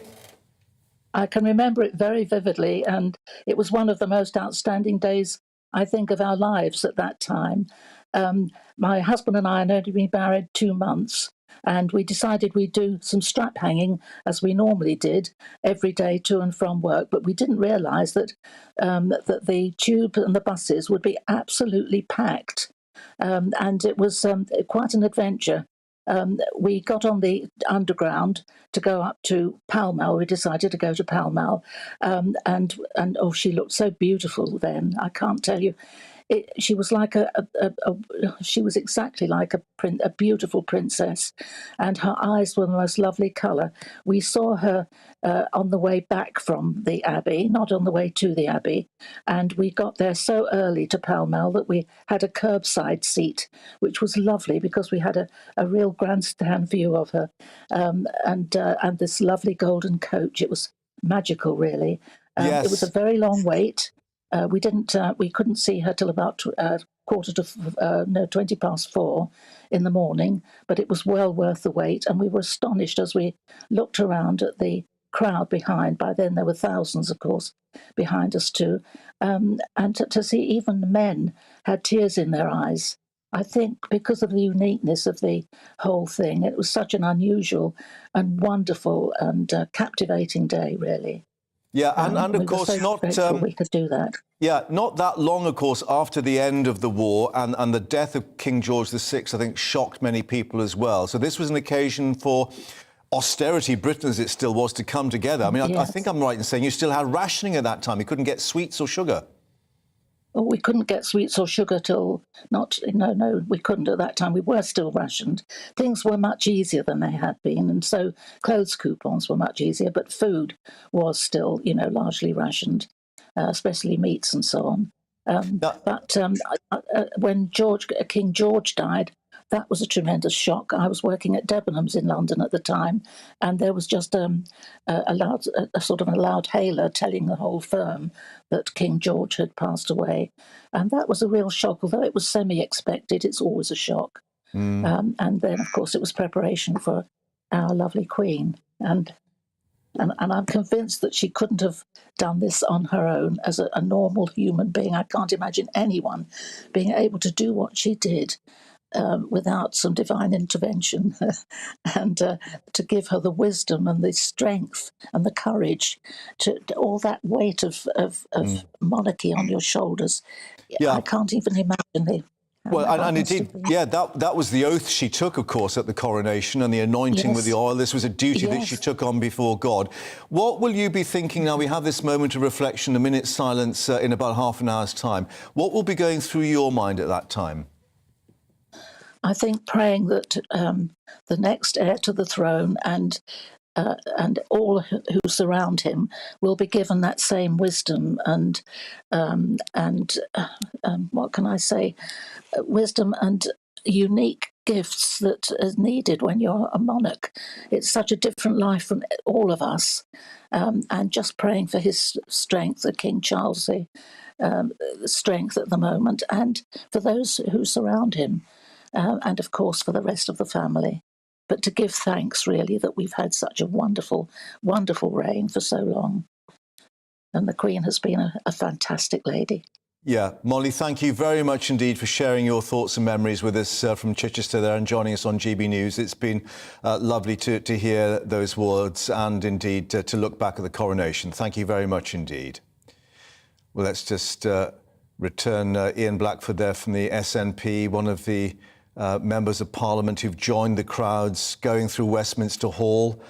Just to remind you, the lying in state continues until 6:30 tomorrow morning. We understand there are still queues, although the end of that queue has moved west, about 1.5 miles west now from Southwark Park to Potters Fields near Tower Bridge. So down from 14 to about 10 hours awaiting. A bow there from Ian Blackford, and clearly people still finding this a very moving occasion. They talked about the silence and the peace that they find when they enter Westminster Hall, and each paying their own respect. Just to remind you, he has joined the public queue, not like many of the members of Parliament and indeed members of the press who've come in through the other way. Shaking hands there with a member of the House of Commons staff and giving thanks. And all those people who have been through the hall to see the coffin and the catafalque, seeing how deeply moved they have been by that, including David Beckham, of course, who we saw yesterday. Well, let's just bring in now the thoughts of Anne Jones, who's joining us in the studio, elected chair of the National Federation of Women's Institutes back in 2021 and continuing to be an active member. And one of the most active members you had was Her Majesty the Queen. Absolutely true, yes. She was an amazing woman, wasn't she? We've heard so many stories this week about her life, about her involvement in different organisations, her love of the rural and of her community. But I think the love of the WI was probably one of her strengths as well. It was a time when she was able to be as normal as a crown could be, right. A normal woman when she went to Sandringham WI. Yes, I mean, you met her on several occasions, I think it's I right have to say. met her, yes. Especially at the Royal Albert Hall for the centenary annual meeting we had. Right, but was she more relaxed at the sort of more local, closer gatherings when you're discussing the jam making and the cakes and all the other very important things of life? From what I've seen and from what I've discussed with members of Sandringham, yes, she was more relaxed. But very rarely were there items on jam and baking, you know. It was more about our resolutions on our campaigns that ensured that communities were stronger spaces, yes. that women's rights were heard, and that life in general was a lot stronger. And this idea of the service, the voluntary service, and to help others around you as well. Oh, exactly. She epitomised everything that the WI stood for in her civic duty, her commitment to, you know, the reign of 70 years. It's an incredible feat to be that strong for so long and not to give up. Yeah, we're seeing all the blue flashing lights outside Buckingham Palace with the great and the good of the world having attended this reception at Buckingham Palace. One reflects maybe she would have not taken too much to all the fuss. She did like to have something on a smaller, quieter scale, more intimate perhaps, she was more comfortable with. She did like the smaller, more intimate scale, but she knew full well that this state funeral was something that she had to have. Yeah. The country needed it to have, and in fact the world needed to have, to be able to pay respects to somebody who's served us so well for so long. But yes, on a one-to-one basis in communities, that's where she was at her strongest. Yeah. And for me personally, when I met her, you know, I was incredibly nervous, as you would be meeting your monarch. But she made you feel at ease immediately. She had a wonderful smile that just melted your heart, and you knew you were with a friend. Yes, yeah. And when you talk with the Queen, you don't talk to the Queen, when you talk with the Queen, how nervous are you, or does she actually immediately know instinctively what to say to you? She does know instinctively what to say to you. She was an incredibly powerful woman in that she knew her subject before she got to the event. Yeah. Yeah. And whether that was being well briefed, but I think she knew the background of all these things. So as you were being introduced, you know, I was introduced at the time as Chair of Wales, and she knew about the WI in Wales and how it had started in Wales. And what do you think, or what do you hope will happen now? I mean, clearly Her Majesty the Queen will want the Institute to continue and to flourish. Do you know who your new patron might be? No, we don't. Right. And now is not the time, I don't think, to even think about that, because we need to celebrate her memory and her achievements and let the royal family have the time to decide what happens next. One thing we are certain of is that the involvement of the royal family will continue, because the Queen Consort is a member, as is the Princess Royal and the Countess of Wessex and numerous others. And you have a new Princess of Wales now, and of course there was reflection with that visit to Cardiff. Some comment, should we say, discussion about whether the role of the Prince of Wales and Princess of Wales should continue, bearing in mind going back to 1969, which I suspect you remember as well, all the discussion at that time. What's your feeling about that and the link of the Principality with the rest of the United Kingdom? As WI, we accept people who are Republicans and people who are Royalists, so we have no issues with that. But I would say the people of Wales gave a very warm welcome to King Charles when he came on Friday, and I hope that welcome will continue for the Prince and Princess of Wales as well. Yeah, well, I do remember back in 1969 when he'd had the investiture at Carnarvon, the welcome he had as he travelled, particularly down in the south of Wales as well at that time. Yes, I was in the south of Wales, a child in school, and remember waving my little flag in Pontiates. Oh, right, yes. In the South Wales valleys. Yes, yes. Well, my family were in Bury, Port and Llanelli, which Well, was not too very far away, indeed, and with the flags and so on. But just to reiterate the importance of the continuation, clearly that the royal family would like to keep the links going with all these various voluntary organisations across the country. I think they see the value and importance of putting their name behind these organisations to give them that strength. I know for us within the WI, whenever I speak to the government or policymakers, having the kudos of the WI being heavily supported by the royal family is a big thing. You're listened to. Yes, we are. Yes, we are. Often called the very quiet but powerful campaigner. Yeah, OK. And you know, we joke about the jam and the cake making, but boy, are they important as well, aren't they, you know? Oh, yes, of course they are. Bring communities together. Yes, and that's the strength of it, isn't it? Yeah. That they're at that grassroots level and they're able to bring people together, because alleviating loneliness today is a huge and the social issue. contact, very good point. So especially after the pandemic. Yeah. Well, Anne, thank you very much for joining us and bringing us your reflections, and good luck with the future of the WI as well. Thank you very much indeed. Well, we're continuing to see there the pictures from inside Westminster Hall.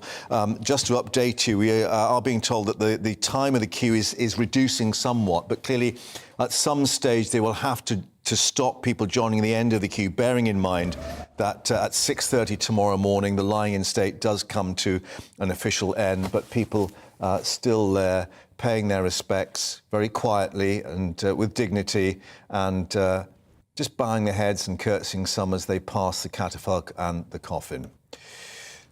Now let's turn to someone who's written extensively on the last person to receive that state funeral. We heard Ken Wolfe saying he was there as a police cadet. Sir Winston Churchill in 1965.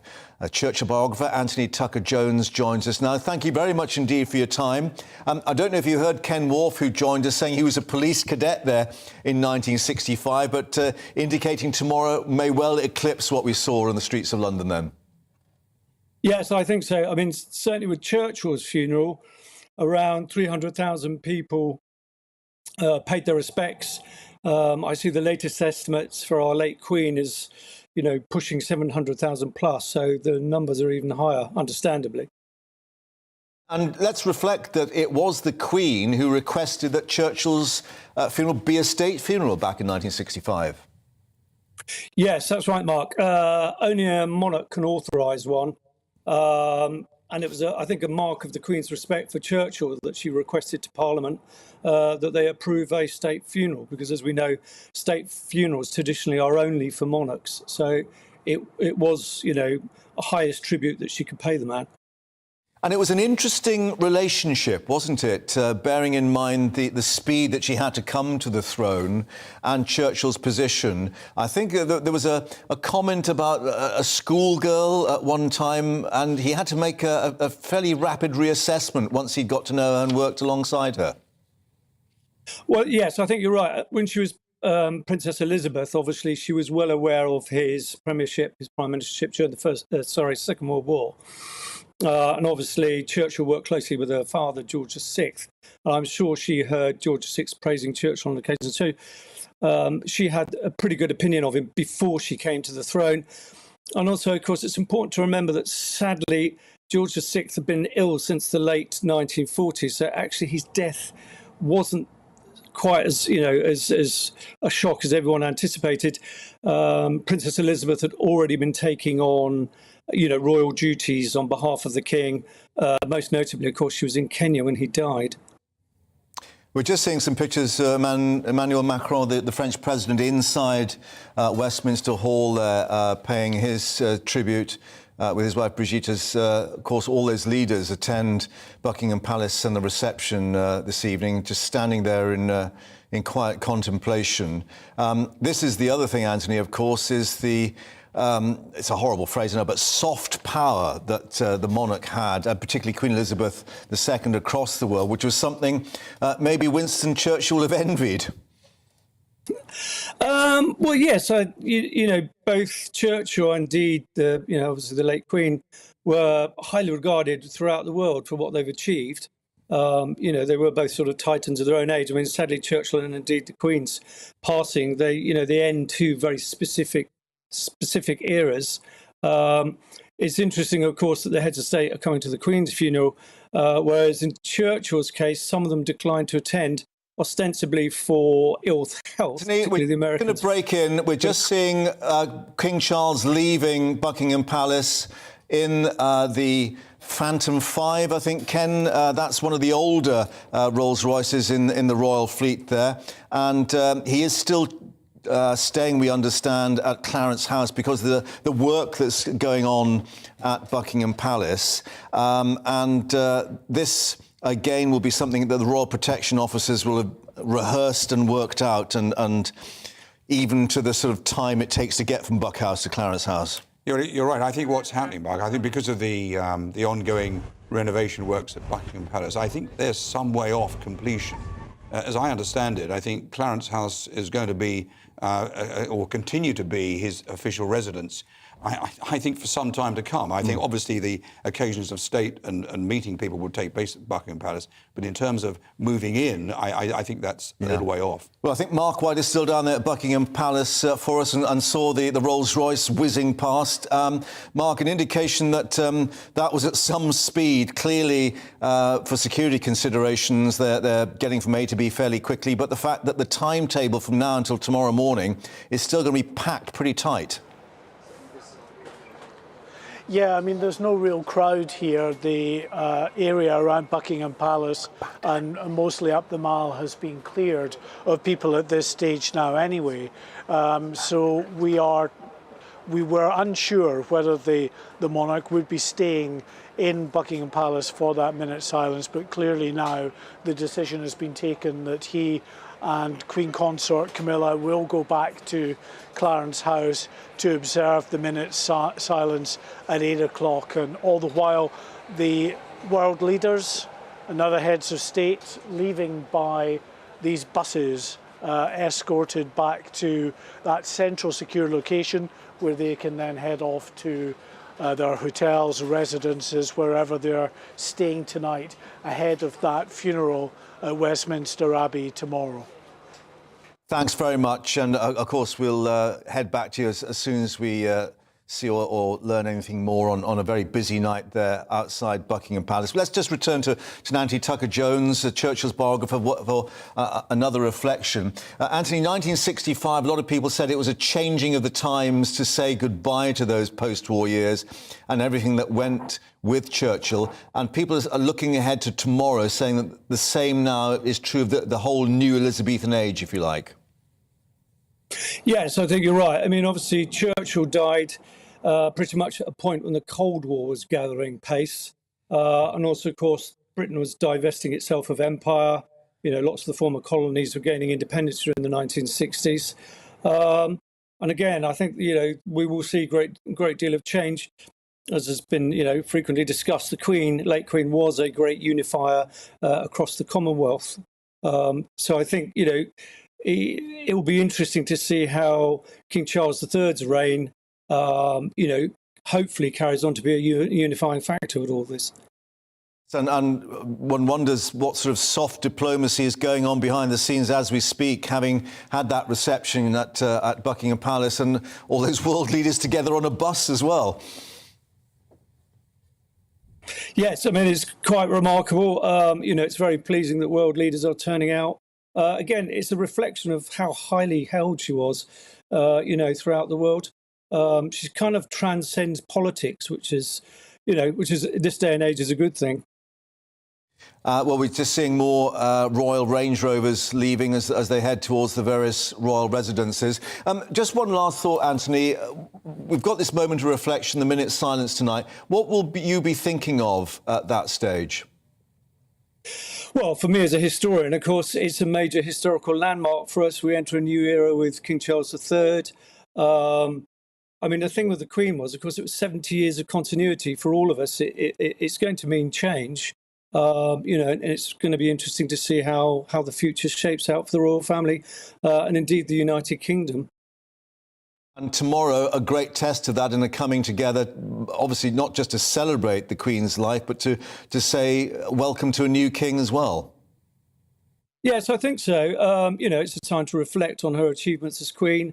It's also time to reflect on what Charles hopes to achieve, as our new king. And it's time to reflect, I think, as well, where the United Kingdom and indeed the Commonwealth goes in the future. Given the pressures for republics in various places like Jamaica. Well, Anthony Tucker-Jones, thank you very much indeed for joining us tonight with your thoughts. Former defence intelligence analyst and indeed biographer of Winston Churchill. Well, as we were saying a little earlier, Ken Wolfe, who's with us in the studio, was at that state funeral in 1965 as a police cadet, another moment of history. And you've been inside the royal bubble looking out and sharing all the things that go on. What are your thoughts tonight and then tomorrow into the state funeral of the Queen and her place in history in the world? I mean, lots of people have said that it's only now we're really truly assessing how important she was. Well, I think, we've heard so many people, Mark, over the last 10 days, well, nearly 10 days, give their opinions from a sort of wide spectrum of people.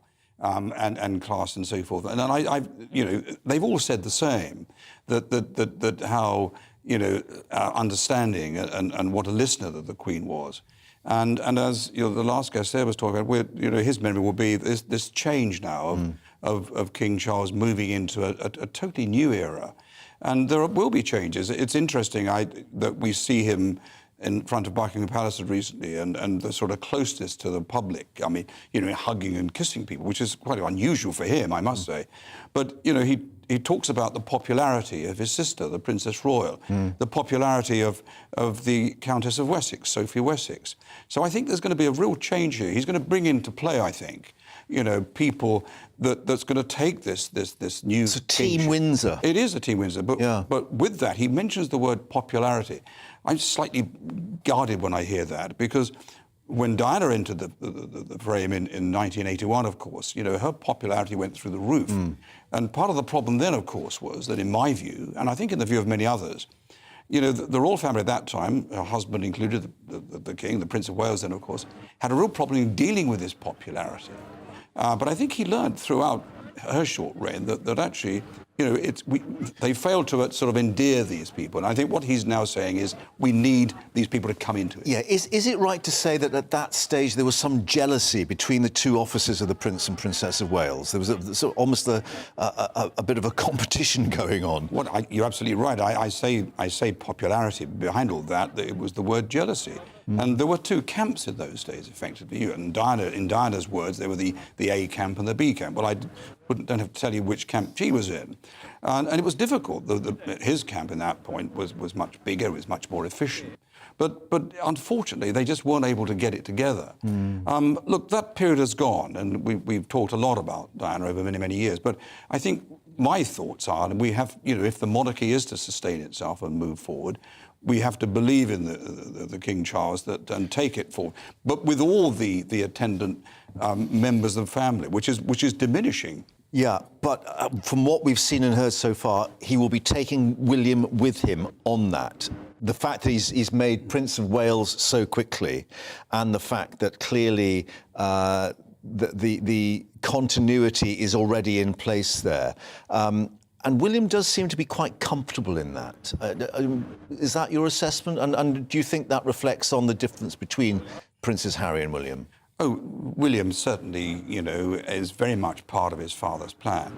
And Harry, I think probably still is part of his father's plan. There are complications here. But give it time, maybe. But I think we do give it time. And I always I mentioned this wonderful anecdote about Harry and William in the back of a car once when they were very young, travelling down to Highgrove for a weekend.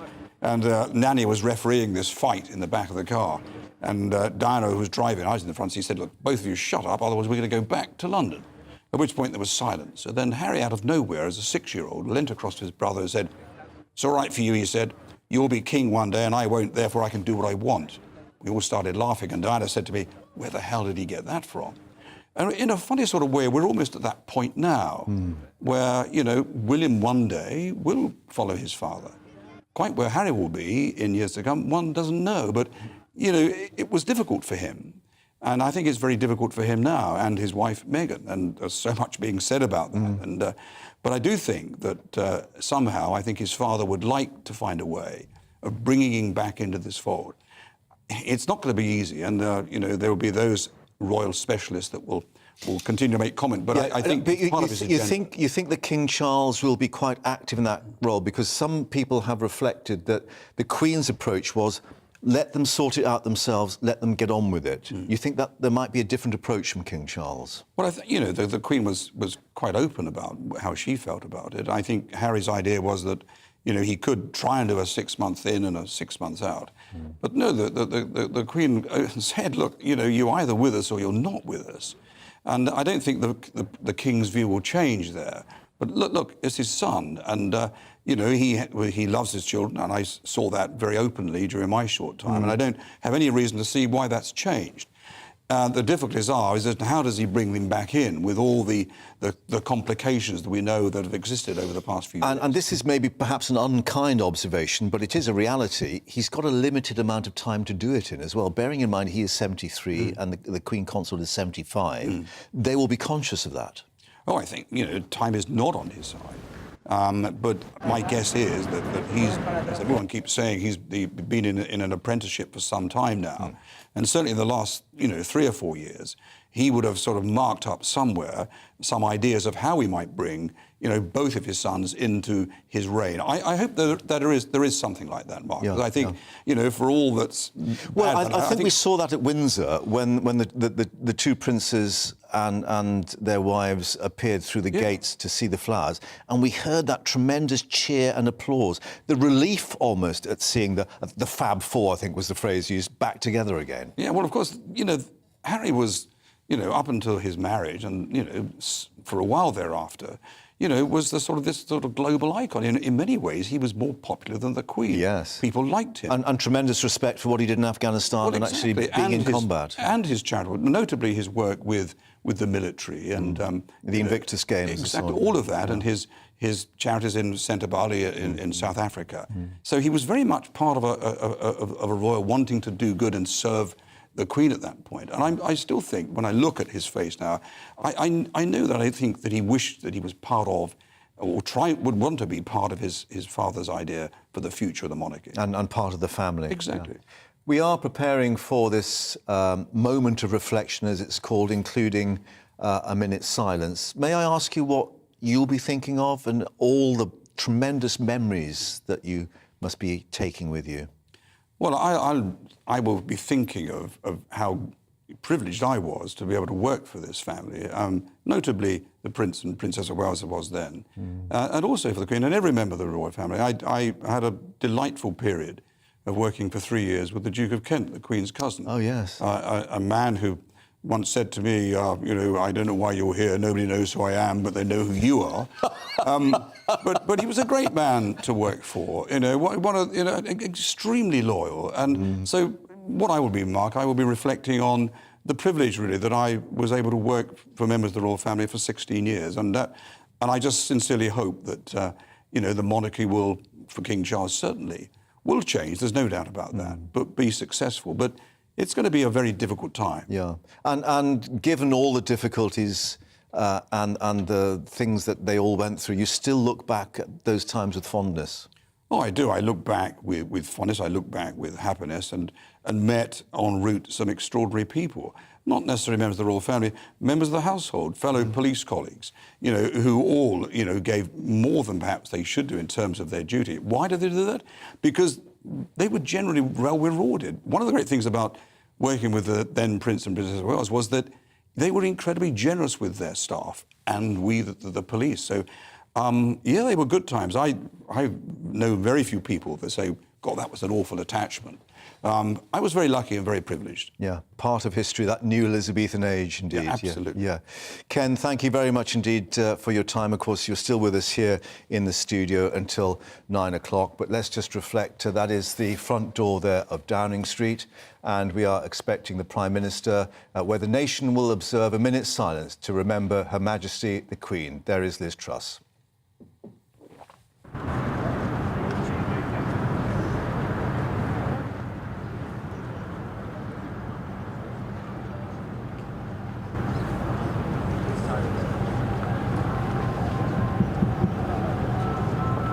Tanya mau?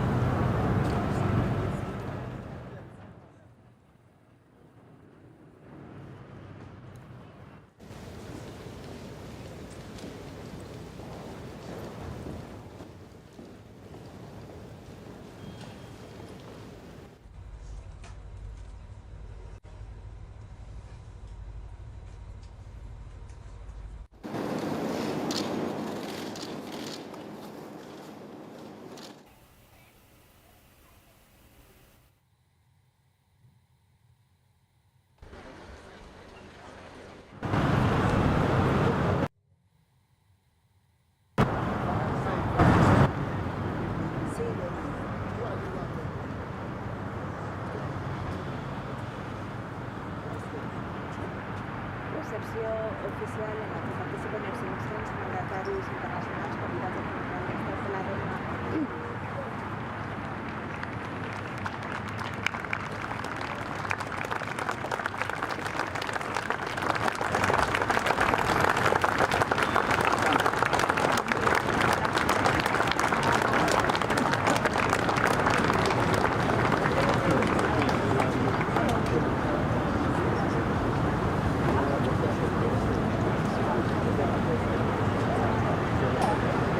Well, that marks the minute's silence with Big Ben tolling with a muffled bell.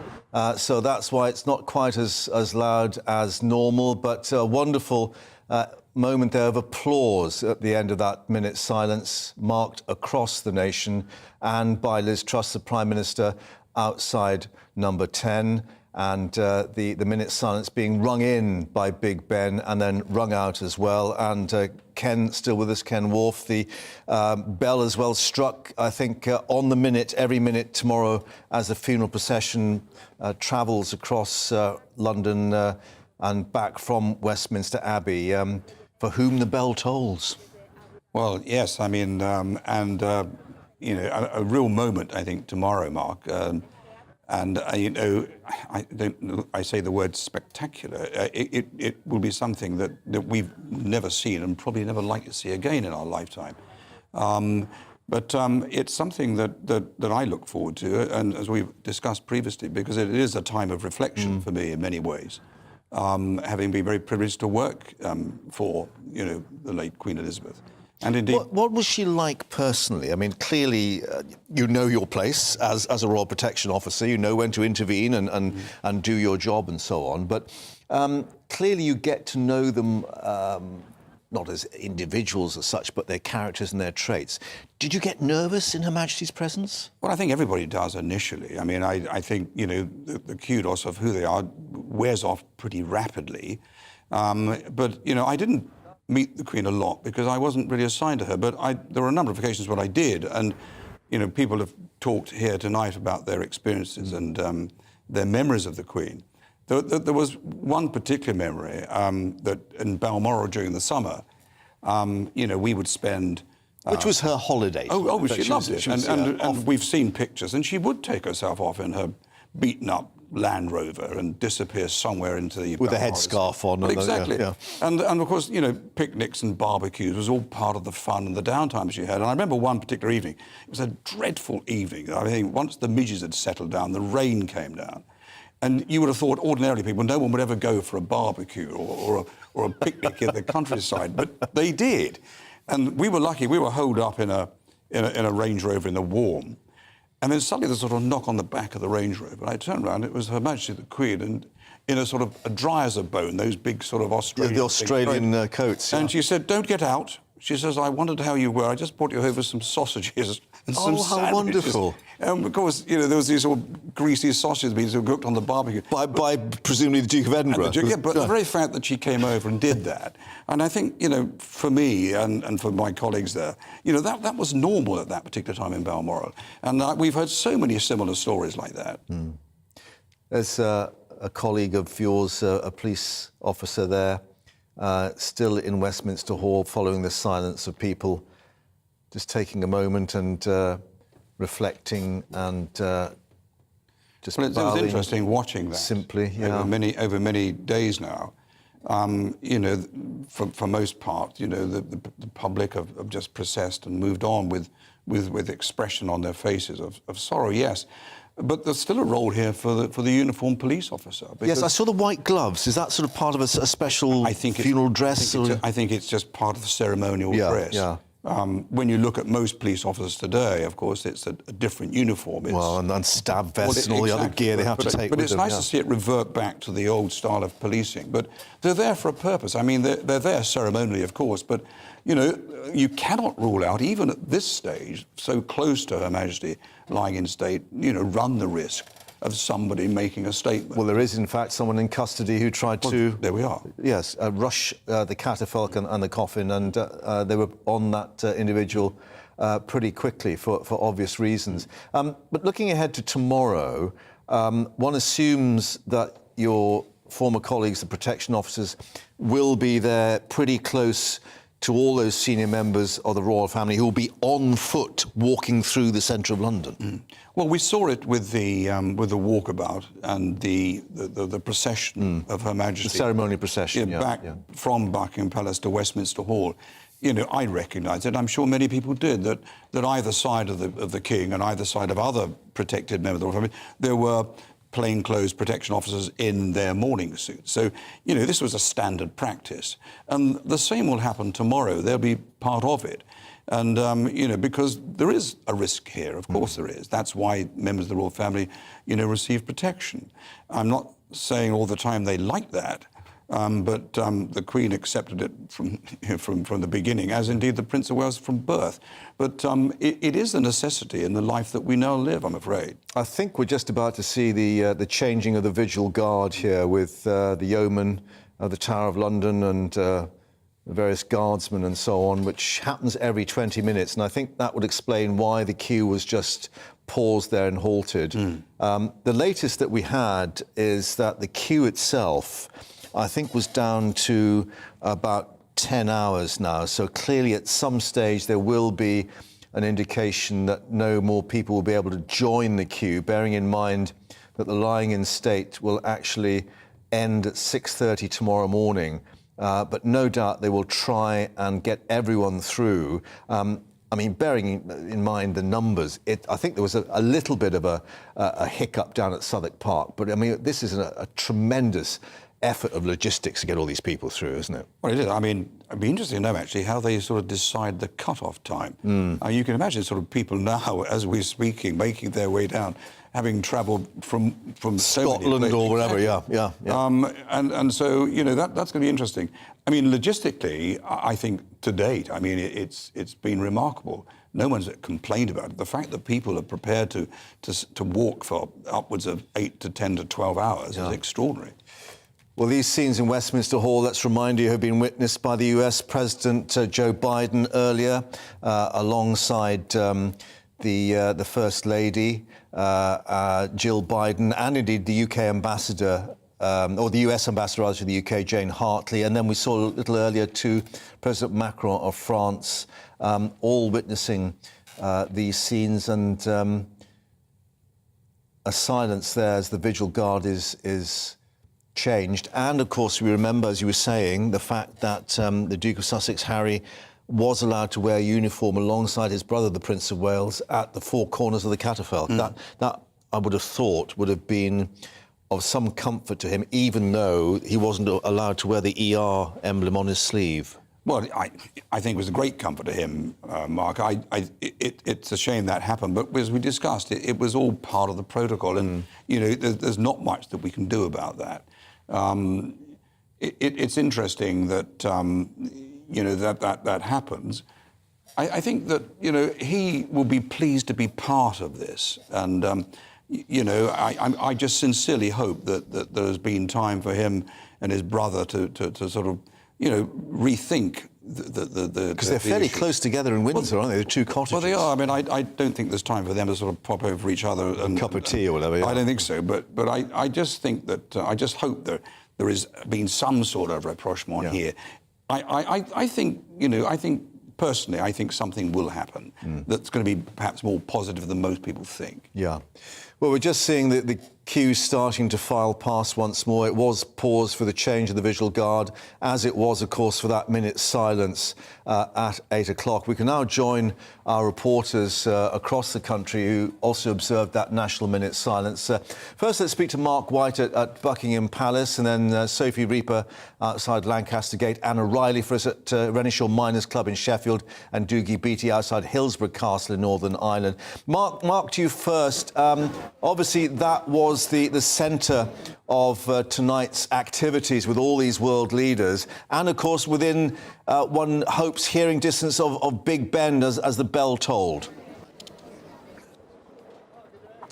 Yeah, certainly they would be able to get back to Clarence House and watch it on television, regardless of whether they were able to hear the bell tolling at Big Ben. But we wondered whether they might stay in Buckingham Palace after this reception, this state reception that the King had held. But they clearly decided in the 10 minutes or so they had left to get back to Clarence House. And it was very moving. You could see there outside the Palace of Westminster, here outside Buckingham Palace, everyone fell silent, and there was, as we heard, that ripple of applause outside Westminster, that same ripple of applause from about 100 or so people, not many here at this time of night because they've cordoned off this area to create a sterile zone for the VIPs who were around here for that reception earlier. So there was about 100 or so people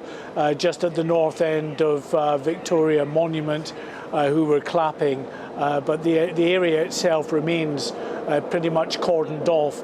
It will be a different scene tomorrow, of course, as we look towards that state funeral where this area will be absolutely thick with people all the way up the Mall, all the way down Whitehall, down to Parliament Square.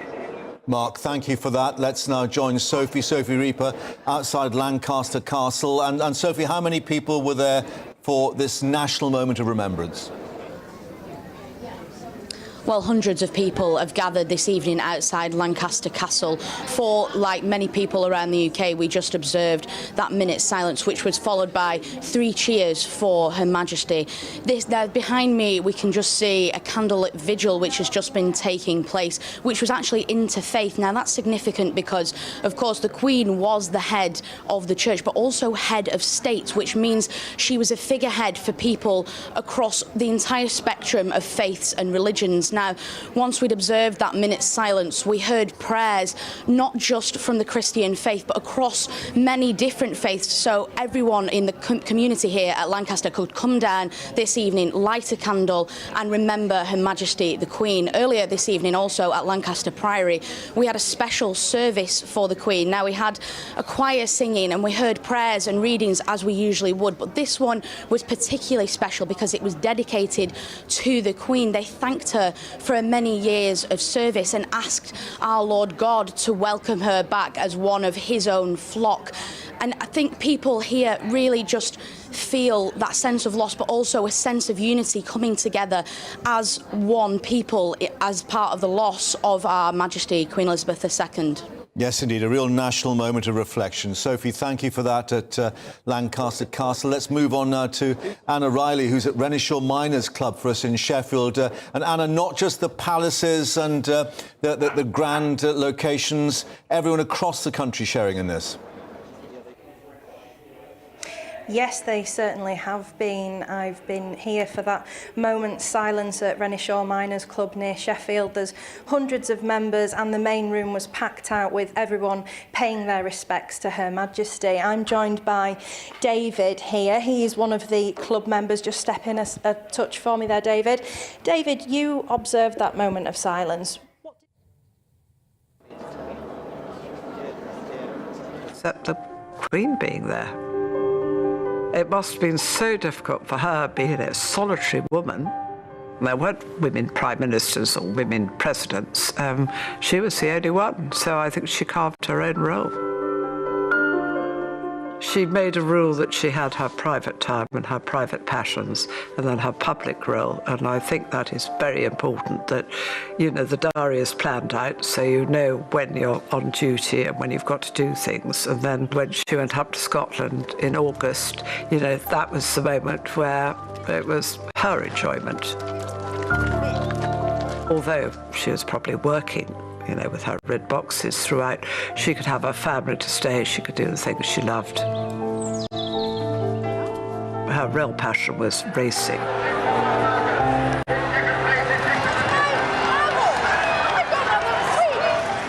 She was able to escape to Sandringham. She had the stud next door. She could go every day, see her foals, work out, you know, the next matings for the year. I think she always kept that as, you know, her private bit. You wouldn't dare question her or argue with her on how a horse had bred or how it ran, because you'd get a very steely, blue-eyed look back again.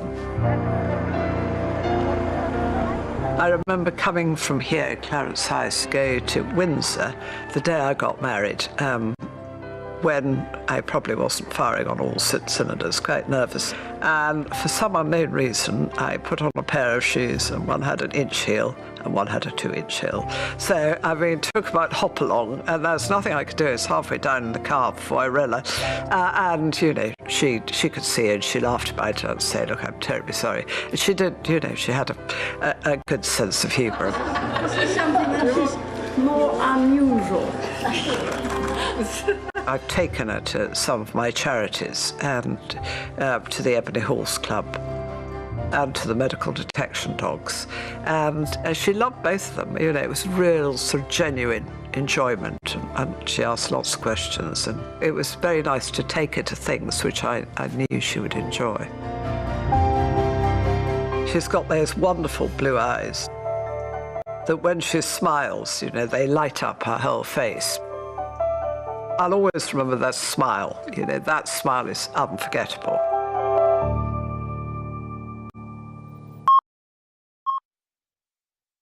Tribute from Camilla, Queen Consort, to the Queen, and apologies for interrupting Anna in Sheffield. We'll return to her in a moment, but let's just get the thoughts of Ken Wolfe, who's with us here in the studio, former Royal Protection Officer, and of course one reflects bodyguard then effectively to Princess Diana and the two princes.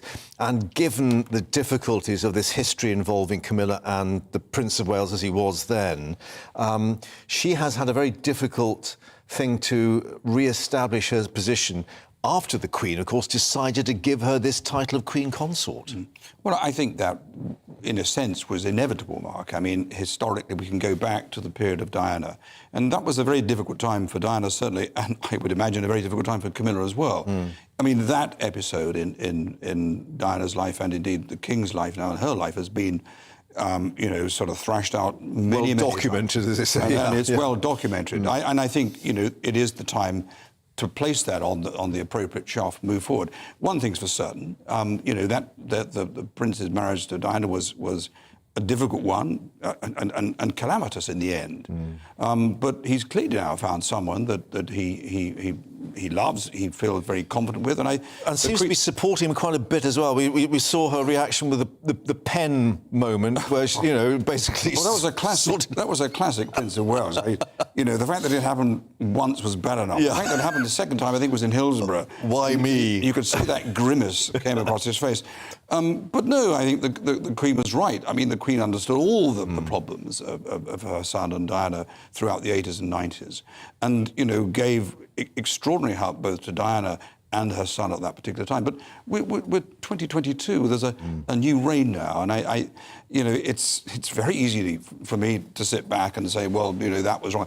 But no, I'm always one for moving forward on this. And I think you have to do that. And we've talked about, you know, what will the new king be like? What will King Charles be like? I think perhaps what will the new team be like? Because clearly that's what they are going to be. Well, they are. I mean, and Camilla's going to be part of that team. But as we discussed earlier, I think that there's going to be sort of... I think he would love to see the Princess Royal come, forward. I mean, in a way, although, she was always top of the league in terms of engagement. Well, yes, by quite a margin. Oh, absolutely. Yeah. That used to annoy every member of the royal family. They couldn't understand that. The helicopter in under Gatcombe Park pretty rapidly. Quickly, I mean, and that's well documented. Yeah. But I think that she will become part of. I mean, we have to look at we haven't mentioned the Duke of York, but his charities are still waiting for a patron. So the King has a lot to do with his staff to find a way of finding members of the royal family that can take these charities on, because charities, we were talking to Anna from WI, right. and obviously they've lost their patron. Who will replace that? Because they need this continuity. Well, they need the continuity, but most importantly, they need the financing that royals bring as their patron. Now, that's the crucial part about it. Yeah. And I think that's another role that the King now has to think about. Yeah.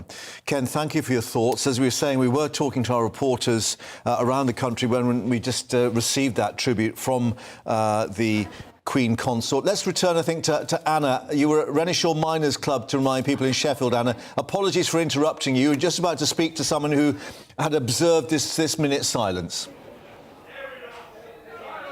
Not at all. Yes, I'm joined here by David Pears. He's one of the club members here. David, what did that moment of silence mean to you, and what did the Queen mean to you? Well, the Queen means everything, but first of all, I'd like to say God bless the Queen, long live the King. The Queen has been a role model and a staunch, backbone of England for so many years, which will never be surpassed.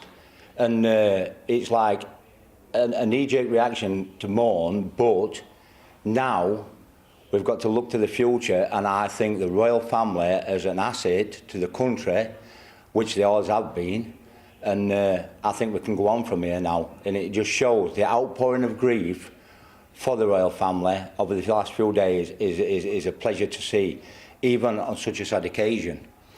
And we've had that moment of silence this evening. Tomorrow, the funeral. How will you be marking that? I know they're showing it here in the club. Well, all the lads from the Sunday clubs coming down, we're all going to dress in black, and we're going to honour the Queen, which is rightfully so, because she's done so much for the country.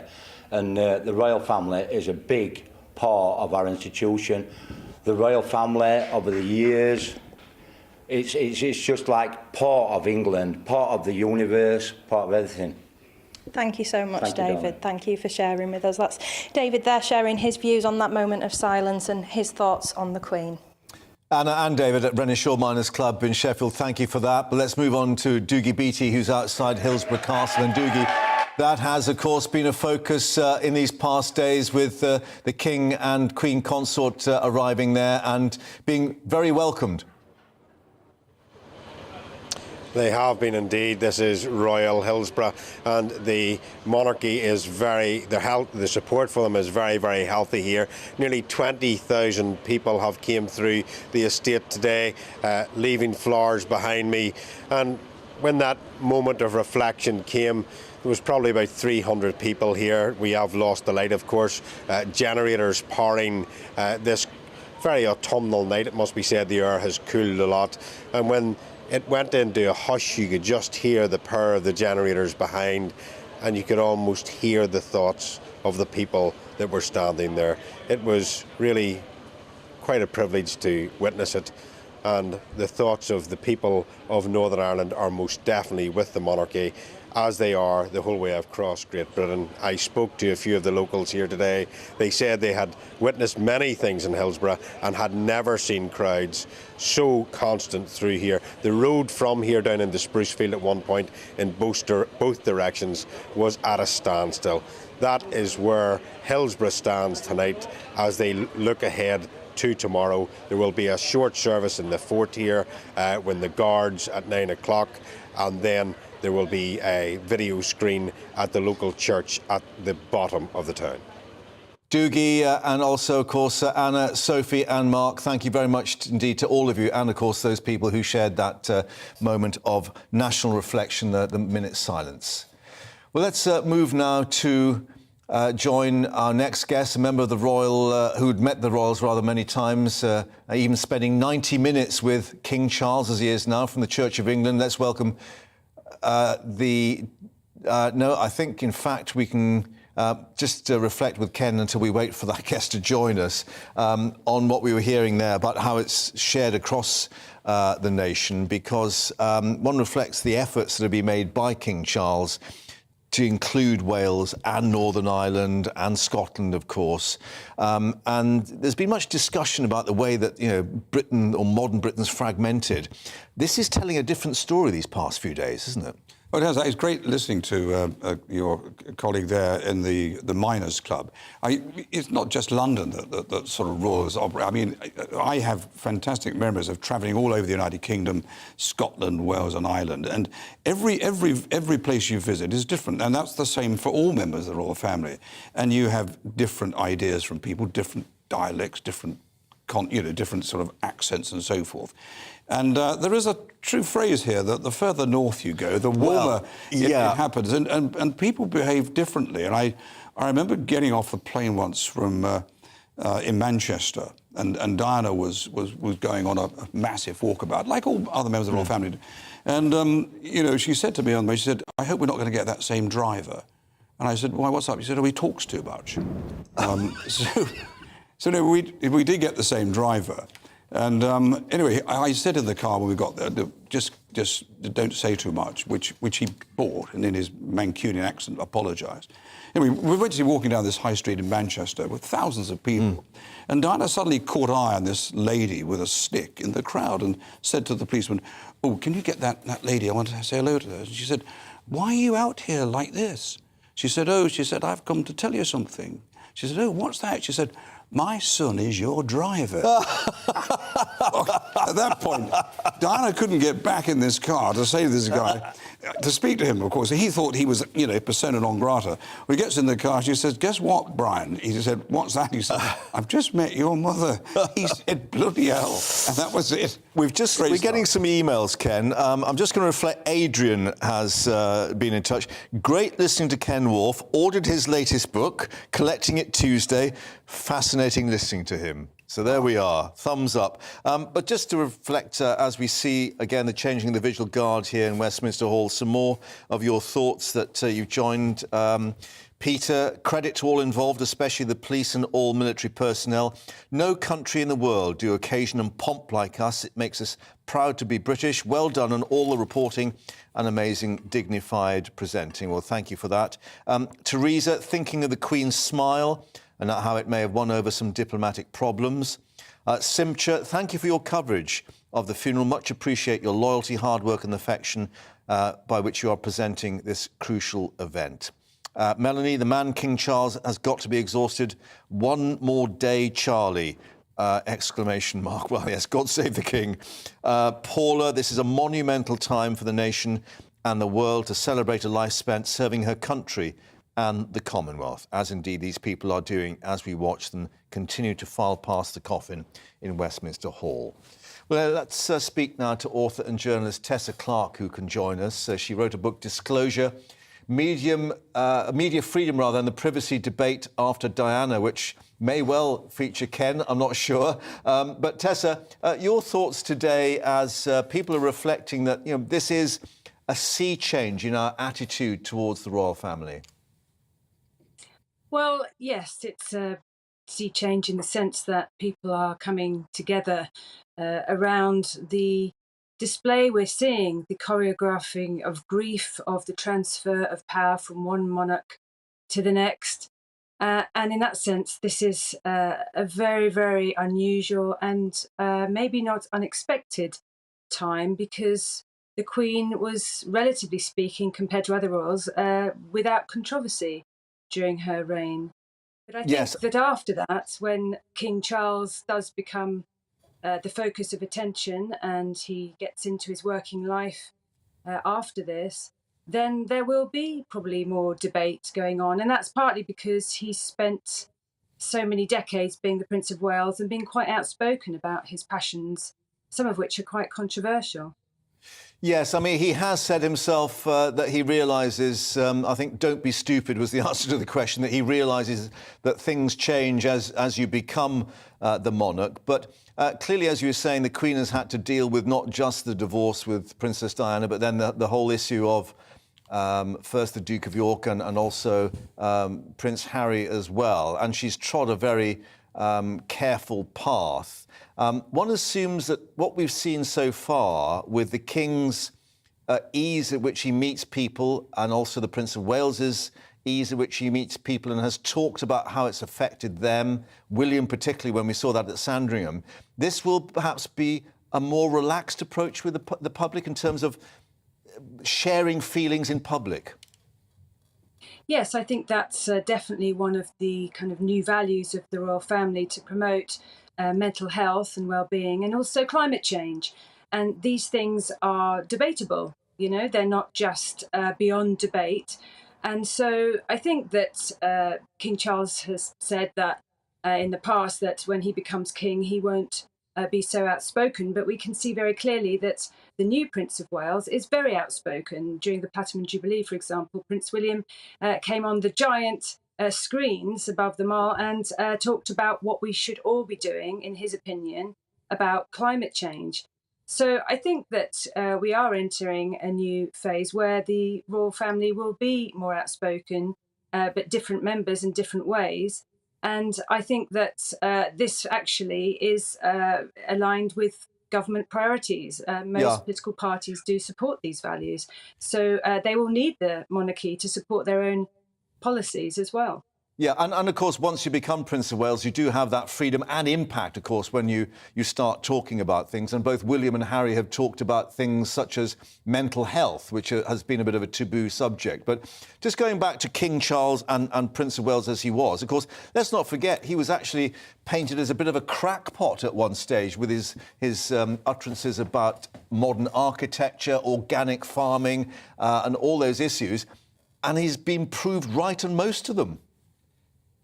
Well, yes, I mean, obviously society and politics have certain ideas that come to the fore at different times. And, you know, those ideas have been swelling up over the decades anyway, not just by the royal family, but within society itself. And some of these values are, you know, debatable. They are controversial. Not everyone agrees, but there is obviously a strong body of opinion, and the main political parties do agree on some of these basic values. So I think, you know, there are some people calling for King Charles to be more outspoken rather than be above politics, which is quite interesting, you know, calling for the king to be, in a way, politicised as a good thing. Yeah, we do understand that he wasn't best pleased with the idea on people being flown out to Rwanda in terms of the migration issue. Well, I mean, one does perhaps expect some maybe forthright views to be exchanged at those meetings with the new Prime Minister, Liz Truss? Well, you know, the Queen herself did, in what she wore or certain gestures, did indicate potentially certain sort of views, albeit in a subtle form. But we're yet to see. I mean, I think that it's Prince William, the new Prince of Wales, that we have to keep an eye on, because he will be more outspoken than ever before, has already been, and seems to be following in his father's footsteps in terms of the passions he shares with his own father. Yeah. Tessa, thank you very much indeed for sharing your thoughts with us tonight. Thank you for your time as we continue to see people moving through Westminster Hall there to pay their respects. Let's just reflect on some news that we haven't actually seen as yet. We may try and get these pictures to you, and that is that another rainbow has been spotted over the night sky at Westminster. And remember, of course, when the Queen's death was announced, we saw those rainbows over Windsor Castle and elsewhere. Let's actually now speak to someone who may help us to understand that. It's the Dean of Blackburn, Peter Howell-Jones, joining us. Thank you very much indeed to take the time to speak to us, Dean. And one reflects, and I think we've discussed this with others before, this goes back to the Bible, I think in the Old Testament, when the rainbow appears after the flood with Noah as God's covenant with man. It's got some resonance. It certainly does. It was a moment where God had sort of cast his judgment on those who had sort of erred and strayed, and he seemed to regret that. And as a consequence, the rainbow was a symbol of that covenant between him and the human race going forward, that never again would something so drastic as that would happen. So yes, it's a covenant moment. It's significant in Scripture.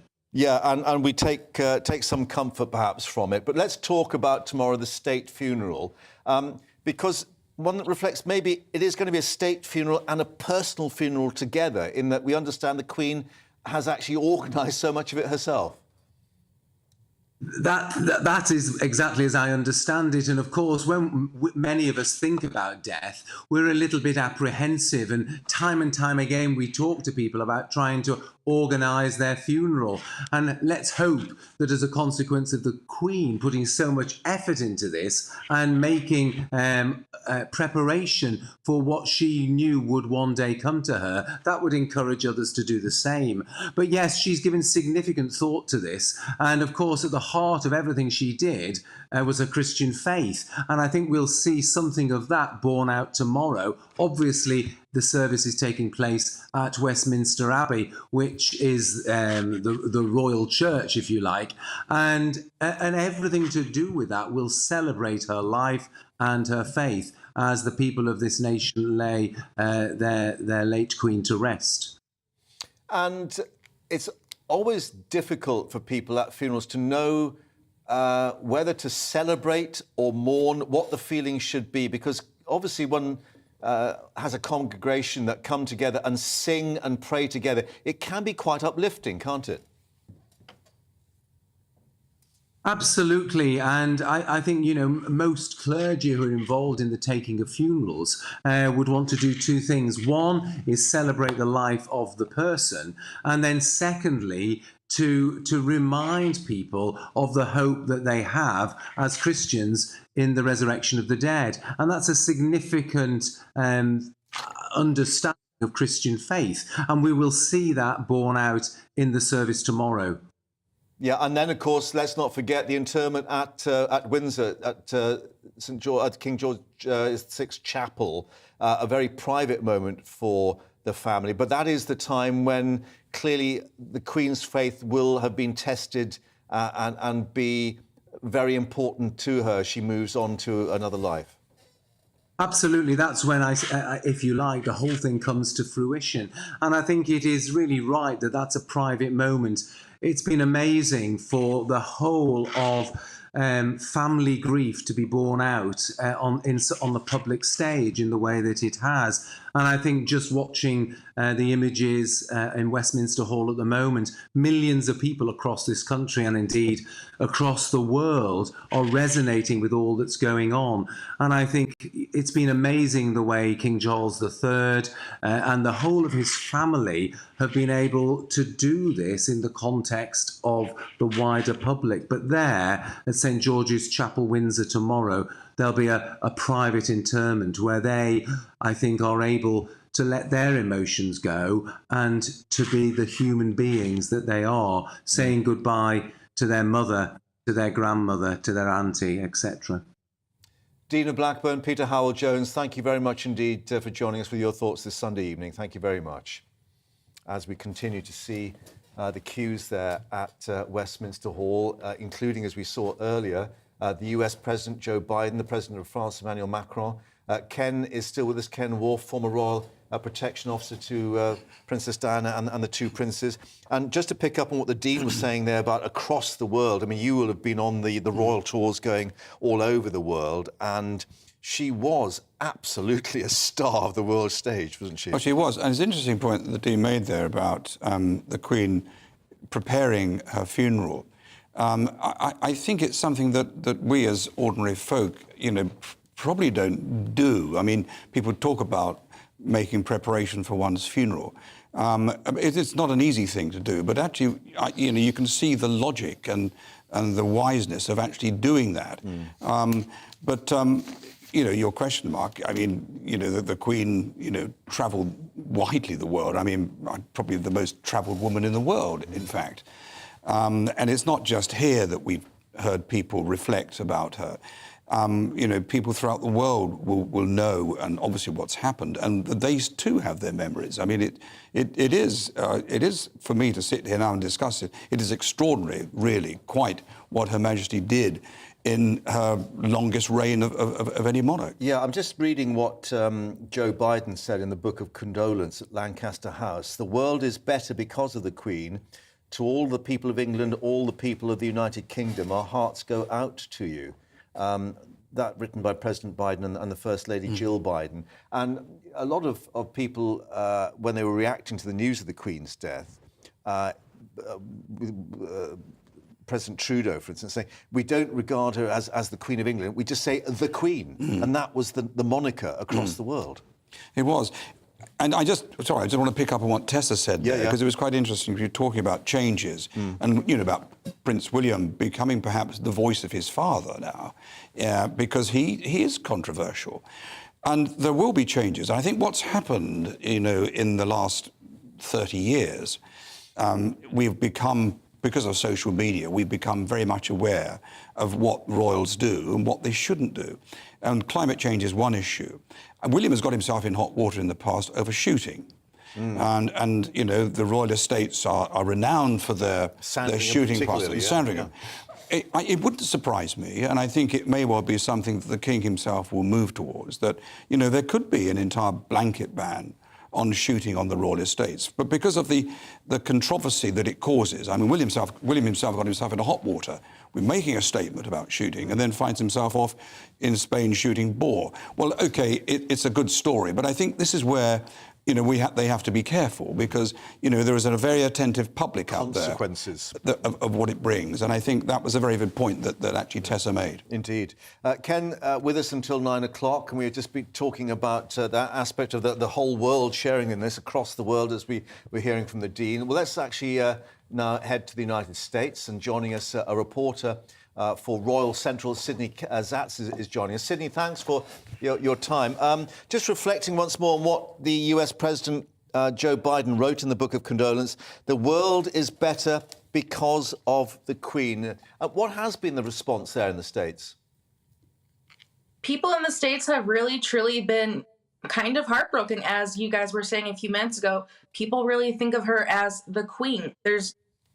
Sure, there's other royal families, but no one really resonates with them as much as they do the British royal family. And I think this is really opening the world's eyes, and especially Americans' eyes, to how much the Queen means to the nation, the United Kingdom, and across the world. I think there's a lot of confusion about, oh, she's passed on and now King Charles, he's king, that's it. But really, there's so much more to this. And I think back when the Queen was coronated, sure, there were newspapers and some TVs, but the press is nothing like we have now. And I think the world is really taking this as a big piece of history and a learning lesson. Yeah, I mean, some discussion about the approach the New York Times has taken, for instance. But, I mean, will this add to the special relationship? Because clearly there were questions about what the relationship will be between Liz Truss, our new Prime Minister, and President Joe Biden. But this maybe will actually cement those relations, the hands across the water, as they've been described.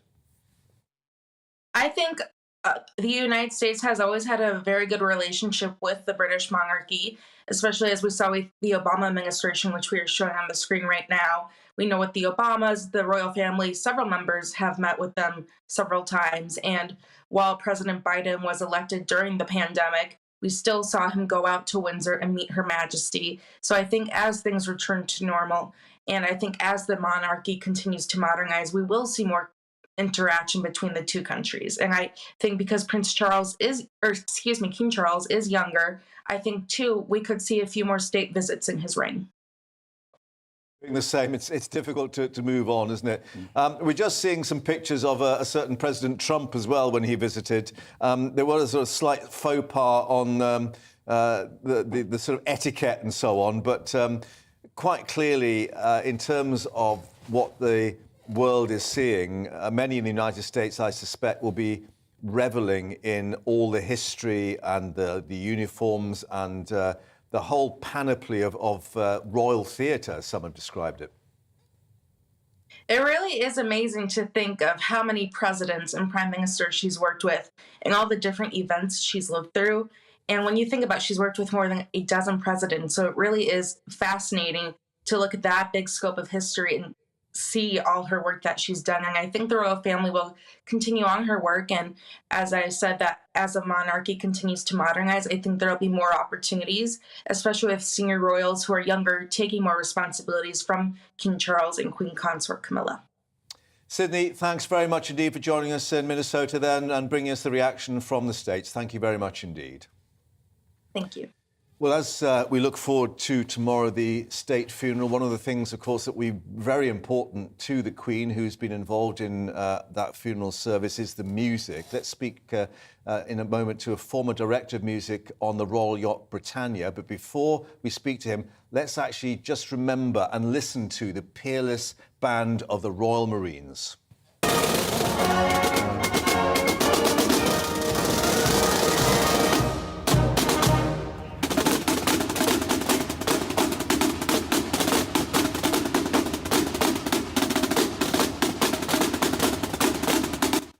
I think that's what they call precision drumming.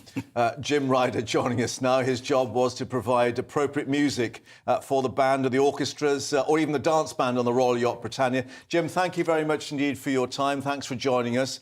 And we are expecting indeed those musicians of the Royal Marines to be at the forefront again tomorrow in the funeral procession. Yes, indeed, and I'm sure they will do a magnificent job. I've enjoyed watching them during the week, and I thank you for giving me this opportunity, which I'm taking as my own personal tribute to our wonderful Queen.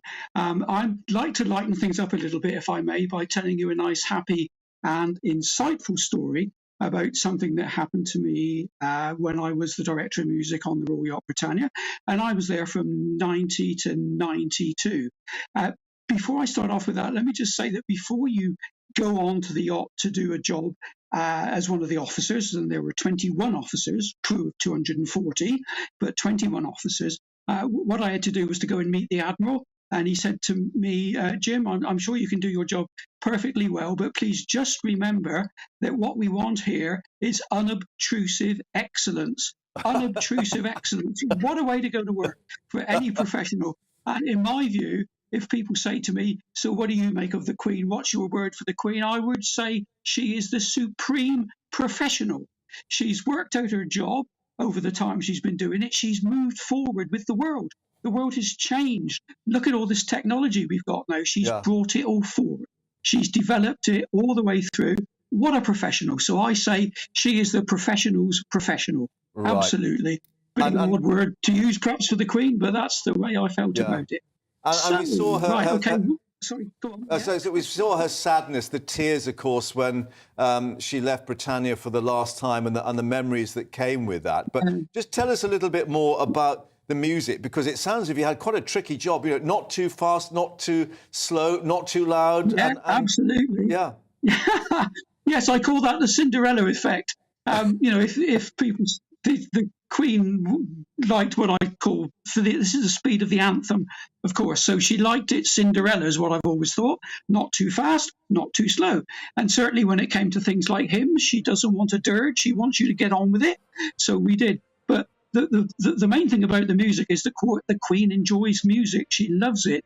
And for the military bands, because of the pulse and the strength and the beat, things like the Royal Tournament, she loved to come to there, and I had the great pleasure and privilege of conducting the Royal Marines mass bands at the Royal Tournament and things like that. Fine. Yeah, sorry, question? I was going to say, yeah, you had a bit of a challenge, I think, bowled to you at one stage, though, when you had to find out the Maltese entry of the Eurovision Song Contest in 1992 and learn that. Is that right?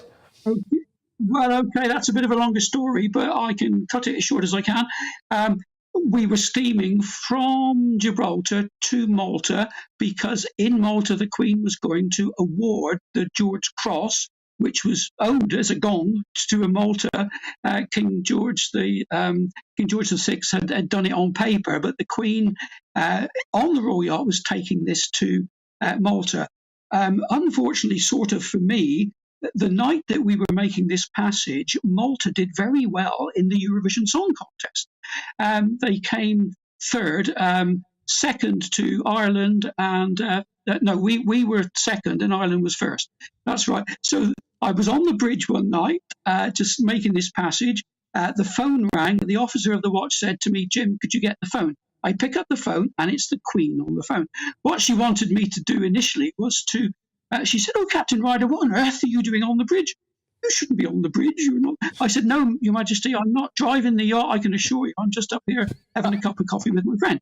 And she said, "Could you ask them to reduce the revolution slightly?"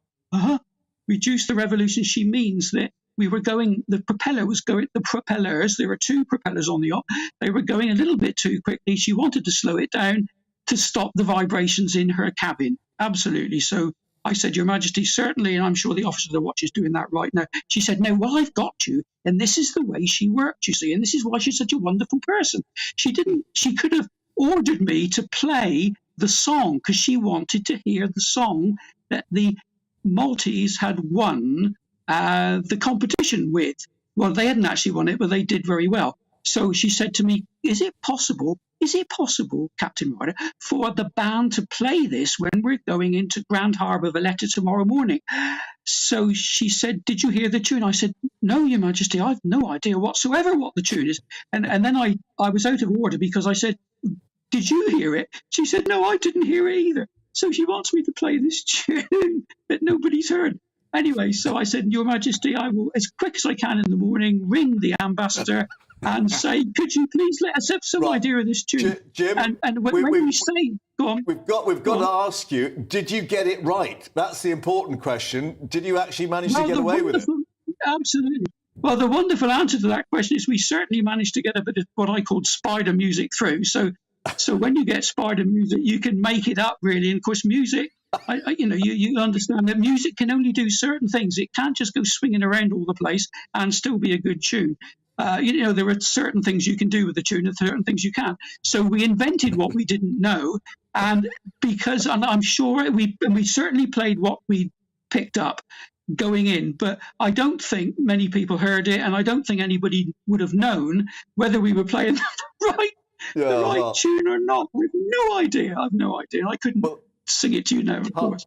Anyway, I think is the phrase, and not only that, obviously, getting the ship to the correct, or the yacht, I should say, to the correct revolutions, which is just as important. Jim, thank you very much indeed for your time there in Honiton and bringing us some wonderful memories. And of course, we hope you enjoy the music tomorrow with that band of the Royal Marines that will be in the funeral procession. Wonderful story, thank you. And Ken is with me in the studio, who's having a right old giggle at those memories. That really brings it alive, doesn't it? Well, it's great seeing him there because, he was the yachty, they called it. Sadly, I never did one trip on the Royal Yacht. That was in Lagos, in Nigeria. Yeah. But what I came to understand and appreciate was the camaraderie of the yacht, the yachties themselves. Yeah. And he has some amazing stories. We've only just heard part of his story, I guess. I've spoken to chefs that there will have this sort of band of anecdotes that's so entertaining. But what a character. Just to go back to what I was asking the Dean a little earlier, what will you be doing tomorrow? Will you be mourning the Queen, or will you be celebrating her life and that, of course, now of our new monarch, King Charles? Well, listening to what the Dean was saying, I suppose subconsciously I've been mourning all week about it because it's a process of thinking, of reflection, of remembering, which I've done. And, but that's been an ongoing thing for me for years, ever since I left Royalty Protection. But, made more poignant because of the Queen's passing last week. But, I will be, I'm working, but I will be thinking and looking at the procession tomorrow. And it really is the final journey now from Westminster Abbey in that procession being pulled by the ratings of the Royal Navy, right through central London, the Mall, Constitution Hill, and then the changeover at Hyde Park Corner. I think it's going to be poignant for many, many people. And so, I will be remembering that and thinking of all the fun times I had. And as you were saying, the fact that you were there in 1965 for that last state funeral as a young police cadet as well, and I'm no doubt thinking about all the years that have passed in between. Well, all the things that have passed in between, and interesting enough thinking and listening to the Churchill's biographer there earlier on, you know, there's a wonderful story about Churchill's bodyguard, a man called Walter Thompson. Yes, yes. Which is a fantastic story. And, you know, again, politicians, you know, in receipt of protection, you know, their protection officers will have equal stories and anecdotes. And so it's quite an interesting mix of royalty and politicians. And I was part of Protection Department when we used to work closely with then Special Branch, which of course no longer exists. But I think it's the time for all of us that have had the privilege of working with Her Majesty and people that still now work within royalty will think about that and the generosity generally of the royal family, not only to us but to everybody. And I think, you know, I will be thinking in that way, Mark. Yeah. And trying to find out what the Maltese entry to the 1992 Eurovision Song Contest. Well, can you tell me what it is? I did. But indeed, thank you very much, Ken, for being with us and bringing us your thoughts and memories as we continue to see the scenes here in Westminster Hall. People are still going past the coffin and the catafalque. Earlier we were being told that the queue was down from some 14 to 10 hours, but obviously at one stage there will have to be an official closure to the end of that queue, bearing in mind that the lying in state period ends at 6:30 tomorrow morning. But we have seen tonight the US President Joe Biden and also French President Emmanuel Macron on that dais above the catafalque, paying their own personal tribute to the Queen and an act of remembrance. And indeed, in the Book of Condolence in Lancaster House, President Biden saying the world is a better place because of the Queen. To all the people of England, all the people of the United Kingdom, our hearts go out to you. And that was President Biden with the First Lady Jill Biden and the US Ambassador to the UK. That was the scene earlier, the President crossing himself there, and a moment of reflection by many other world leaders and indeed members of the public as they continue to file past in silence, and the vigil guard there still standing station by the catafalque. Well, thank you for both watching and listening to GB News this evening. Thank you to all our guests, including especially Ken, for being with us. But we'll end with some memories of Queen Elizabeth II. Good night, and thank you for watching.